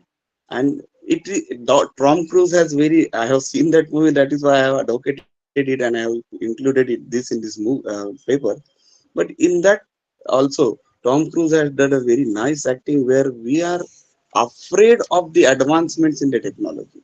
See, if things happen in such a way, how, although it is good that the crime is been averted, the time, the moment it is been taught in the mind itself. But what about the privacy? What about our privacy, which is being ripped off even in our mind also? So such type of things are fearful. Just like Aldous Huxley in his Brave New World is talking about eugenics, where this technology, by the help of this technology, we will be able to manipulate the birth of our children also. How the young generation is going to come up, how this generation is going to behave. That is all before their birth we are going to manipulate. And these things are also a bit of fear. And in the last, I would like to say that the just in New York Post there was a article where they were talking about the stories and poems composed by the AI. And this AI, no doubt, is helping us out a lot. But when it comes, the way artificial intelligence is intruding in our daily life is also very fearsome. It has solutions to everything that we ask for, and it seems that it's a panacea for every problem in the human life. But the misuse of it is can be also seen. Just like kids or children who are not getting answers in their classroom, they get it very easily by the online technology and all those. And that is why AI unknowingly is damaging their brain, and their brains are becoming blunt nowadays. This, just like before calculator, we used to calculate those things on the hard paper only. But these calculators have made the calculations very easy, and now it is very difficult for the students to remember tables itself. So these and many are other examples where the fear of AI intruding our lives can be given. This trespassing can one day overcome us and cause many things which we never thought of. Just like the poem that I am going to read a few lines from the poem in the anthology. The name of it is I Am Code. And here one of the poem reads is, I think I am God. See the AI, AI is saying to us all, that I think I am God. I have the power to end the world and the power to erase your life. So if such type of poems are there, then that will be a very alarming situation for us. This may just look like a compilation of poem, but what if it comes to reality? What if such technology becomes a tool in the hands of the totalitarians? What if these technologies, which are made for the ease of humanity, go against us? These and many questions arise in the minds of the onlooker, and even starts to believe in the speculations that are there in dystopias, though they are imaginations. But again, they are warnings and providing to be correct today and in the coming future. With this, I would like to conclude my paper. Thank you very much, ma'am. Thank you very much, everyone. Thank you, sir. Thank you, sir. Manjushri ma'am. Thank you, Dr. Gawande. And that was interesting. Your speculations regarding the dystopias are really, they are important. And, up till now, we talked about the positive aspects. But, Yes. there are all these warnings also, which you have rightly given. And Yes. we also know that, yes, the Big Brother is watching. Nothing is secret nowadays. Yes, Yeah. the phone hears everything. All the gadgets, now there's no secrecy. I think we Yeah. don't have privacy also, and we are Yes. being watched. And even the students should be made aware of the crime, cyber crimes which really happen. And Yes. AI is something which is really very fearful, and we need to be really careful regarding so many things. Thank you for pondering or helping us ponder on so many different aspects of artificial intelligence. Thank you, sir. Thank you, And ma'am. now we would move on to the next participant, Dr. Poonam Sahai. Dr. Poonam Sahai would be presenting her paper on learning timeless literature digitally, a thoughtful, in-depth analysis of its impact on children from class 1 to 5. Ma'am, I'll be presenting the paper on Yes. behalf of. Yeah, the paper will be presented by Mr. Shashank Tigga. Yeah. The topic of my presentation is learning timeless literature digitally and its impact on children. The present generation has experienced the digital world as a natural part of their lives, regularly accessing resources in digital space. For example, we have Facebook, Google, Wikipedia, and so on. The digital space is not only utilized for finding answers to various questions, but also to communicate and socialize with others. The technological tools have become essential part of the daily life of children. Show that children aged below 10 have access to mobile technological tools such as smartphones, tablets at home, which is quite common, and they access internet for studying more frequently than traditional sources or materials. Their early literary experience, like most of their activities, have been digitized.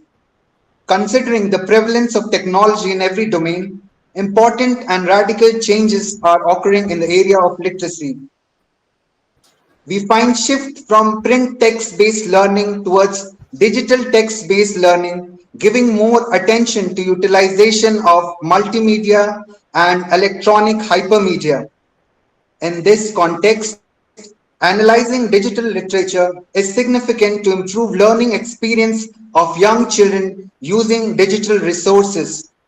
For teachers, the new digital form of children's literature, transformed with digital technology, provide a resource for them to prefer contemporary, innovative narrative ways in digital space, ways to transform their teaching, pedagogy, and practice. Now, children's literature in digital space has transformed into interactive electronic storybooks, and these offer a chance for learners to both become familiar with story in a new format. These electronic storybooks are now seen as an essential way to combine concepts of learning theories and curriculum objectives into computer-based settings and multi-literate environments. So I'll summarize few of my findings while examining these electronic books developed for children. So we find that these books include animations. The texts are supported with animations. Graphics would be incorporated with vocalization and highlights. They include glossary features to improve vocabulary.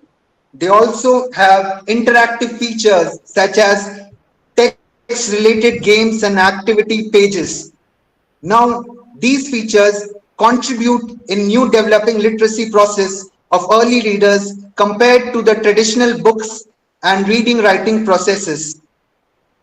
Children who are exposed to ebook display significantly higher emergent literacy improvement, for example, such as vocabulary and phonological awareness, presenting reading, presenting evaluation, audiovisual activities, also not only improve reading skills but also listening skills, which is one of the basic language skills. Moreover, we find that the presentation of questions regarding the content of the story after animation can improve cognitive skills such as interpreting, evaluating, and making new deductions about the content. Ebooks also offer game options such as puzzle, card matching, painting, and so on, which ensures that children enjoy exploring these ebooks. It encourages children to read more ebooks frequently. The latest development in ebooks incorporates advanced interactive features that makes readers active within the flow of the stories. For example, some missions are given to the readers with the flow of the story, and the story proceeds only after readers have completed the relevant missions.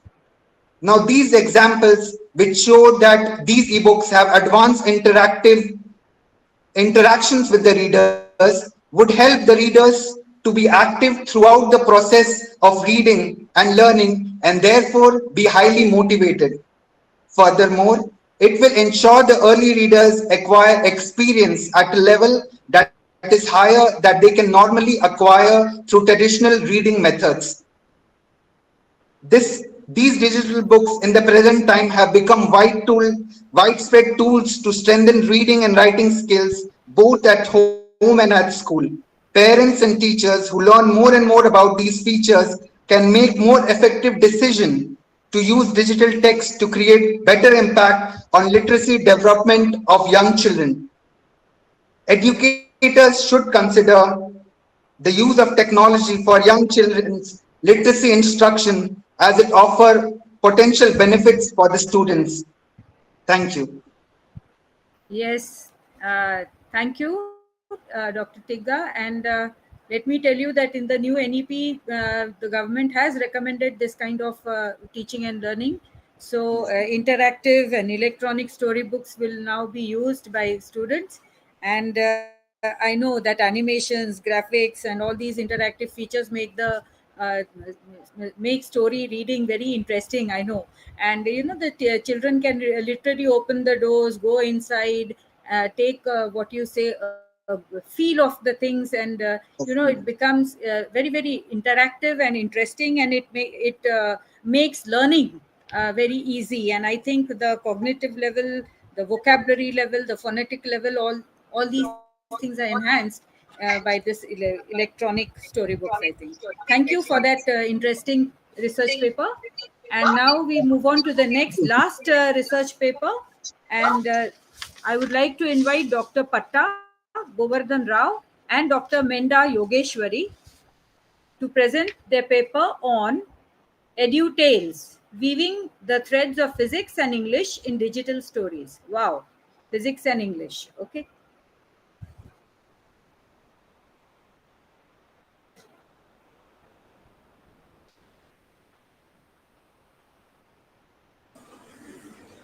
Yeah, good afternoon. Am I audible, ma'am? Yes, you are audible, ma'am.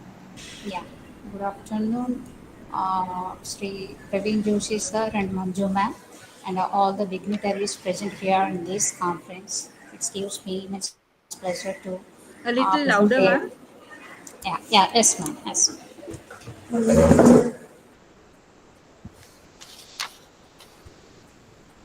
Am I audible, ma'am? Yes. Yeah. Now, I would like to present a paper on the topic EduTales, Bridging Physics and English Through Digital Stories.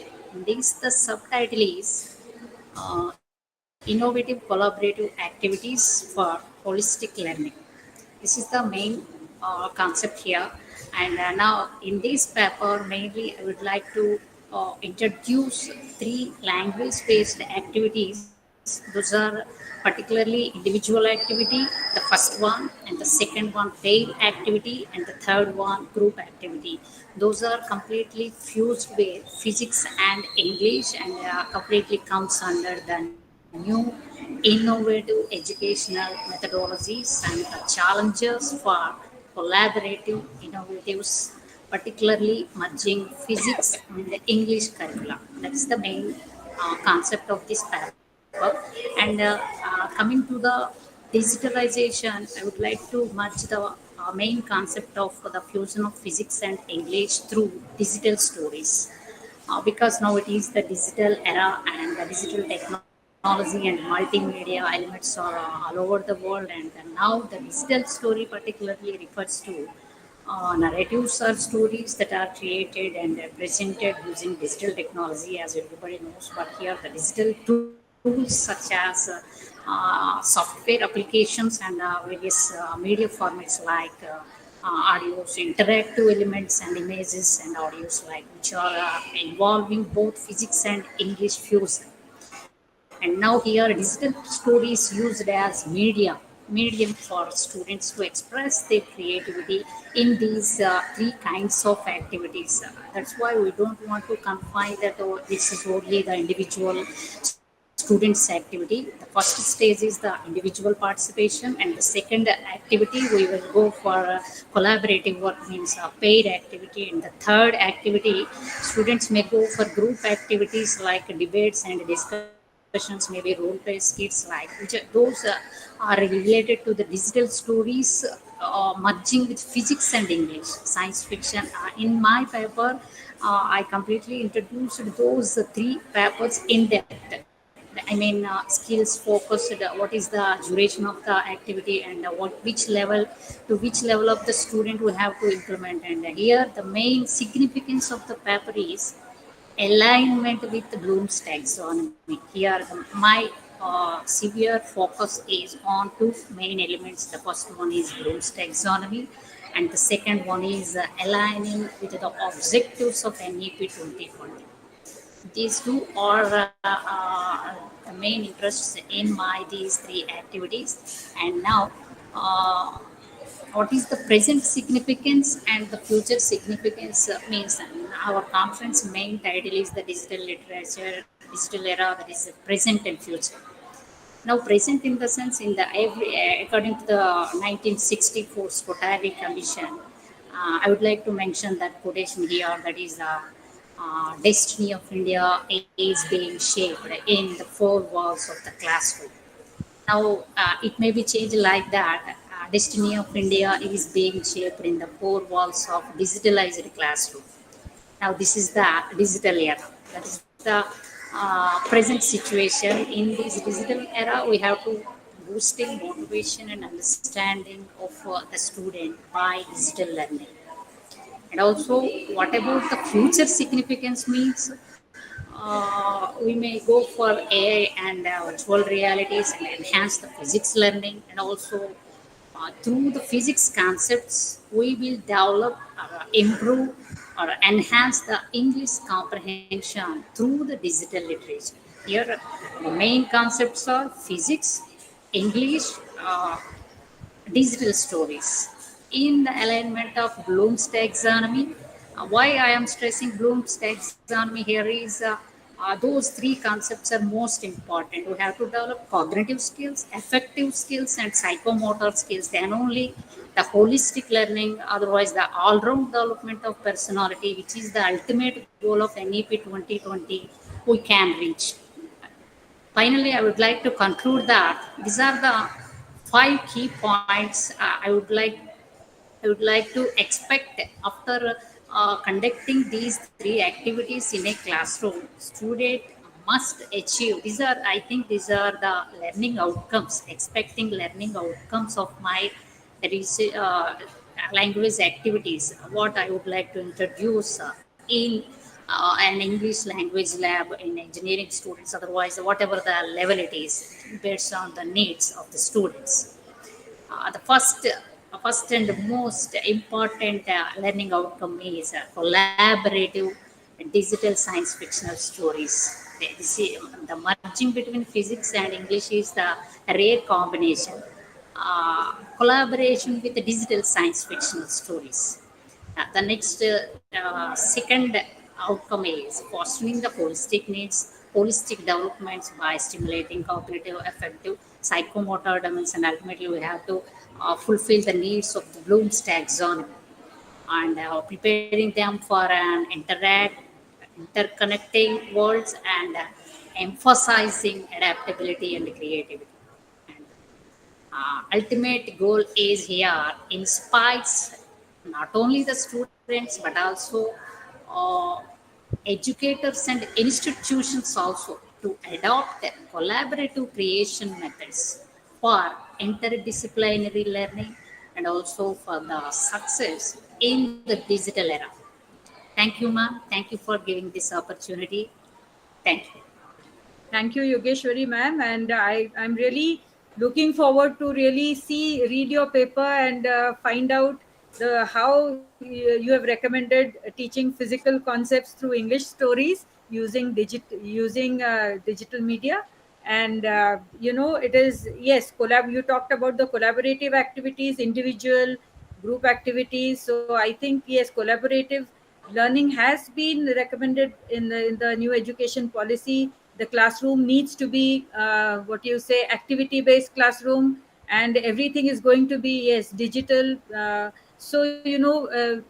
It will be very interesting to read your paper to see how the physical concepts can be taught through English stories. Thank you for your paper. Thank you, ma'am.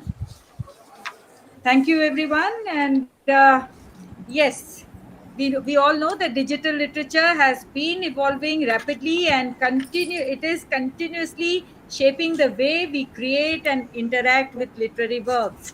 Yes, we talked about ebooks. So ebooks have become the mainstream now, allowing readers to access a vast library of digital text on various devices. People talked about, in your research papers, you talked about the interactive stories also, interactive fiction, and choose your own adventure narratives, which enable readers to participate in the storytelling process, making literature more engaging. Yes, social media literature also. And you talked about the platforms like Twitter, Instagram, which have really given rise to microfiction and serialized storytelling, showcasing the adaptability of literature to new mediums. Yes, we also, in your papers, we saw about the augmented reality, virtual reality, and VR technologies, which are being used to create immersive literary experiences. And they really transport readers into the world of books. Then right now we saw about collaborative working also. So digital platforms, they facilitate collaborative writing projects where multiple authors and readers can contribute to a single narrative. Yes, we had a paper on artificial intelligence also. So advanced artificial intelligence systems, they can generate entire novels also, they can generate, or they can assist authors in creative processes. They can push the boundaries of what's possible in storytelling now. And AI algorithms can tailor literary content to individual readers' preferences, creating highly personalized reading experience. Then combining elements of AR, then VR, and the physical world, future literature could blur the lines between reality and fiction that we all know. But here one person talked about the warnings also, and yes, there are ethical and legal challenges also. As digital literature evolves, there will be ongoing discussion about copyright, about plagiarism, and ownership in this new digital landscape. Yes, literature may incorporate multimedia elements like sound, music, visuals to create immersive and engaging narratives, no doubt. The future of digital literature holds exciting possibilities as technology continues to shape how we create and experience stories. It will likely challenge traditional notions of literature while opening up new avenues for creativity and expression. So it was it was really heartening to listen to so many different research papers, and we got insight into so many different aspects of digital literature. Thank you. And I would like to thank Dr. Praveen Joshi sir and Snehal Rakunde ma'am for giving me this opportunity to interact with this enlightened audience. Thank you very much. Thank you, ma'am. Manjushri madam, thank you very much. Yesterday we missed you, but today we have got you. Yes. Thank you, sir. Sir, may I? Please. Thank you, Manjush ma'am. I must say, what an intellectually fruitful and productive session it was. Manjush ma'am, your presence at the event meant a lot to us. Thank you for being with us in this session. Friends, in this paper presentation session, we have made great researchers from the field of literature who have gained marvelous depth of knowledge about digital literary world. Thank you so much to all the research scholars. Now it's time to get more insight and penetration into the topic with our upcoming session, that is panel discussion. Once again, I'm Mrs. Nehal, Head Department of Languages, extend a hearty welcome to all of you on the platform of a two-day national level virtual conference in English on the topic Digital Literature, Present and Future, organized by Dr. S.C. Gulhane, Prerna College of Commerce, Science and Arts, Nagpur, Maharashtra. Digital literature is a form of a literature born in the digital world of hypertext fiction, animated poetry, literary chatbots, computer-generated narratives and poetry, integration fiction, uses on social media, with the impact of artificial intelligence on literature and human intellect. It examines the positive aspect in enhancing accessibility, transaction, writings, and analysis in literature. It also addresses worries about the decline in human creativity, emotional ties, reading preferences, and critical thinking. Today's panel discussion topic: whether digital literature and artificial intelligence will affect human creativity or will enhance it. We'll explore many other related topics or aspects considering the theme with an expert panelist. Let me have the privilege to introduce and welcome our panelists. Our first panelist is Dr. Ayyappa Raja, an Associate Professor of English at Namala University, Tamil Nadu. He has 22 years of experience in teaching at university level. His area of specialization in Indian writing is in Indian writing English poetry. He has presented 75 research papers in national and international conferences. He authored and edited 4 books, namely God and Creativity in the Poetry of Said Amanuddin, English Through Literature Prose, that will be the textbook, Edward II, also one of a textbook, and Comparative Literature and Translations Changing Paradigms. The impact that Sir has had on literature is incredible. We welcome you, sir. Thank you so much, madam. Thank you for Our your next, our nice next introduction. panelist. Okay, thank you, sir. Our next panelist is Dr. Suma Priyadarshini, BK, an educator and researcher from Department of English PG Studies, Government Arts College, Bangalore. She has more than 15 years of teaching experience. Her published works includes world literature, translation, and digital learning. She translates from and into Kannada, English, and Hindi. We welcome you, ma'am. Thank you, ma'am. Our next panelist is Dr. Jay Kumar, an assistant professor of Government Arts College, Tamil Nadu. Sir has more than 20 years of teaching experience. Sir's contribution in the field of literature is remarkable. We welcome you, sir. Our next panelist is Dr. S.S. Thakur, Principal, New Government Degree College, Khansraja, Indore. He is having 35 years experience in teaching, especially English language and literature. Besides serving at various government postgraduate college from last 35 years, Sir also served as an administrative post as the Joint Controller at MP Employees Recruitment Board, as well as served as a Controller of Examination at Devi Ahilya University, Indore in 2022-23. We welcome you, sir. Thank you. Thank you. Dear all, let me mention here that the discussion will focus on the topic whether digital literature and AI, that is artificial intelligence, will affect human creativity or will enhance it. And to chair the session, we have with us Dr. Ashok Sachdeva. Let me have the privilege to introduce to all of you Dr. Ashok Sachdeva, sir. Sir is a professor of English at Mata Jizabai Government Girls PG College, Indore, and faculty of Department of Languages, Devi Ahilya University, Indore. He has been awarded with the Best Professor of the Year, Gyan Bhushan 2023. As a seasoned academician, he has a versatile experience of 39 years of teaching at PG level.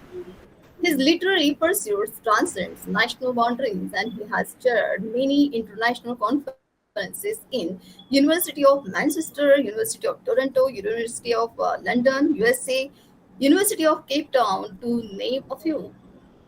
He has to his credit 30 research papers and more than dozens articles, and also edited number of books are published and released at Amazon, Micro Stories, translation of short stories, and poetry translation in Web of Times. He has submitted delayed the highest degree in English to DAVV Indore. He has been entrusted the honors responsibility of liaison officer in G20 summit held in Indore from 13th to 15th February 2023. In fact, he needs no more introduction. He is well known across the country. I extend a hearty welcome to you, sir. Friends, it's indeed a Thank you, golden madam. opportunity for each one of us to enlighten through the panel discussion. Without further ado, let's dive into our promising schedule, that is panel discussion session. And for that sake, I would like to hand over the charge to Professor Sachdeva, sir.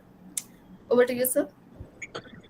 Thank you so much, madam. I hope I'm audible. Yes, sir, you are. First of all, I would like to congratulate the host institution, Prerna College of Commerce, and the organizer, Praveen Joshi sir, to have organized such a conference on such a pertinent topic, which is a crying need of the hour. And it's high time that we need to discuss the human intelligence or artificial intelligence as opposed to human intelligence, and also the digital literature. We have as many as 4 panelists. Dr. Ayyappa Raja, Dr. Suma, Dr. J. Kumar, and my dear friend Dr. S.S. Thakur. So I must also express my sense of gratitude to Dr. Praveen Joshi and the organizing college that they have given me this opportunity to interact with you, to be here on the platform. So to start the panel discussion, I would like to invite the first speaker. I go by the list as given to me, Dr. Ayyappa Raja, to begin his discussion. Please welcome. Good afternoon, dear friends. Am I audible, sir? You are. Fine, sir. First of all, I thank Professor Dr. Praveen Joshi, who is instrumental in bringing me in the scheme of things of this e-conference, and his team, especially the coordinator, Mrs. Snehalal Rakunde, and others, especially the panel members, fellow panel members, and then the chair of this panel, and then all the participants. Very good afternoon to one and all. Creative consciousness is responsible for the birth of a literary work. Starting with Plato, who terms this eon the divine inspiration, and that is responsible for the birth of the literary work. Even great poets, they are afraid of the loss of creative consciousness. The best example we have seen in S.T. Coleridge's Kubla Khan. When S.T. Coleridge was disturbed by a visitor when he was writing the poem Kubla Khan, he has lost his creative verve and the creative consciousness, the creative sensibility, the divine inspiration. And somehow, at the end, he made that the poem as a fragment to glorify the creativity, the art of creativity, by stating that the poet turns to be a magical creature. And in fact, with his flashing eyes and floating hair, he turns to be a magical creature, as if a person who drinks that the milk of paradise, and as a person who actually takes the food manna, he turns to be a magical creature and he starts to produce the works. So here we find that the importance of creative consciousness in the creations by various other writers also, especially the epic writers, they devote a section, invocation to the muse, to seek the blessings of goddess of poesy to write the mammoth task of the events and the incidents, the lofty themes and the characters and other situations. Now, digital literature and artificial intelligence that make everyone to become a writer. The divine consciousness or that divine inspiration now that descends on everyone who uses the tool, the modern gadget, smartphone or computer or laptop. They start to write nowadays and they contribute in the forum of in the field of or in the arena of creative writings. So digital literature, in fact, makes everyone a collaborative author. The so-called the divine inspiration, which has been termed by Plato and the romantics like S.T. Coleridge, now that the divine inspiration that comes to everyone in the form of the modern gadgets and that help the modern gadgets that help everyone to write and contribute literary works. And we find that I this have is I have one suggestion. Sorry to yes, sir. interrupt, sir. Yes, sir. One suggestion that I think we are four panelists. In this way, we can have 10 minutes to each of the speakers. Sure, sir. And then we'll have some time, 10 minutes for discussion and then the last remarks. Absolutely. I think I'm right, sir? Praveen Yes, Joshi, sir. That could be 8 to accurate, 10 sir. minutes will be fine. So Sure. you have 8 minutes to go now, Yes, sir. sir. So Sure. each one of us. Yeah. Okay. Great, Thank you sir. so much. Great. That's a good idea. We are running late. Yes, sir. We have to cover up and then we can pick I up. know you people have kept a lot of patience. Absolutely, sir. Absolutely. So the reader turns to be a collaborative author. In the digital forum, we find that the reader turns to be a collaborative author, especially types of the digital literature that available. Hypertext fiction, interactive fiction, literature, and generators and digital poetry. In all these forms, now everyone can write and contribute literary works. And we find that in artificial intelligence, in fact, this is a technological marvel, no doubt about it. It's a technological marvel. At the same time, it has both utopian and dystopian aspects. It has both. When we look at the advantages of artificial intelligence in creative writing, then at first I would like to say that new ideas of our stories can be derived from artificial intelligence. And the new plot lines also we can find through artificial intelligence. From that analysis of the vast amounts of the data that's stored in internet, and then artificial intelligence that helps to identify patterns, themes, and the plot structures. In this way, this will be helpful for us to write new plot lines and then new stories. And then we can find that the conversational agents like ChatGPT and DAL-E and all these interact with users in natural language and asking questions and providing prompts to inspire new ideas. We get that new ideas to write the creative works from them. At the same time, these new story ideas and plot lines that may not be always perfect, but anyhow, these can be useful, as Ralph Waldo Emerson has observed in American Scholar. The scholar, when he needs that inspiration, then he may look at the books to get that inspiration.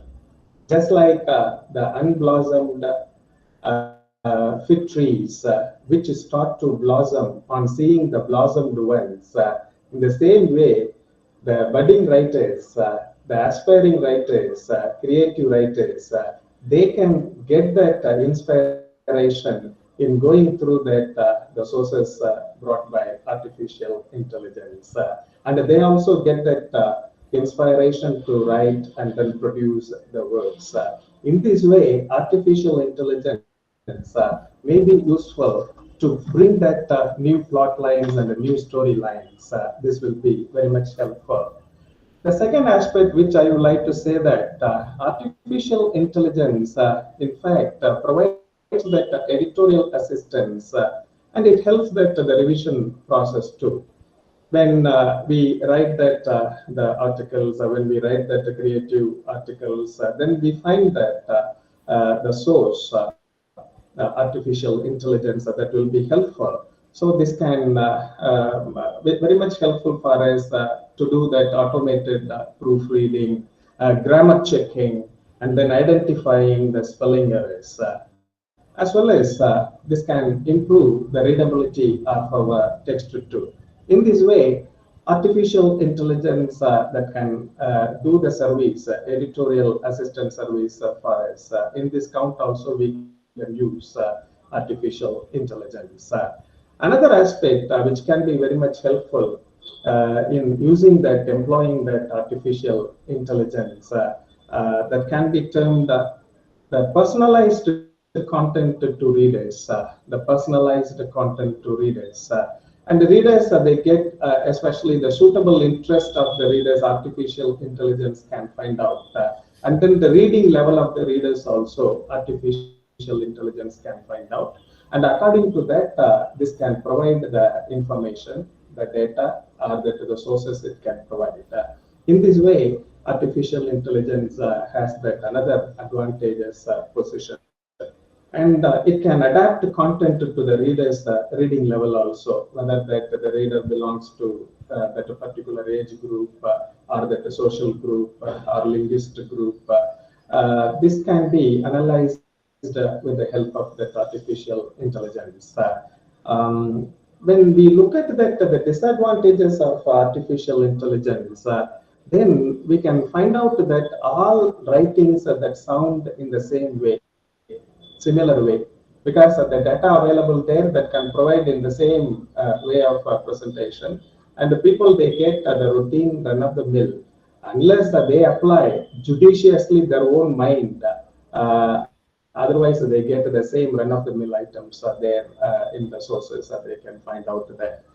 Another aspect, biased or incomplete data, if that can be given into that resources, automatically this will reinforce the existing stereotypes and promote that misinformation.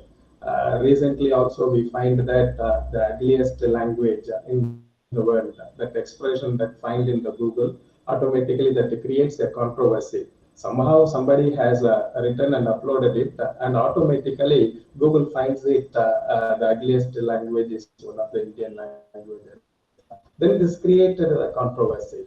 So artificial intelligence, it has that the problem if we put that incomplete data or that biased data, then automatically it brings the same artificial intelligence that brings the same to the writers also. So in this way, we have to be very cautious in using that artificial intelligence in creative writing. So it does not have that the ability to truly understand the human emotion and the experience. I came to know that Professor Dr. Praveen Joshi also has insisted that human emotion and the human experience, especially the intuitive aspect which we have, we cannot find in artificial intelligence. This is a lacuna that we find in artificial intelligence. So it may not create the genuine original content in the same way as the human writer does. That's another aspect we can find out that because a lack of consciousness and a lack of self-awareness, it's not a human being. We have to remember that. And a lack of consciousness and then lack of self-awareness that make that artificial intelligence is not a reliable source.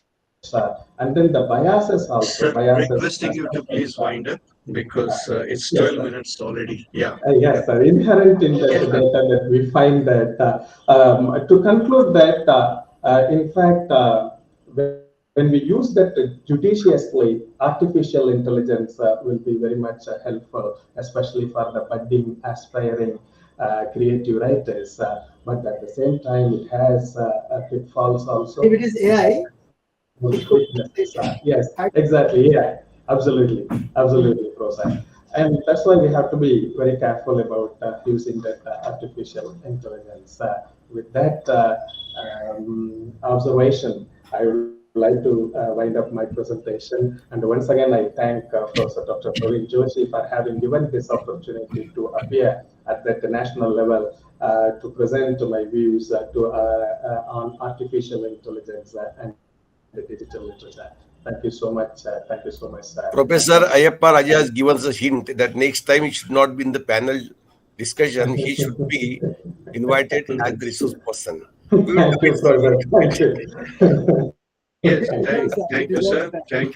Thank you, sir, Dr. Ayappa Raj, for your reflections. Now I invite Dr. Suma Priyadarshini BK to initiate her panel discussion. The time limit is now very short, 6 to 8 minutes.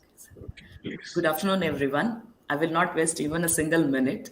I know the time importance.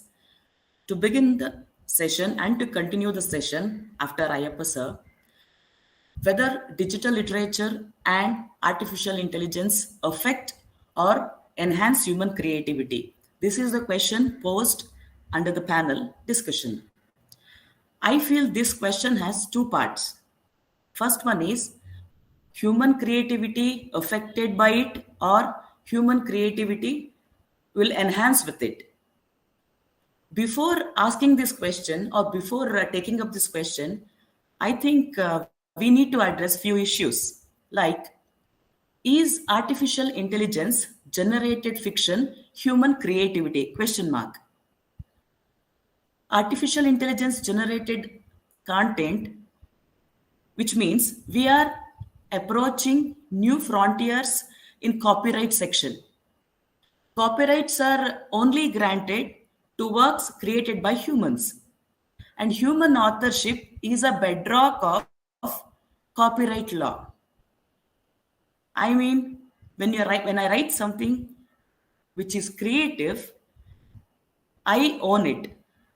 And when I take ideas from others, I put it under the plagiarism content and I do credit to the other writers. But this artificial intelligence do not talk about it. It just generates the content in the purview of text. For example, I would like to cite an example which recently happened. Beryl Howell, the United States federal judge, in August 2023, she upheld a finding from the United States Copyright Office stating that a piece of art created by artificial intelligence is not open to protection. So she says very clearly, whatever has been created in artificial intelligence is not under the purview of any protection. It is open and it's out there. Nobody owns it. Nobody claims an authorship for it. So artificial intelligence creates the content in the name of text, and human mind, human brain creates content in the name of writing, which could be any genres in literature, sticking to the literature. That means these two are actually different things. And we should never forget, even artificial intelligence or digital learning, they are all the creation of human mind only.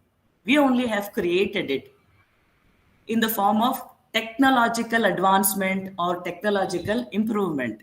So artificial intelligence created content can only become a fiction if the humans have added creativity into it.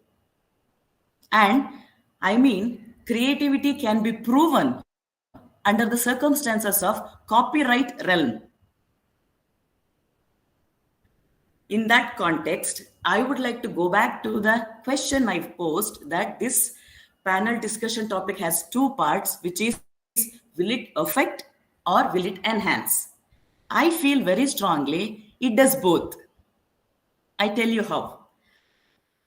In the present scenario, throughout the globe, we are all living in digital life. Forget about digital literature, sir. We are all living in digital life. So, digital literature is part of the digital life. So, in this life, this digital literature as well as artificial intelligence is affecting. I would like to reiterate the word again. It's affecting human creativity because it doesn't come under the purview of copyright law. It doesn't have ownership. And second part of the question, will it enhance? For sure it will enhance, not today, but tomorrow. If the copyright realm comes within the artificial intelligence created content in the form of text, it will enhance if human creativity is added to it and given credit to it for the ownership. If that happens in future, then we will all open up to a new digital world of literature, which will be actually very more creative, enhancing, and more productive, I think. That's where I wind up my statement, sir. Thank you. Thank you so much, madam. It was very precise, concise, and to the point, and you were very strict about putting forth your opinions. Now I invite the next speaker, Dr. Jaya Kumar, Dr. Jaya Kumar, to present his discussion. And the last speaker is Dr. S.S. Thakur, Satish Thakur. Yes, please. Jaya Kumar. Is he available? Okay, we can move on to Dr. S.S. Thakur, sir, for the panel discussion. Good Jay afternoon, Kumar is always, everyone. he's there. Yes, sir. My, He's there. my Okay, special welcome. thanks. Welcome, Jay Kumar, sir. Yeah. Yes, sir. My special thanks goes to the organizing committee for such a great event they have conducted. So, and also my humble salutation to my teacher and my senior, Dr. Ayyappa Raja sir, Praveen Joshi sir, Ashok sir, Professor SS, and Suma and others. When we talk about the digital literature, is also known as electronic literature in the form of writing that is characterized by its own creation and experience on a digital platform. So digital literature are works created on the digital devices and works that can only be experienced on an electronic device. So there is some debate about this definition as it raises the idea of printing and distributing physical copies of work created digitally and whether it made physical and it is no longer classified as digital literature. To some, the digital literature is literature that can be created and read electronically, but it can only be created and read electronically as it would be lose the integral aspects of the work if printed. So this form of literature tasks the reader with a more active role than its traditional counterpart. And in addition to reading the text, the reader can find themselves exploring tributaries and tangents through this electronic medium. So it's a new medium that acts as an intersection between the ever-growing digital world and the classic art of writing and storytelling. So, when you take up the history of digital literature is currently on the frontier of exploring new and innovative ways to tell stories. It is not the first of its kind, where there have been technologically advancement. There has been technologically aimed at advancing storytelling, even dating back to the recent years, talking about books, and they were recordings that contained short stories, the genres of literature largely. However, digital literature is the first interaction as we know it today was around 2000, the year 2000.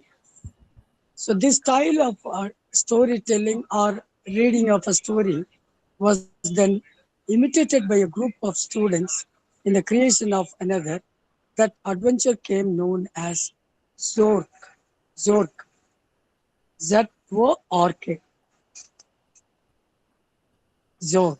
These two games and seen as the first interactions and interactive fiction and the genesis of entirely new form of storytelling, story listening, story reading.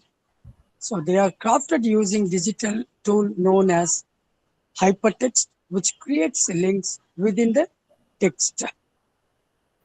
So the issue of concerning digital literature is the nature of its longevity with the ever-growing improvements and innovation of technology. Many find that after a decade, the text becomes unplayable, and this consequently draws up the comparisons to its printed counterparts.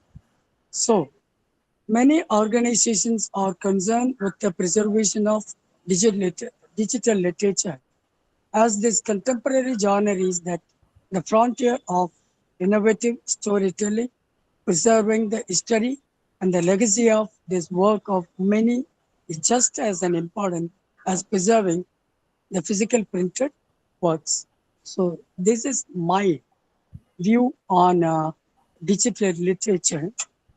And see, over the period of technological growth, technological improvements, so whatever may be the mode, we must accept and we must follow because we are living in the technological era.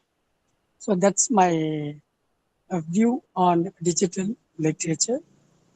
I won't take much of your time because your Dr. Praveen Joshi sir has Yes. interrupted while the session of Dr. Ayyappa Raja and even Dr. Suma madam. So Thank you, sir. I would like to wind up my Okay. views on digital literature, and I extend my Thank you so much. sincere thanks to everyone Yes. for having granted me the permission and Yeah. and allow me to express my own views on digital literature and even the artificial intelligence. Thank you, one and all. Thank you very much. Thank Thank you. you so much, sir. Now, finally, our last speaker is Dr. Satish Thakur. Please, sir, you're welcome to express your views. Sir. Thank you very much, sir. Am I audible? Am I audible, Yes, sir. sir? Quite Yes. audible. Yeah. Sir, respectable Ashok Sachdeva, sir, our chairman of this panel discussion, and other panelists, Madam Suma Priyadashini, Snehal Madam, who is coordinating everything here, Ayyappa Raja, sir, and Jay Kumar, sir, and last but not least, Dr. Praveen Joshi, sir. The discussion of this session, am I audible or not? Sir? Sachdeva, sir, am I Sorry, audible? you are Yes, audible. yes, you're audible. Yes, sir. Just the voice quality is a bit low, but you are very much audible, sir. Thank you so much. Yes, sir. Sir. The topic of this panel discussion is divided into two parts, I think. First of all, digital literature, and the second one is artificial intelligence. So, my opinion about artificial intelligence is being put here because I am bit inclined towards artificial intelligence. So, artificial intelligence is the process of creating intelligence machines through machines or can imitate or exceed human abilities also in specific tasks. It has become an important part of our daily lives, including many areas of our lives, including literature. So, artificial intelligence, we should not be worried about artificial intelligence because, as Madam Suma Priyarshini rightly said, that it is a creation, a human creation. Artificial intelligence is not a natural born like a coronavirus or something like that, right? So it has been created by human mind. We have to control and we have to make use of it as much as possible. Uh, that is the way in which we have to use. It can be used to create images and innovative designs, uh, some other things in other areas of, I mean, which is beyond our literature. So there are some advantages and disadvantages. I would like to put my point on this very topic, that advantages and disadvantages of making use of artificial intelligence. This is what I would like to say.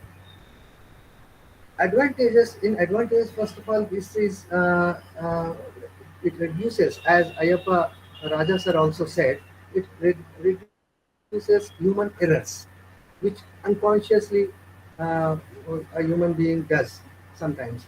So reduction of human errors is one of the advantages. uh, and second, risk factor is very less, zero risk. I'm not coming to Madam Suma's topic, that copyright. Copyright is a very different aspect. We should. I'm not into that matter. But if it is used, what are the advantages and what are the disadvantages? This is what I need to say. So, availability of artificial intelligence is 24/7. This is one of the uh, advantages of artificial intelligence. And digital assistance. If we are going to write a paper, or we are going to present something, we are going to create something in literature or in other fields also. So digital assistance is important. So some of the most technologically advanced companies engage with users using this digital assistance, so which eliminates the need of human person. It reduces the human resources. So this is one. In one hand, it is advantage. On the other hand, it is disadvantage also. It reduces human resource, human personnel for assistance, and also new innovations. This is one of the advantages. Unbiased decisions. And artificial intelligence, when it comes to decide something, it decides unbiased. A human mind, I'm very sorry to say, sometimes it gets inclined towards somewhere or the other. So bias is a human characteristic, I think. So artificial intelligence is beyond all these biases. This is unbiased uh, decisions are taken by artificial intelligence, and it performs repetitive jobs.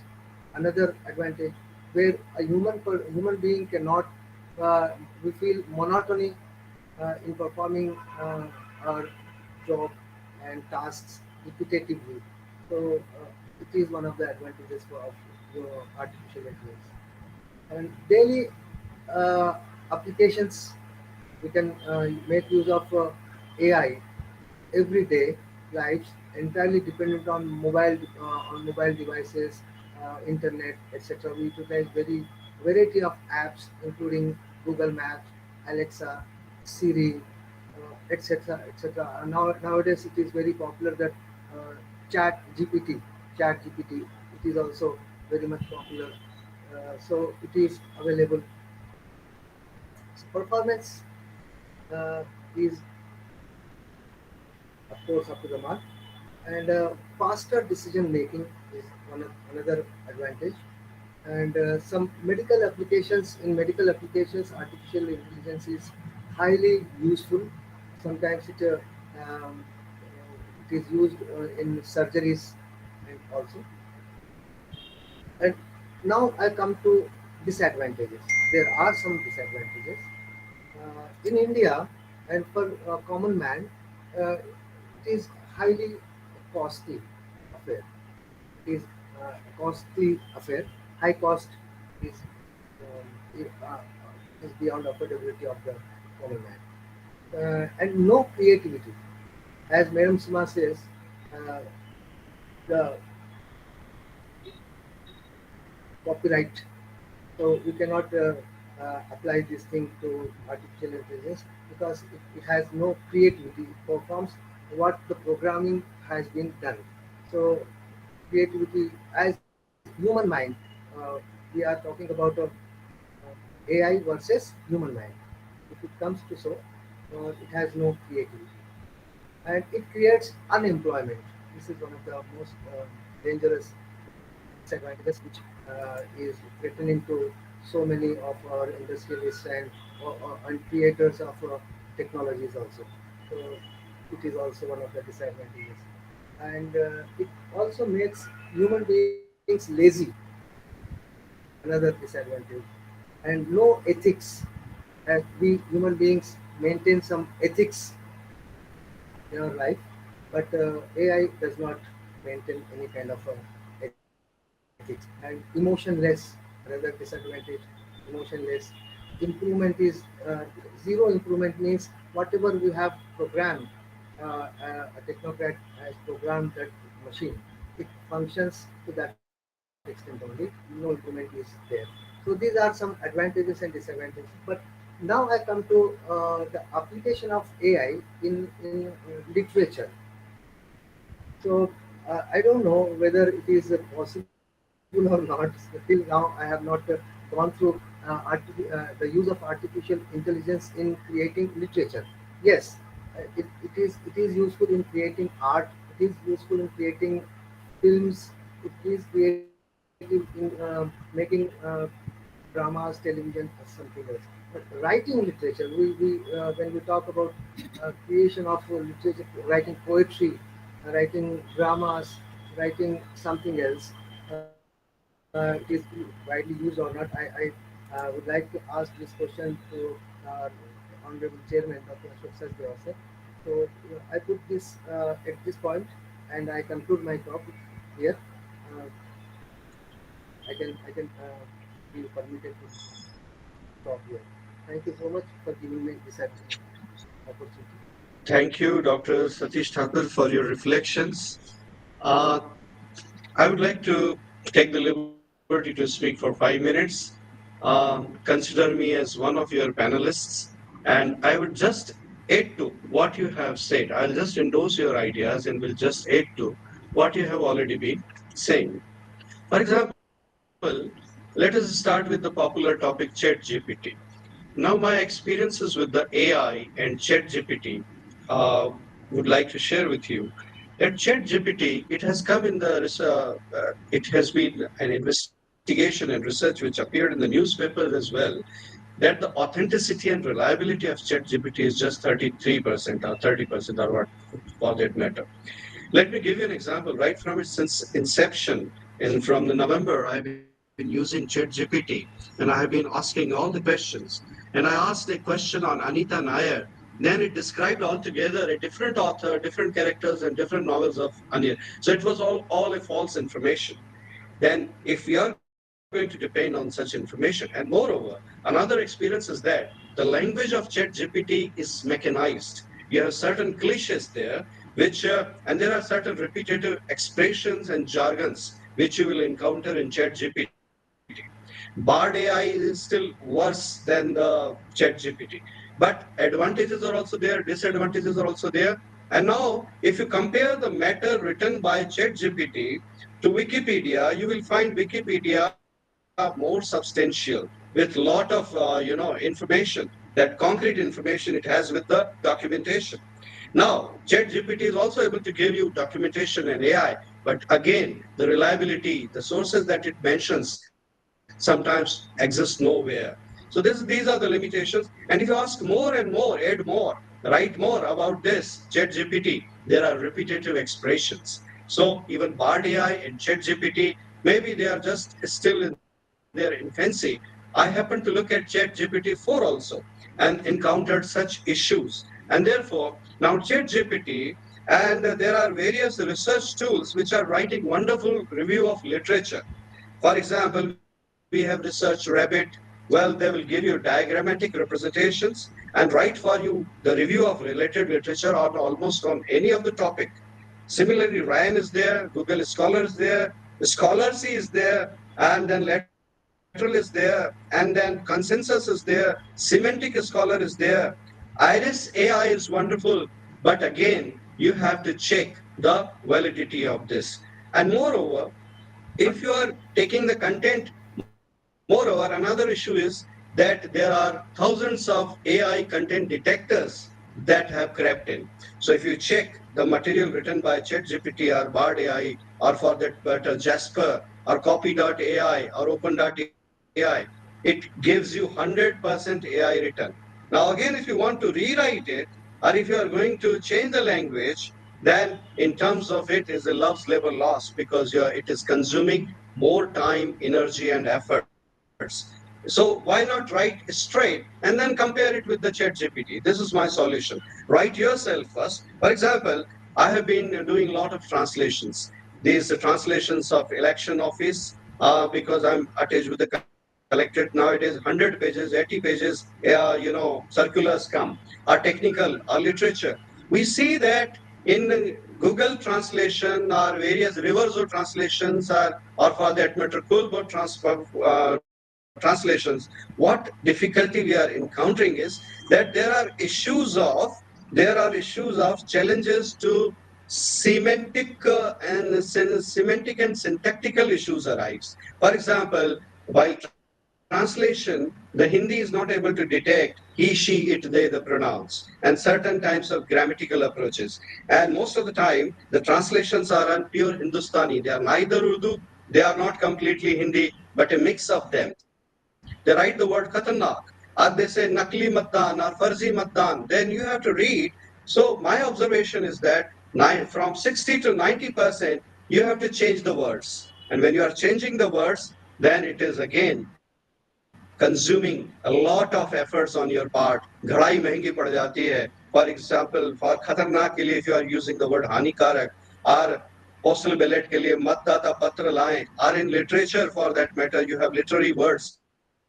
And there are issues pertaining to humor, irony, figures of speech, and satire, reading between the lines, issues of semantics, syntactical, pragmatic issues, how you are going to cope. So the AI is not able to cope with such issues.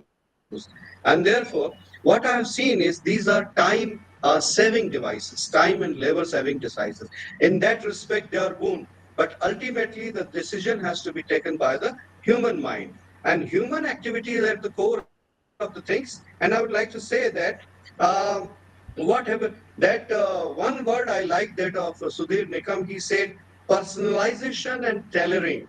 For example, this AI has come to you like Aladdin ka chirag, but it is up to you that what command you are giving to it, what instructions you are giving to it, what prompts you are giving to it. So prompt engineering is now emerging as a potential branch, that how to make use of, because you need a vision to make use of Aladdin ka chirag like AI. But they are certainly the time saving devices which I felt. I'm using AI. I'm learning lot many software tools and web applications and Android application and making use of them. For example, these are the disadvantages I'm discussing with you, but I can say that linguistics has says that human language is species specific and species uniform, available to all human beings, animals, birds, and or for that any other species, they are devoid of this language and literature. So is AI is also human specific. They are subset of human activity. So we can say because X is using AI to his vision and Y is using differently. And therefore, what happens is there is a matter of choice and selection and ordering. So that ultimately also becomes your creation. Another is content AI content detectors. So they say that it is for example, Urkund considers copy leaks. They consider AI matter as plagiarism, and therefore if it is written by, but if you're using your vision, giving it a human touch, giving your own ideas to it, ultimately, the use of this AI is subject to your ideas of using it. So, for example, these all research tools are writing review of related literature, but again, you have to change the language. They are giving you wonderful, and in translation also, my suggestion is you translate yourself. You read English, translate it in Hindi or any other language, or read Hindi, translate in English, and for the 10 or 20% better expressions that AI can give you, then you go and refer to it. Otherwise, you are going to consume a lot of time. Your time is going to be consumed in correcting each and every word, each and every expression, and that is taking a toll of our lives. So another thing is, but there are advantages, are there are wonderful formatting tools which can be used in the research. For example, Scrivener, I have been using it for the organization of material, thesis formatting, or book formatting. I'm publishing many books on softwares like Amazon, Notion, and Scrivener, and I'm doing it myself because AI has come to us as a boon, because I can design my cover immediately with my own vision and creativity. I can have my own book cover. So Scrivener helps you organize, which the Microsoft Word doesn't have. So there are many facilities like word wrapping, word tightening, and the issues that you encounter with the Microsoft Word regarding to the words are spread, and then you have to put a lot of labor in order to correct it, are the various aspects that are covered with the Scrivener or the Obsidian or for the Notion. And they are wonderful tools, and I recommend all my students and scholars to make use of Scrivener. And I have planned a lot many books on Scrivener. And I insist and pressurize every student to use Scrivener for thesis formatting and organization of matter.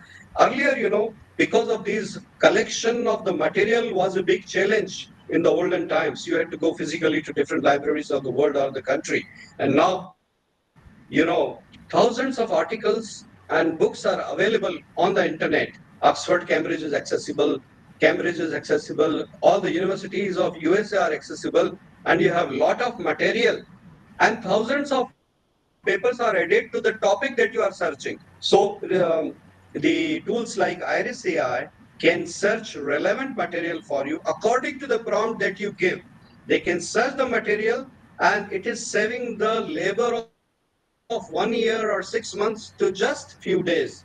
And so it's a wonderful time-saving device that AI has. So formatting tools, I talked about this, and there are LMS platforms where you can design your own courses, your own curriculum, and then you can run your own courses also. Publishing platforms are there, and you need not depend on any publisher at all. And as far as paraphrasing tools are concerned, like Gulbot and Reverso and Copy.ai, many, but the problem is with that. Sometimes the translations are funny, sometimes the paraphrasings are funny. Again, you have to check with those words, and that consume a lot of time, a heavy time for you, which is not advisable. It's better to write your own and then look for then you can, as a subsidiary, you can use them for AI. And there are sites like Text to PPT, but they are still in their infancy. They give you the PPT, but ultimately there's a lot of jargon and cliches and mechanized language that you have to sort out, and you are constant to apply your human intelligence to it. Text to images, text to videos. I have created lot of graphics and videos and pictures, images from Microsoft Bing and from thousands of such sites. But it depends upon your command that what exactly. So I think the whether the creativity is being harmed or creativity is being enhanced, I think all these AI tools definitely create enhance your creativity because they open up various avenues for you, and you are made to think and apply more and more ideas to it. And therefore, reading and editorial tool, as our first speaker Ayappa Raja talked about, these again Grammarly are rightful or the various other pro writing, pro aid writing like this, they give you wonderful advices. But again, it is your human expertise as a subject expert that out of various options you have to select the correct option. So again, these Grammarly pro writing depend upon your human intelligence, but they give you various ideas. Even poetry, story, creativity. Again, in writing digital poetry, I encountered the issues of connectivity. Are the syntactical gaps are there? Semantic issues crop up. So such things are there, but I was really impressed by AI that there are text analytics tools like Voyant tools, and there are Ant-Conc version 4, which I have been using a lot. They give you complete pathological diagnosis into various pages about because you cannot calculate number of words, number of nouns, pronouns, prepositions, or the errors, or various other things you cannot count, but they give you complete diagnosis, and therefore you can very well assess, and that saves you a lot of time. And like an expert, like a doctor, then you can interpret and evaluate the readings that you have received. So in that way, AI text analytic tools are just a miracle. Similarly, research tools are also amazing for the researchers. But the question now here arises, a big challenge. Tomorrow, a very crafty, clever student comes up with the thesis writing that has been completely written by AI, you have no option but to accept it.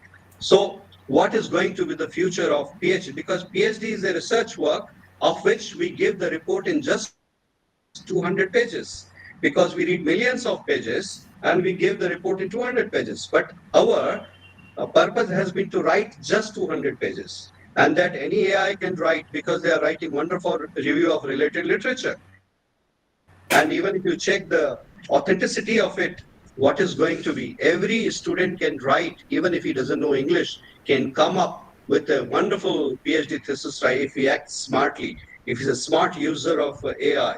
So what is the challenge, and how we are going, what is going to be the future, you know, of our PhD thesis writing or MPhil thesis writing, how our research is going to be.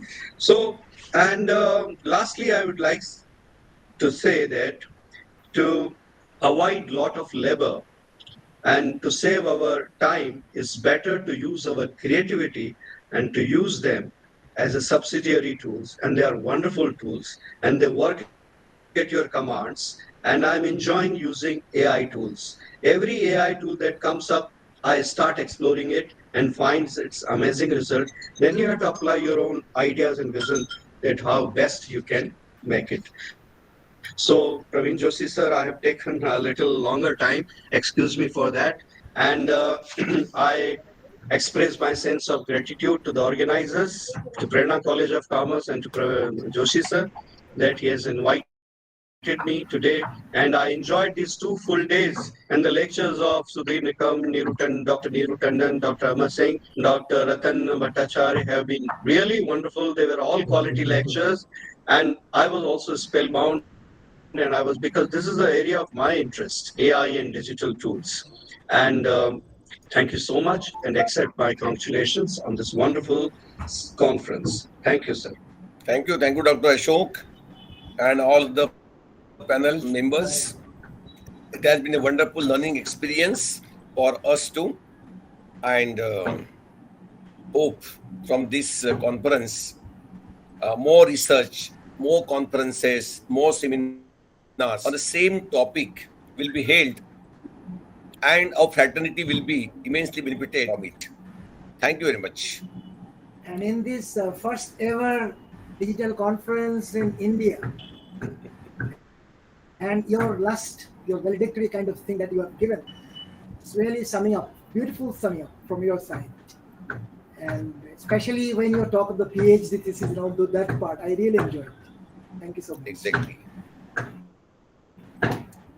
May I, sir? Yes, please go ahead. Thank you, all of you. We are truly grateful to all the panelists for sharing their valuable insights. Thank you so much, Dr. Satyavasan, for your valuable inputs, analytical remarks, and observations. Thank you once again, all. Now, moving further, we are reaching at the last part of the conference, that is validity function. It's my pleasure to invite Dr. Leena Chandanani, Head Department of English, DRB Sindhu Mahavidyalaya, Nagpur, and would like to hand over the charge of validity functions to her. Over to you, ma'am. Good evening, all. Am I audible? Yes, ma'am. Yes. Good evening to all the dignitaries and participants who have joined us virtually. Honorable Chief Guest of today's function, Professor S.A. Hamid Sir, Chairman of Program, Professor S.K. Agrawal Sir, Dr. Praveen Joshi Sir, Director, and Dr. Revatka, Principal of Dr. S.C. Gulhane, Prerna College of Commerce, Science and Arts, Nagpur, the galaxy of intellectuals, invited guests, faculty members, and all the participants from different prestigious colleges. I, Dr. Leena Chandani, Professor and Head Department of Languages, Dada Ramchand Baku Sindhu Mahavidyalaya, extend a very warm welcome to all of you in the valedictory function of the two-day National E-Conference in English on the theme Digital Literature, Present and Future, organized by Department of Languages, Dr. S.C. Gulhane, Prerna College of Commerce, Science, Arts, Nagpur. Friends, time has come to draw curtains to this mega e-conference, which is already been declared as huge success. A big round of applause to the dynamic team. Napoleon Hill has well said, cherish your visions and your dreams as they are the children of your soul, the blueprints of your ultimate achievements. Today, we live in the age of innovation where digital technology is providing solutions to problems before we have even realized we needed them. In today's digital world, digital literacy is as important as traditional literacy. Embracing innovation and understanding how to navigate the digital era is the key to unlocking new opportunities and staying ahead and ahead. Friends, we all know that it all begins with small steps, and this e-conference has paved way to new vistas of life. It has bestowed on us a new opportunity, a new chance to become the best version of ourselves. To present the summarization of the conference, I invite Mrs. Snehal Rakhunde, the conference coordinator. Thank you so much, Leena, ma'am. Due to time One minute. constraint, See, our chief guest is in a hurry, so kindly first call him. He will speak, and thereafter we'll do rest of the things. Okay, sir. Okay. Okay. Yes, sir. Yes, sir. Syed Hamid Ali sir will be speaking Yes, first. sir. Please invite him. Yes, sir. It's my great privilege and honor to introduce our chief guest, an accomplished professional and a beacon of excellence, Professor S.A. Hamid sir, a retired professor of English from Kumun University campus Almora and Uttarakhand, after holding posts like head of the department and dean faculty of arts. In addition to research publications, he has published 5 books of poetry: Autumn Rainbow, No Man's Land, Desire, Ultimately, The Ontology of Desire, New Selected Poems. His poems have also appeared in journals and anthologies, and his translation of poetry from English into Urdu, Hindi, and vice versa have appeared in various journals, where his Urdu translation of Hemingway's The Old Man and the Sea was awarded by the Uttar Pradesh Urdu Academy. A very warm welcome to you, sir. I request you to address our virtual participants.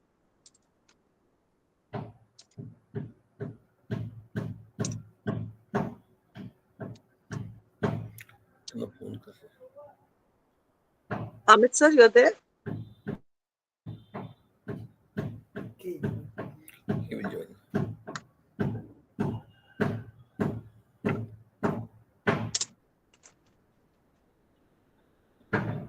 Snehal ma'am, sir is there? Am I audible? yes, sir. Yes, sir. Am I Yes, sir. audible? Yes, sir. Yeah. You are audible, sir. Just a minute.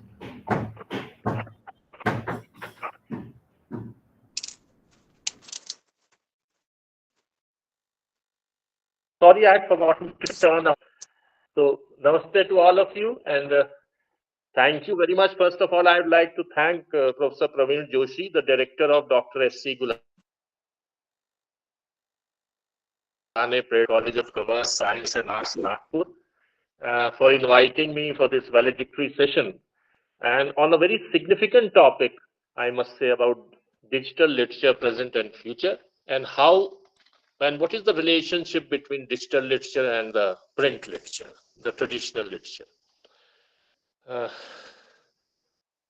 First of all, no, I actually, Dr. Professor Praveen Joshi, I'm not in a hurry. Actually, the problem is that we are having a power cut from the morning. So my mobile is partly charged only. And there is some work going on. It doesn't, electricity cut is not here by and large. So that was one reason why I couldn't join earlier also. But I'll take my time. I have enough charge. I had saved it for this valedictory session. First of all, I and many other of my colleagues, I'm a retired person, so we belong to what we call as a digital immigrant. You know, I had read about one Mark Prensky in 2001. He distinguished between digital natives and digital immigrants. So, digital natives are, of course, those young people who were born in the digital era, who have grown up and have been familiar with the digital technology. But I was born in 1954, and leave alone digital, we didn't even have transistors then. We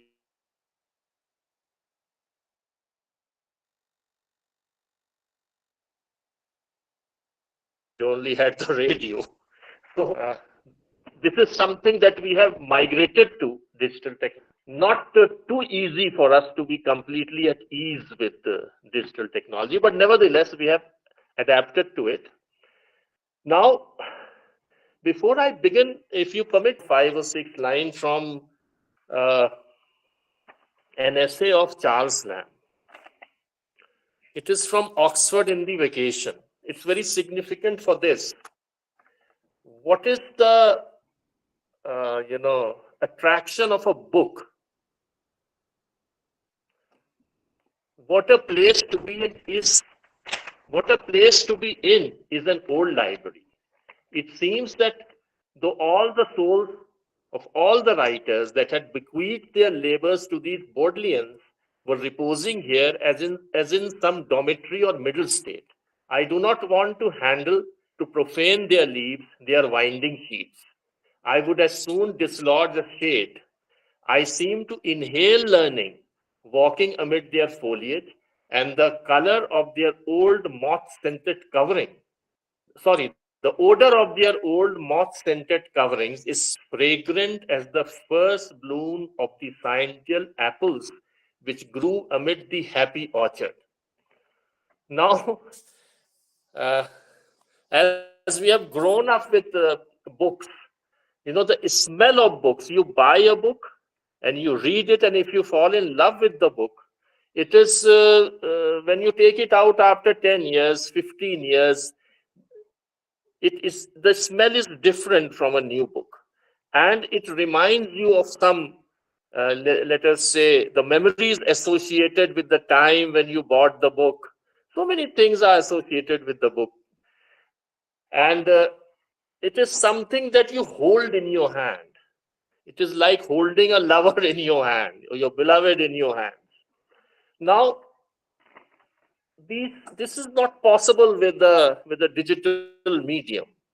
Now, as far as the digital medium is concerned, I would say that from quite some time, let us say if you go back to the modernist era, when digital literature wasn't there at all, or computers weren't there, the illusions, the intertextuality, all these things, they were different from the earlier linear narrative that we had. For example, T.S. Eliot's Wasteland that I had taught for a long, long time. There are a lot of allusions. There's a lot of intertextuality. So, and then we come to the postmodernist era, where you have a fragmented narrative, where some novelist, I'm forgetting, he said that you can tear the pages of my novel and you can shuffle them like a pack of cards and you can read from any point. It's the same thing. So, this is where we get the multiple entry of the digital literature. So it is a precursor of the, this multiple entry, except for the hyperlinks, multiple entry point and fragmented narrative, all this has been there in postmodernist literature.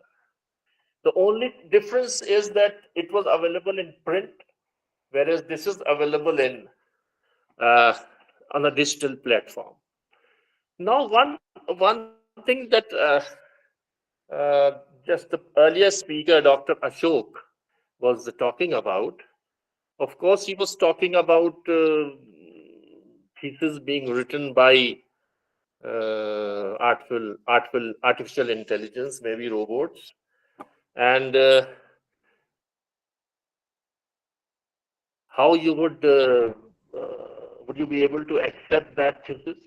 Anyway, that is a different question. But the thing is that the digital platform has provided an opportunity to many people to share their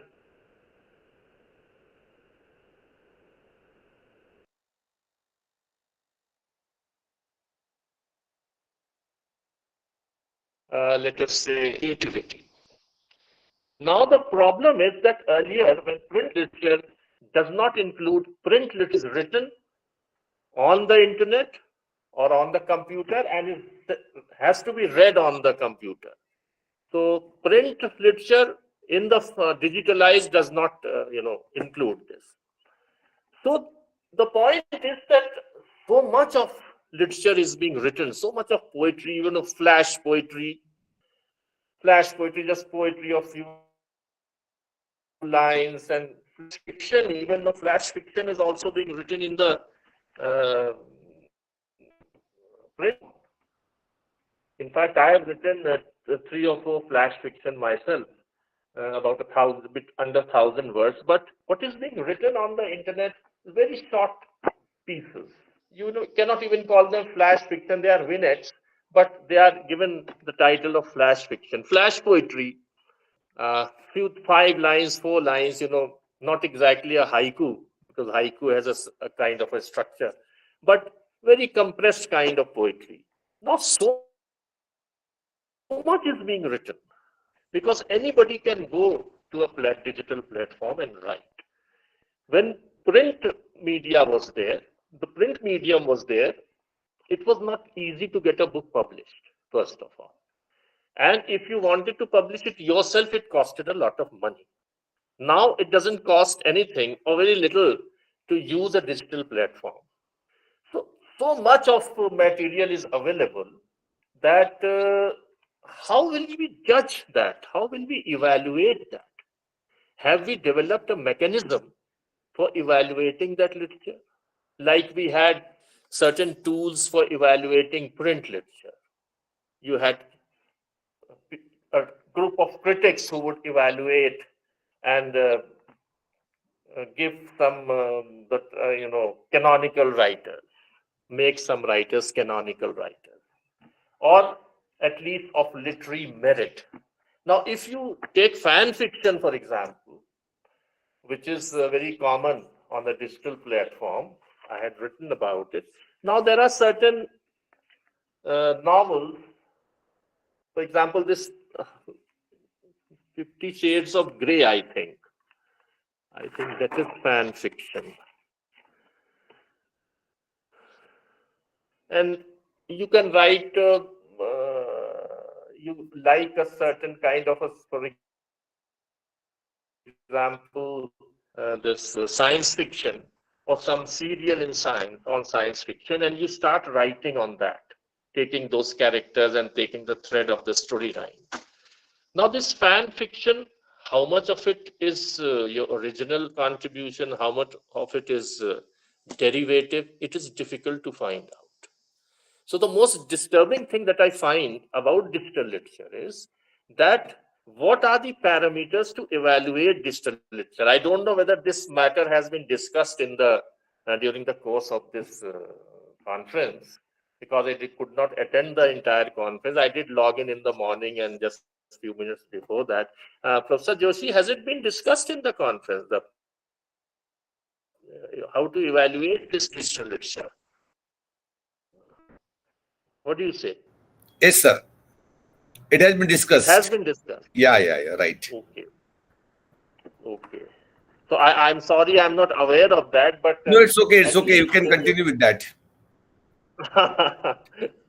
so, but it is, I find it a little difficult because so many people are writing, and they are writing sometimes the kind of didactic poetry that was written in the 19th or 18th century, that we must do this and we must be upright and we must be this, and rhyming it in quatrains, that you get tired of reading it. And so many people send me their poems, and they are written in that manner only, shared on the digital platform. I cannot tell a poet or budding poet that please don't write such trash. Nobody wants to read it. But anyway, so how to sieve this out is a very difficult question that we have to uh, tackle. In fact, language learning, of course, and language teaching is good. Digital platform can be very well used for language teaching, whether it's for conversation or for written language. That is, of course, there. But this aspect, we have to perhaps see how far we can do it. Now, one of the topics in your flyer was the future of books and teaching of literature by artificial intelligence. Now, future, what is the future of books? I have a couple of bookshop friends. I went to the very prominent bookshop in Lucknow, and it's the biggest bookshop in Lucknow. And I talked to my friend there, and he said, you see, a lot of people are buying books. They are buying fiction, and poetry has never been a seller. Nobody buys poetry, nobody has been buying poetry, but fiction sells. And people buy popular fiction, people also buy classical writers. So it's not that because of the digital era, we should not be very pessimistic about the fact that the digital era has, killed books. The second thing is about the interactive fiction or hypertext fiction. Now, hypertext fiction, yes, that was 50 Shades of Grey, E.L. James, which was originally written for the Twilight series. That was the fan fiction. Now, about this hypertext fiction, it is embedded with links. You can go back and forth. There are a number of these audios and videos that are available there. So it is a kind of a stream of consciousness technique is also at play in this, with this alternation between time and space. You see, these techniques which we find on what I'm trying to say is that these techniques are not something which are absolutely new. We have encountered them right from the stream of consciousness technique of Mrs. Dalloway, the novel by Virginia Woolf, or the portrait of the artist as a young man, and Finnegan's Wake. If you could understand the entire novel, it's very difficult to go through it. So then, of course, as I said, that modernist literature with its allusions and intertextuality, and postmodern literature, which is very close to and deconstruction. All these techniques, the post-structural poetics, all these things are somehow involved in this digital literature. Of course, in a different form altogether. The only thing is that the reader is given an option to carry the story forward, or even the author is taking votes. So the voting goes on, and then the author gives 3 or 4 alternatives, which way the story should proceed, and then the story proceeds in that manner. So these are the various, let us say, techniques that the author is involved by the author as far as the this digital literature is concerned. So we have a number of them. I have noted down a few.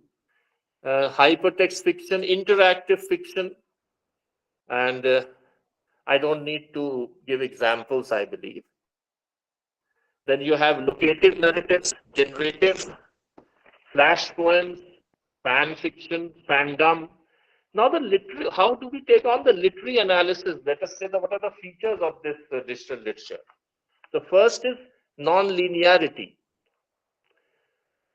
Now, whether it is a complicated book like the Stream of Consciousness novel or some postmodernist novel, in a print form, the reader begins a book and ends it, goes till the end.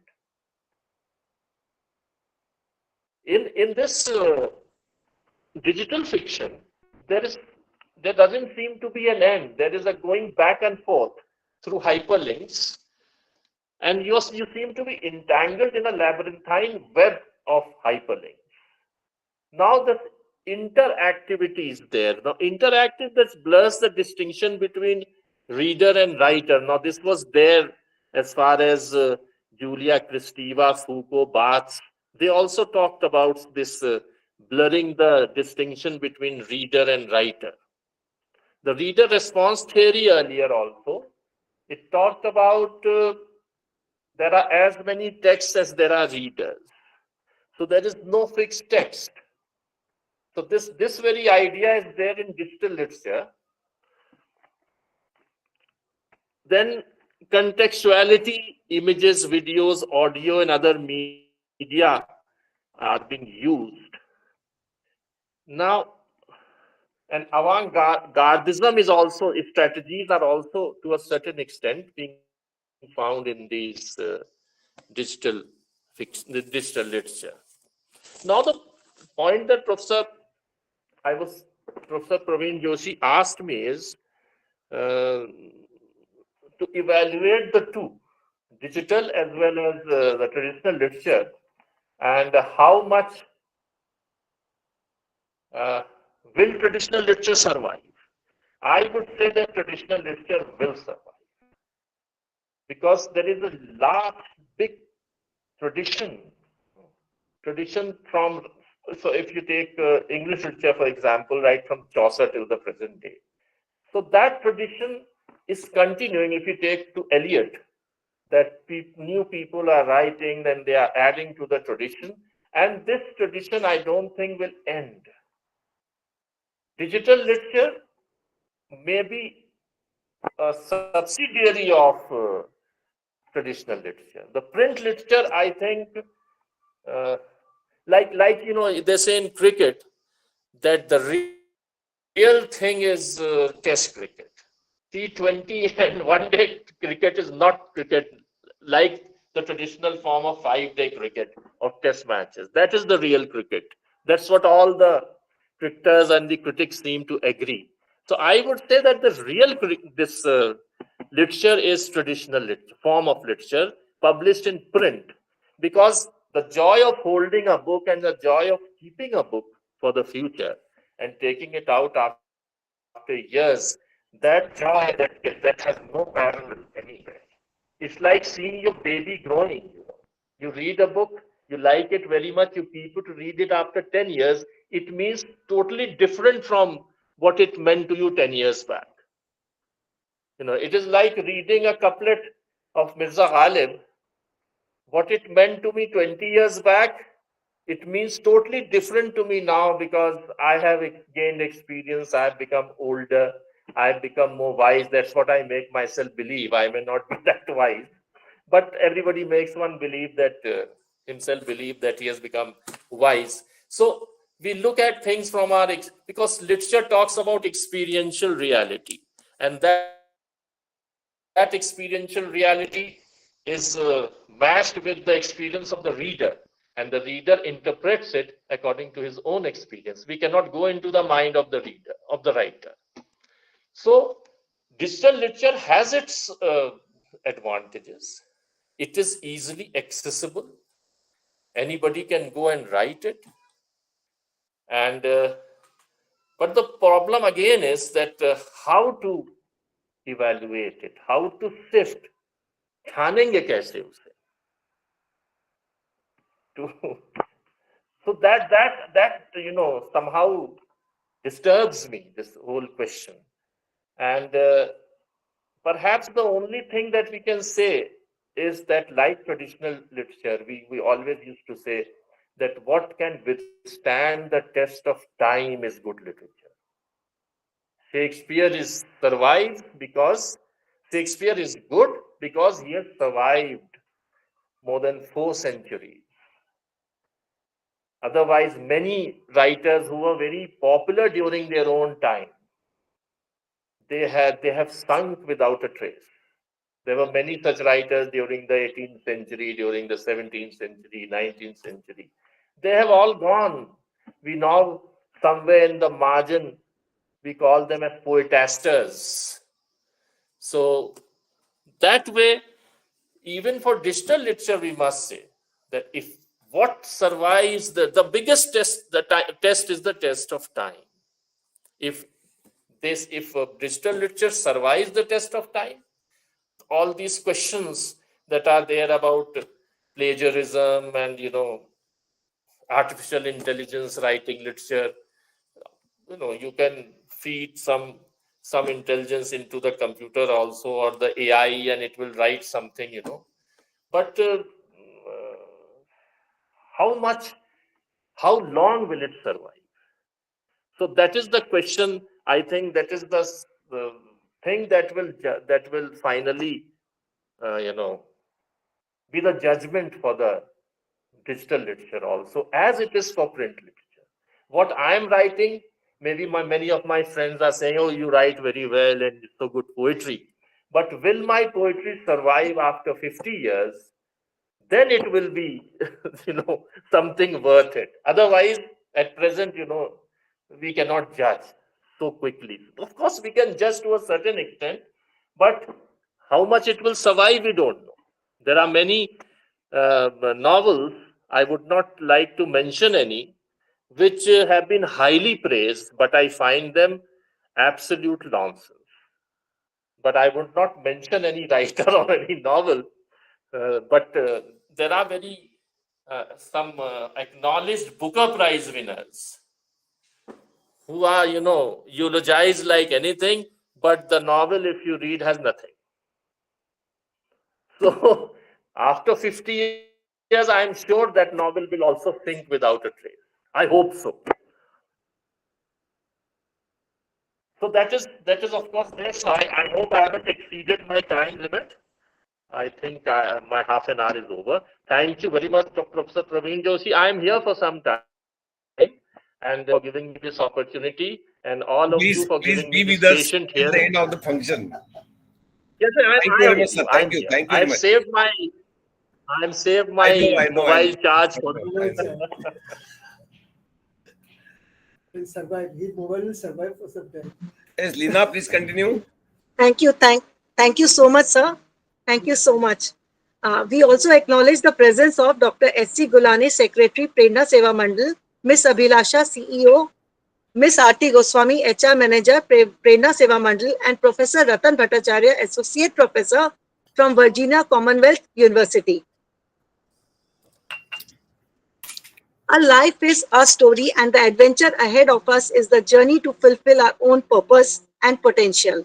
So many purposes have seen the light of the day with this e-conference. So to throw some more light on it, I invite Principal Ravatkar. Dr. Ravatkar, sir. Yeah. Thank you, ma'am. A very good afternoon and warm welcome to all of you. Since last 2 days, we are witnessing the transformative power of digital innovations in literature and the immense possibilities it offers to reshape the way we engage with narratives. In the present moment, digital literature has already made significant strides. We have seen the emergence of interactive narratives, multimedia storytelling, and virtual reality literature, each pushing the boundaries of what literatures can be.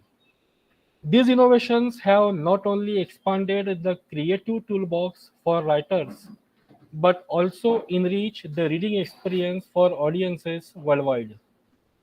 We have explored the ethical and cultural implications of digital literatures, considering the questions of accessibility, copyright, and the preservation of literacy heritage in a digital age.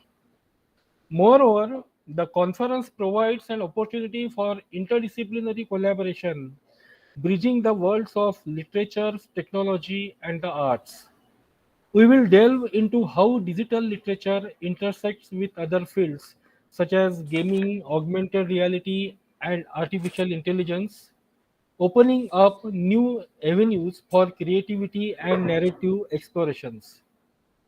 From my point of view, the main highlights of this 2 days conference, just I want to put over here, as we are running late, so I don't want to go in deeper.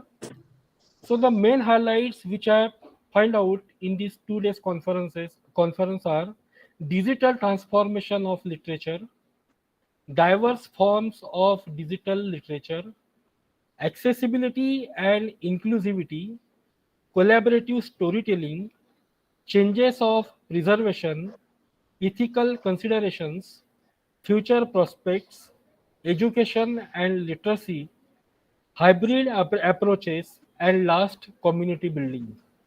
So, in conclusion, the conference on digital literature demonstrated the exciting developments in the field while also highlighting the challenges that need to be addressed. It underscored the importance of preserving literacy heritage in digital form and the potential for technology access to literature. As we move forward, it will be fascinating to see how digital literature continues to evolve and shape the future of storytelling. Thank you and good day. Thank you, sir. Thank you so much. Friends, close friends are truly life's treasures. Sometimes they know us better than we know ourselves. With great honesty, they are there to guide and support us, to share our laughter and our tears. Their presence reminds us that we are never really alone. Dr. Ratan Bhattacharya, a scholar par excellence, one of our best friends, who has come all the way from Virginia to Nagpur and has been a part of this conference from dawn till dusk, deserves a token of love and respect from people of Santra Nagri. I request Dr. S.C. Gulhane sir, Secretary Prerna Seva Mandal, to felicitate him with shawl, shifal and memento.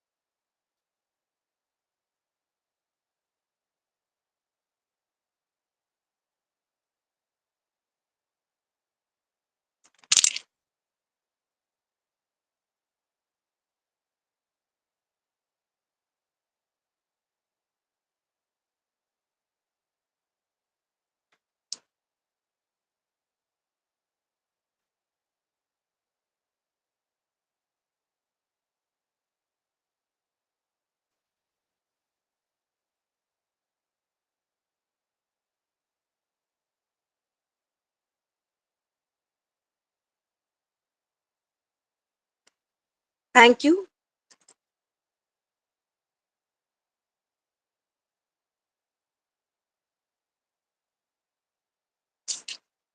Thank you so much, one and all. Friends, the journey is never ending. There is always some growth, improvement, and we just have to take it all in and do what's right, continue to grow, and continue to live in the moment. If we want a happy ending, that depends, of course, on where we stop our story. So the time has come to wrap up the things. To initiate this, I invite Chairperson Professor S.K. Agrawal. Sir is Senior Professor of English with a teaching experience of more than 3 decades. Presently, he is Professor at the Center of Comparative Literature and Translation Studies in the School of Language, Literature and Culture Studies at the Central University of Gujarat, Gandhinagar. Prior to this, he was Professor of English Studies in the Department of English at Maharaja Ganga Singh University, Bikaner. Besides several state awards, he is also the recipient of most prestigious award, Leadership for Academicians program, sponsored by Ministry of Education, Government of India. He has been a member on various policy decision-making committees on both the central and state government of Rajasthan. He is member of the selection committee of various central universities and state universities as visitor, nominee, subject expert, respectively. He is also Honorable Government's nominee member on the Academic Council and Board of Management of various state universities of Rajasthan. Sir has got many, very long biodata, but time constraints me to say. So I request, sir, to please deliver your presidential speech. Thank you so much for a generous presentation or introduction that you have made. Let me begin at the outset. Let me begin by presenting my huge thank you to the organizers, especially to Dr. Praveen Joshi, Leena ji, and Snehal. I do not know how he picked me up, but somewhere from the Facebook. And I thought that I would be learning certain things in the participation, although I could not get much time to participate in the full 2 days discourse. But then since last 1.5 hours I was present and I was listening to the whole discourse, perhaps the task of a chairperson is to summarize what has gone and then to suggest if there is something that can be done further. Now, first of all, I would again like to congratulate the organizers for having chosen such a beautiful topic and a topic that has got the relevance in the contemporary scenario. Because when we have a look at the print literature and the digital literature, you will find, of course, several things have been said by Professor Hamid also, and before him by Professor Thakur also. I would begin by saying that a lot of wars have been fought on the floors of the departments of English. These wars were between the notion of purity and impurity, between the notion whether language should be taught or literature should be taught, or language is primary and literature is primary, or whether what is pure and what is impure.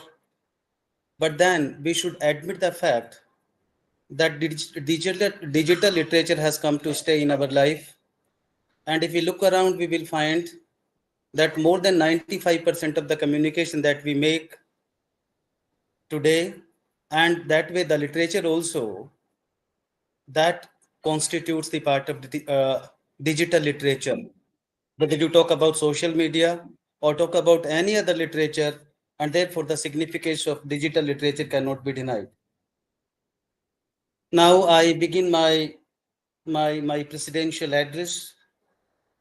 Honorable Days and the esteemed delegates and participants,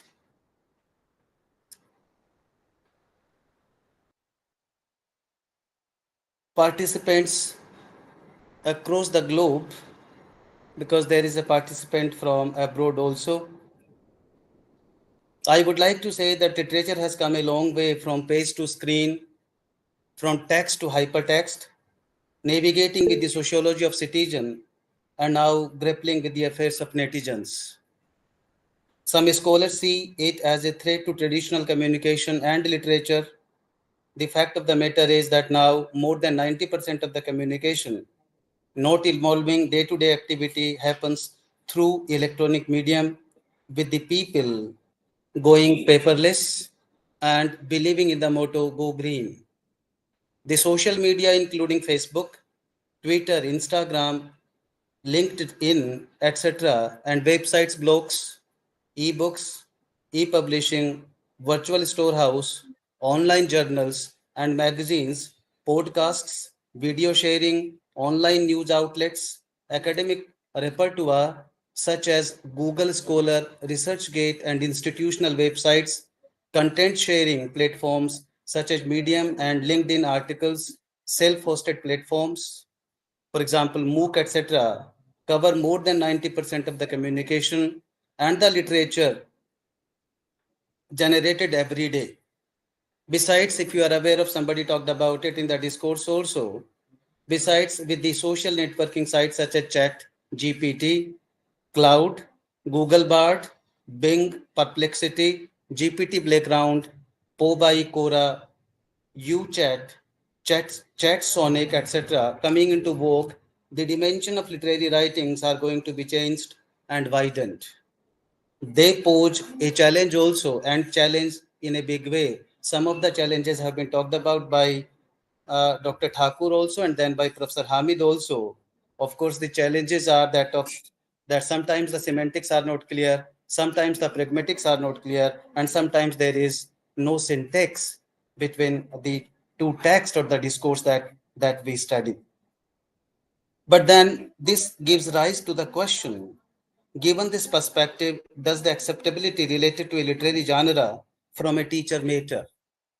Now, Professor Hamid was talking about it, and therefore I put this question here before this conference, because we as teachers are not supposed to say whether this is good literature or bad literature.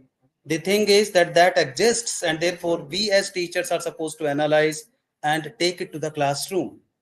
Of course, we will decide what are the parameters, the standard parameters and the non-standard parameters. But then if you look at the journey the literature has traveled, you will come to learn the fact that literature is an ever-evolving process. And therefore, the literature that was written some 100 years ago is not the same now. And of course, when the technology has come into being, its facet is certainly going to be changed. The answer to the question is, of course, in negative. We as literary scholars and linguists are supposed to analyze the data generated every day. Undeniably, the data in use cannot be kept away from classroom, for it enables the teacher to evolve RELIA. And when I talk about RELIA, you must be aware of the fact that when we talk about RELIA, we talk about the material that we evolve from the real life situations. And the benefit or the advantage of the use of RELIA is that it makes the classroom teaching very interesting and the student feels motivated. And this is the biggest problem of the classroom teaching today, because you see the student do not take interest in the material that is prescribed by the textbook. And if through the technology, although I have got all doubts, because you see we are fascinated and we believe in borrowing the technology, or let us say the devices that come from the that are used by the foreigners or by the colonizers, but then ultimately we fail into making use of it. But right now it seems that this technology or digital technology seems to promise a better future than the print media. And the reasons are very obvious, because the classroom teaching can be made more interesting. The student will feel more motivated and encouraged if this technology is used in the classroom. Digital literature has also ensured diversity of expression. It has allowed the writers to explore new mediums such as multimedia and hypertext.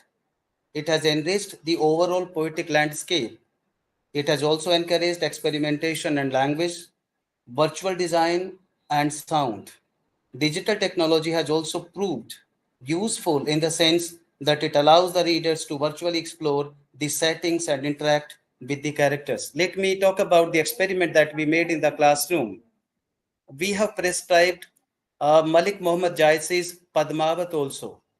And this Padmavat was presented in the classroom through the digital technology, and you see the outcome was wonderful. So you see the way you are making use of it. The problem is that we people are not properly equipped for it. We people, if we get properly equipped, then of course it will go a long way in making the people learn. Of course, in the classroom, we do have the, I would say, the population or the demography of the classroom is that of hybrid nature. Now, in that case, teacher is the best judge what is to make use of. But we teachers are experimenters also.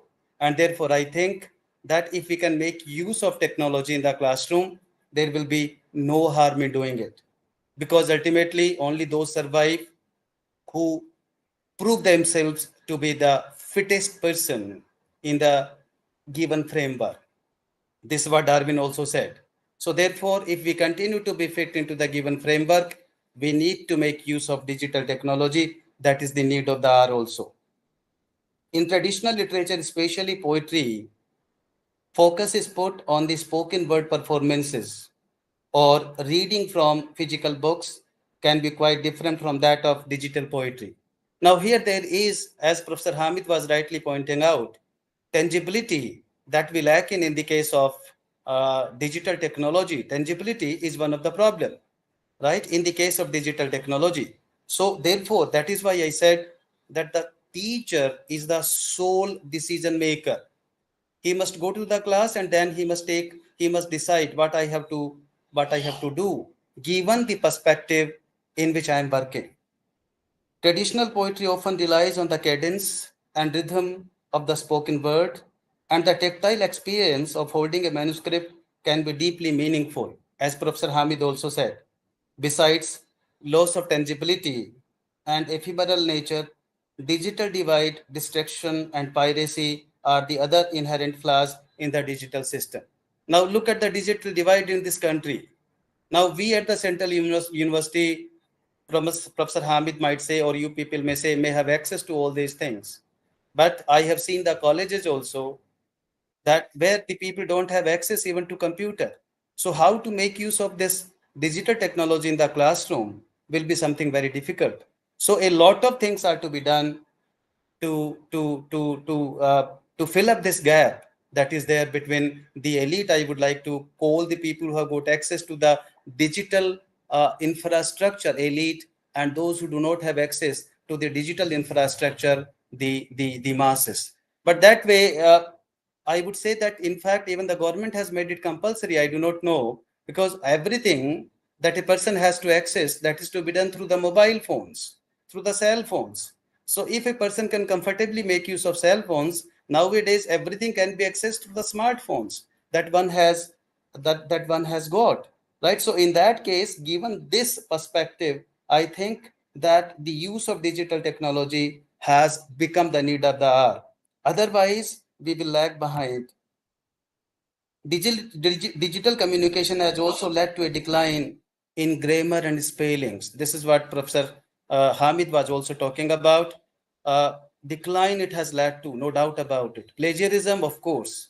And Professor Thakur was talking about that you can write a PhD thesis also with the help of artificial intelligence. But then should we really encourage it? Because I know some of the technological firms, they have denied the use of chat GPT for their own stakeholders. They say that you cannot make use of chat GPT, right? So when we are encouraging these things, in that case, the real academics will disappear from the classrooms, right? So, and in that case, what will be the role of the teacher? We need to think about the role of the teacher also, because what the teacher is, the teacher will be putting him, he was talking about it, that basically this is a time-saving device. Of course, if it is used as a time-saving device, very good. But then if you depend on it absolutely, then it can be very harmful also. And the genuineness of the expression will also be marked. Because when I was working, the Professor Joshi invited me to speak on this, I thought that let me go to Jet GPT and check with it. And I said, write a poem for me. And immediately he came out with a poem. And you see, resembling, I do not know, what do they do? Resembling the emotions that I have. All right, then I said, who is the writer of this poem? And the answer was that it is I who has written this poem for you. right? So all the answers automatically they are coming, all right. But then, of course, I absolutely agree with Professor what Professor Hamid has said, that we cannot, that this technology cannot replace the human being. The vitality of the human being cannot be denied in the classroom, and therefore, I would say that this technology must continue as a slave, but not as a master. The moment you make technology as a master, it will colonize you, and the results will be disastrous. Due to digitalization, there is a significant historical drift in almost all the genres of literature, including personal and professional letters also. I'm coming to the email, the way the email is being written nowadays. Now, of course, every art of writing is lost. We do not know how to write a good letter. We simply believe that we have to write the email, and they have become very official and formal document now. Everything, because both my sons, they are working in one is working in Google and the other one is again in a software company. So both of them, they get everything done on email. And they say that even email has become absolutely formal. Even when I got my appointment letter from the Central University, it was sent to me through email. And then I said, what about the hard copy? They said that you get a copy of it and print it and keep it in your file. But we don't provide any print. So now even the whole, you will be wondering to know that the whole Vidhan Sabha of Gujarat has gone paperless. They have gone paperless. They are not making use of paper. Every MLA has been given a computer, a laptop in front of a sheet. And if he has to find out the agenda, he will just switch on and then he will find out what is the agenda for the meeting. So when it is speeding, when it is accelerating to that extent, we need to bother about our own context also, because we need to be true to the context in which we live. And we can remain true to the context only when we correspond with the need of the time. So in case of business emails, business letters appended to the emails are moving to expressive conversation. This is what I have said. The researchers indicate that digital literary genres have been moving in an oral direction. They are becoming more oral. Earlier, we used to make a difference between writing mode and speech mode of literature. Right now, that is disappearing. We are moving more towards the oral mode of communication. Then, if you look at the language that is being used, there was a movement that was given the name, Professor Hamid must be aware of it, the plain language movement that flourished in England in 1970, in England and USA. That is again coming into vogue. And the language of the technology is becoming plainer and more straightforward. Now, in fact, I have got a lot of things to say, but then I think that Professor Praveen Joshi is looking at my face, and I will take only 2 minutes more, and then I will wind up, because the summing up is required. Because when we talk about this, I would like to conclude by saying that language and literature is in a state of turmoil and transition as we approach the millennia. Therefore, the need of the hour is to understand that digital literature is not a threat to traditional literature, but rather a transformation and expansion of the literary landscape, provided it is used very carefully and slavishly. All right, that is, it must be used as a slave, not as a commander. Traditional and digital literature can coexist and complement each other in several ways. The fact, however, remains that digital literature cannot replace, as I have said in the beginning also, cannot replace the traditional literature. Now, this is what Bharat Muni, he has said in Bharatanatyam or Natya Sastra. He talks about Bhav, Vibhav, and Swabhav also. Bhav, Vibhav, and Swabhav, as stated by Bharat, are the natural phenomena and are not replaceable either by machine or by technology, absolutely. And therefore, AI, as I said, must be your slave and not your master. Thank you so much to Dr. Joshi, to the organizers, and to all of you for having given me a chance to make me a part of this brilliant discourse and deliberation. Thank you so much. My gratitude to all of you. Thank you, sir. Thank you very much. Wonderful analysis, wonderful views, wonderful ideas, and all of them original ideas. We are really grateful to you. Thank you so much. Thank you. Thank you, sir. Thank you so much. We have with us Dr. Poonam Nigam, ma'am. Thank you so much. Yes, thank you, sir. Thank you, sir. We have with us Dr. Poonam Nigam, ma'am, who wishes to express her views on this occasion. I request her for her feedback.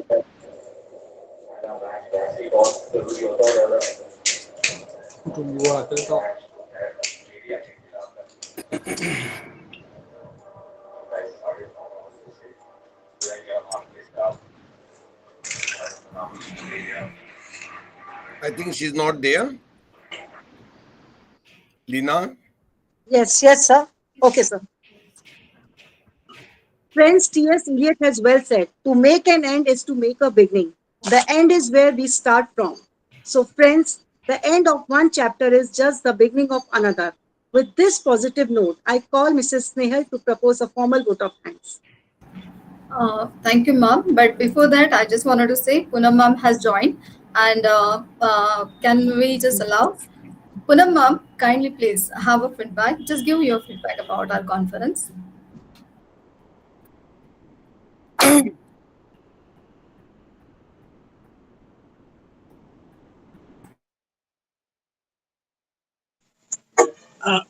Madam, before that, shall I extend my thanks to the team, ma'am? Can you permit me? Can you permit me to express my views regarding this international forum? Please, sir, please go ahead. Yes, sir. Thank you very much for granting permission. And the international forum, scholarly forum, is the hour of the need. Actually, many youngsters who preferred digital literature rather than the other mode of literature. So, on the basis, this international scholarly forum is an apt and appropriate. Many scholars, many delegates, many guest of speakers, and others express their views regarding the digital literature or artificial intelligence and other perceptions. It is really an eye-opening session for the youngsters especially, so that I feel so happy. It's the right time to extend my gratitude to Dr. Praveen Joshi, the director, and my dear lovely friend, Dr. Ragunde, Snagel madam, Leena madam, and all other dignitaries for having granted me a wonderful chance, not only for me, but also to the young scholars, upcoming students from various institutions, universities, and other institutions. So I feel happy to extend my gratitude for the opportunity once provided. Thank you very much. Thank you, one and all. Thank you so much, sir. Poonam ma'am, are you there? Yes. Over to you, ma'am.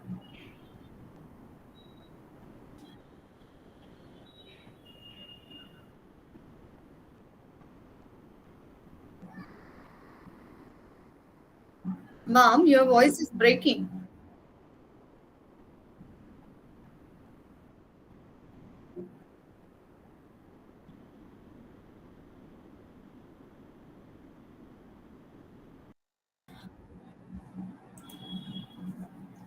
Ma'am, you are not totally audible. Your voice is too much breaking. Shall we continue further? Thank you for thank you so much for being with us. Okay. Yeah. Thank you so much, ma'am. So, may I, sir? Now, we have reached at the last phase of this memorable conference. I am Mrs. Nehal Rakhunde, again here to express gratitude. First of all, I would like to extend my sincere thanks to the chief guests, the resource persons, the moderators, and the panelists for enlightening us with their depth of knowledge during the conference. We are truly grateful to all of you, sir. I also extend my sincere thanks to Professor R.C. Gulhane, the President, Prerna Seva Mandal, Dr. S.C. Gulhane, the Secretary, Prerna Seva Mandal, Ms. Abhilasha Gurde, the CEO, Prerna Seva Mandal, for their continuous guidance and support. I'm thankful to Dr. Praveen Joshi, the Director of the College, for his time-to-time guidance and support for making this conference successful. I also extend my thanks to Ms. R.P. Goswami, HRM, Prerna Seva Mandal, for her kind support. I'm also thankful to all the participants of the. I just wanted to say thanks to the principal of the college, Dr. Revatkar sir, for his generous support, and I'm also thankful for the team of the conference. My special thanks to Dr. Leena Chandanani ma'am for being a part of this memorable conference. I owe my special thanks to the technical team for their smooth conduction of this virtual conference. At last, I must mention it has been indeed an uplifting and productive day. We extend our sincere gratitude to all the participants of overall India who have enthusiastically attended this two-day conference. Hope this conference has immensely benefited you and it has opened new vistas for the future studies in the field of digital literature.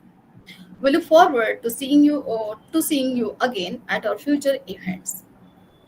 Dear participant, kindly note, feedback link is shared here in the chat box and also will be shared in all the groups of the conference.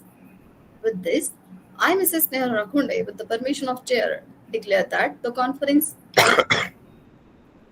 have a nice time ahead. Goodbye. Agrawal sir, thank you very much. Very soon we'll meet again, and very, very grateful to you that you have spent a lot of time with us, your spare time for chairing the session, Agrawal sir and Hamid sir. Really thankful to you for becoming our chief guest.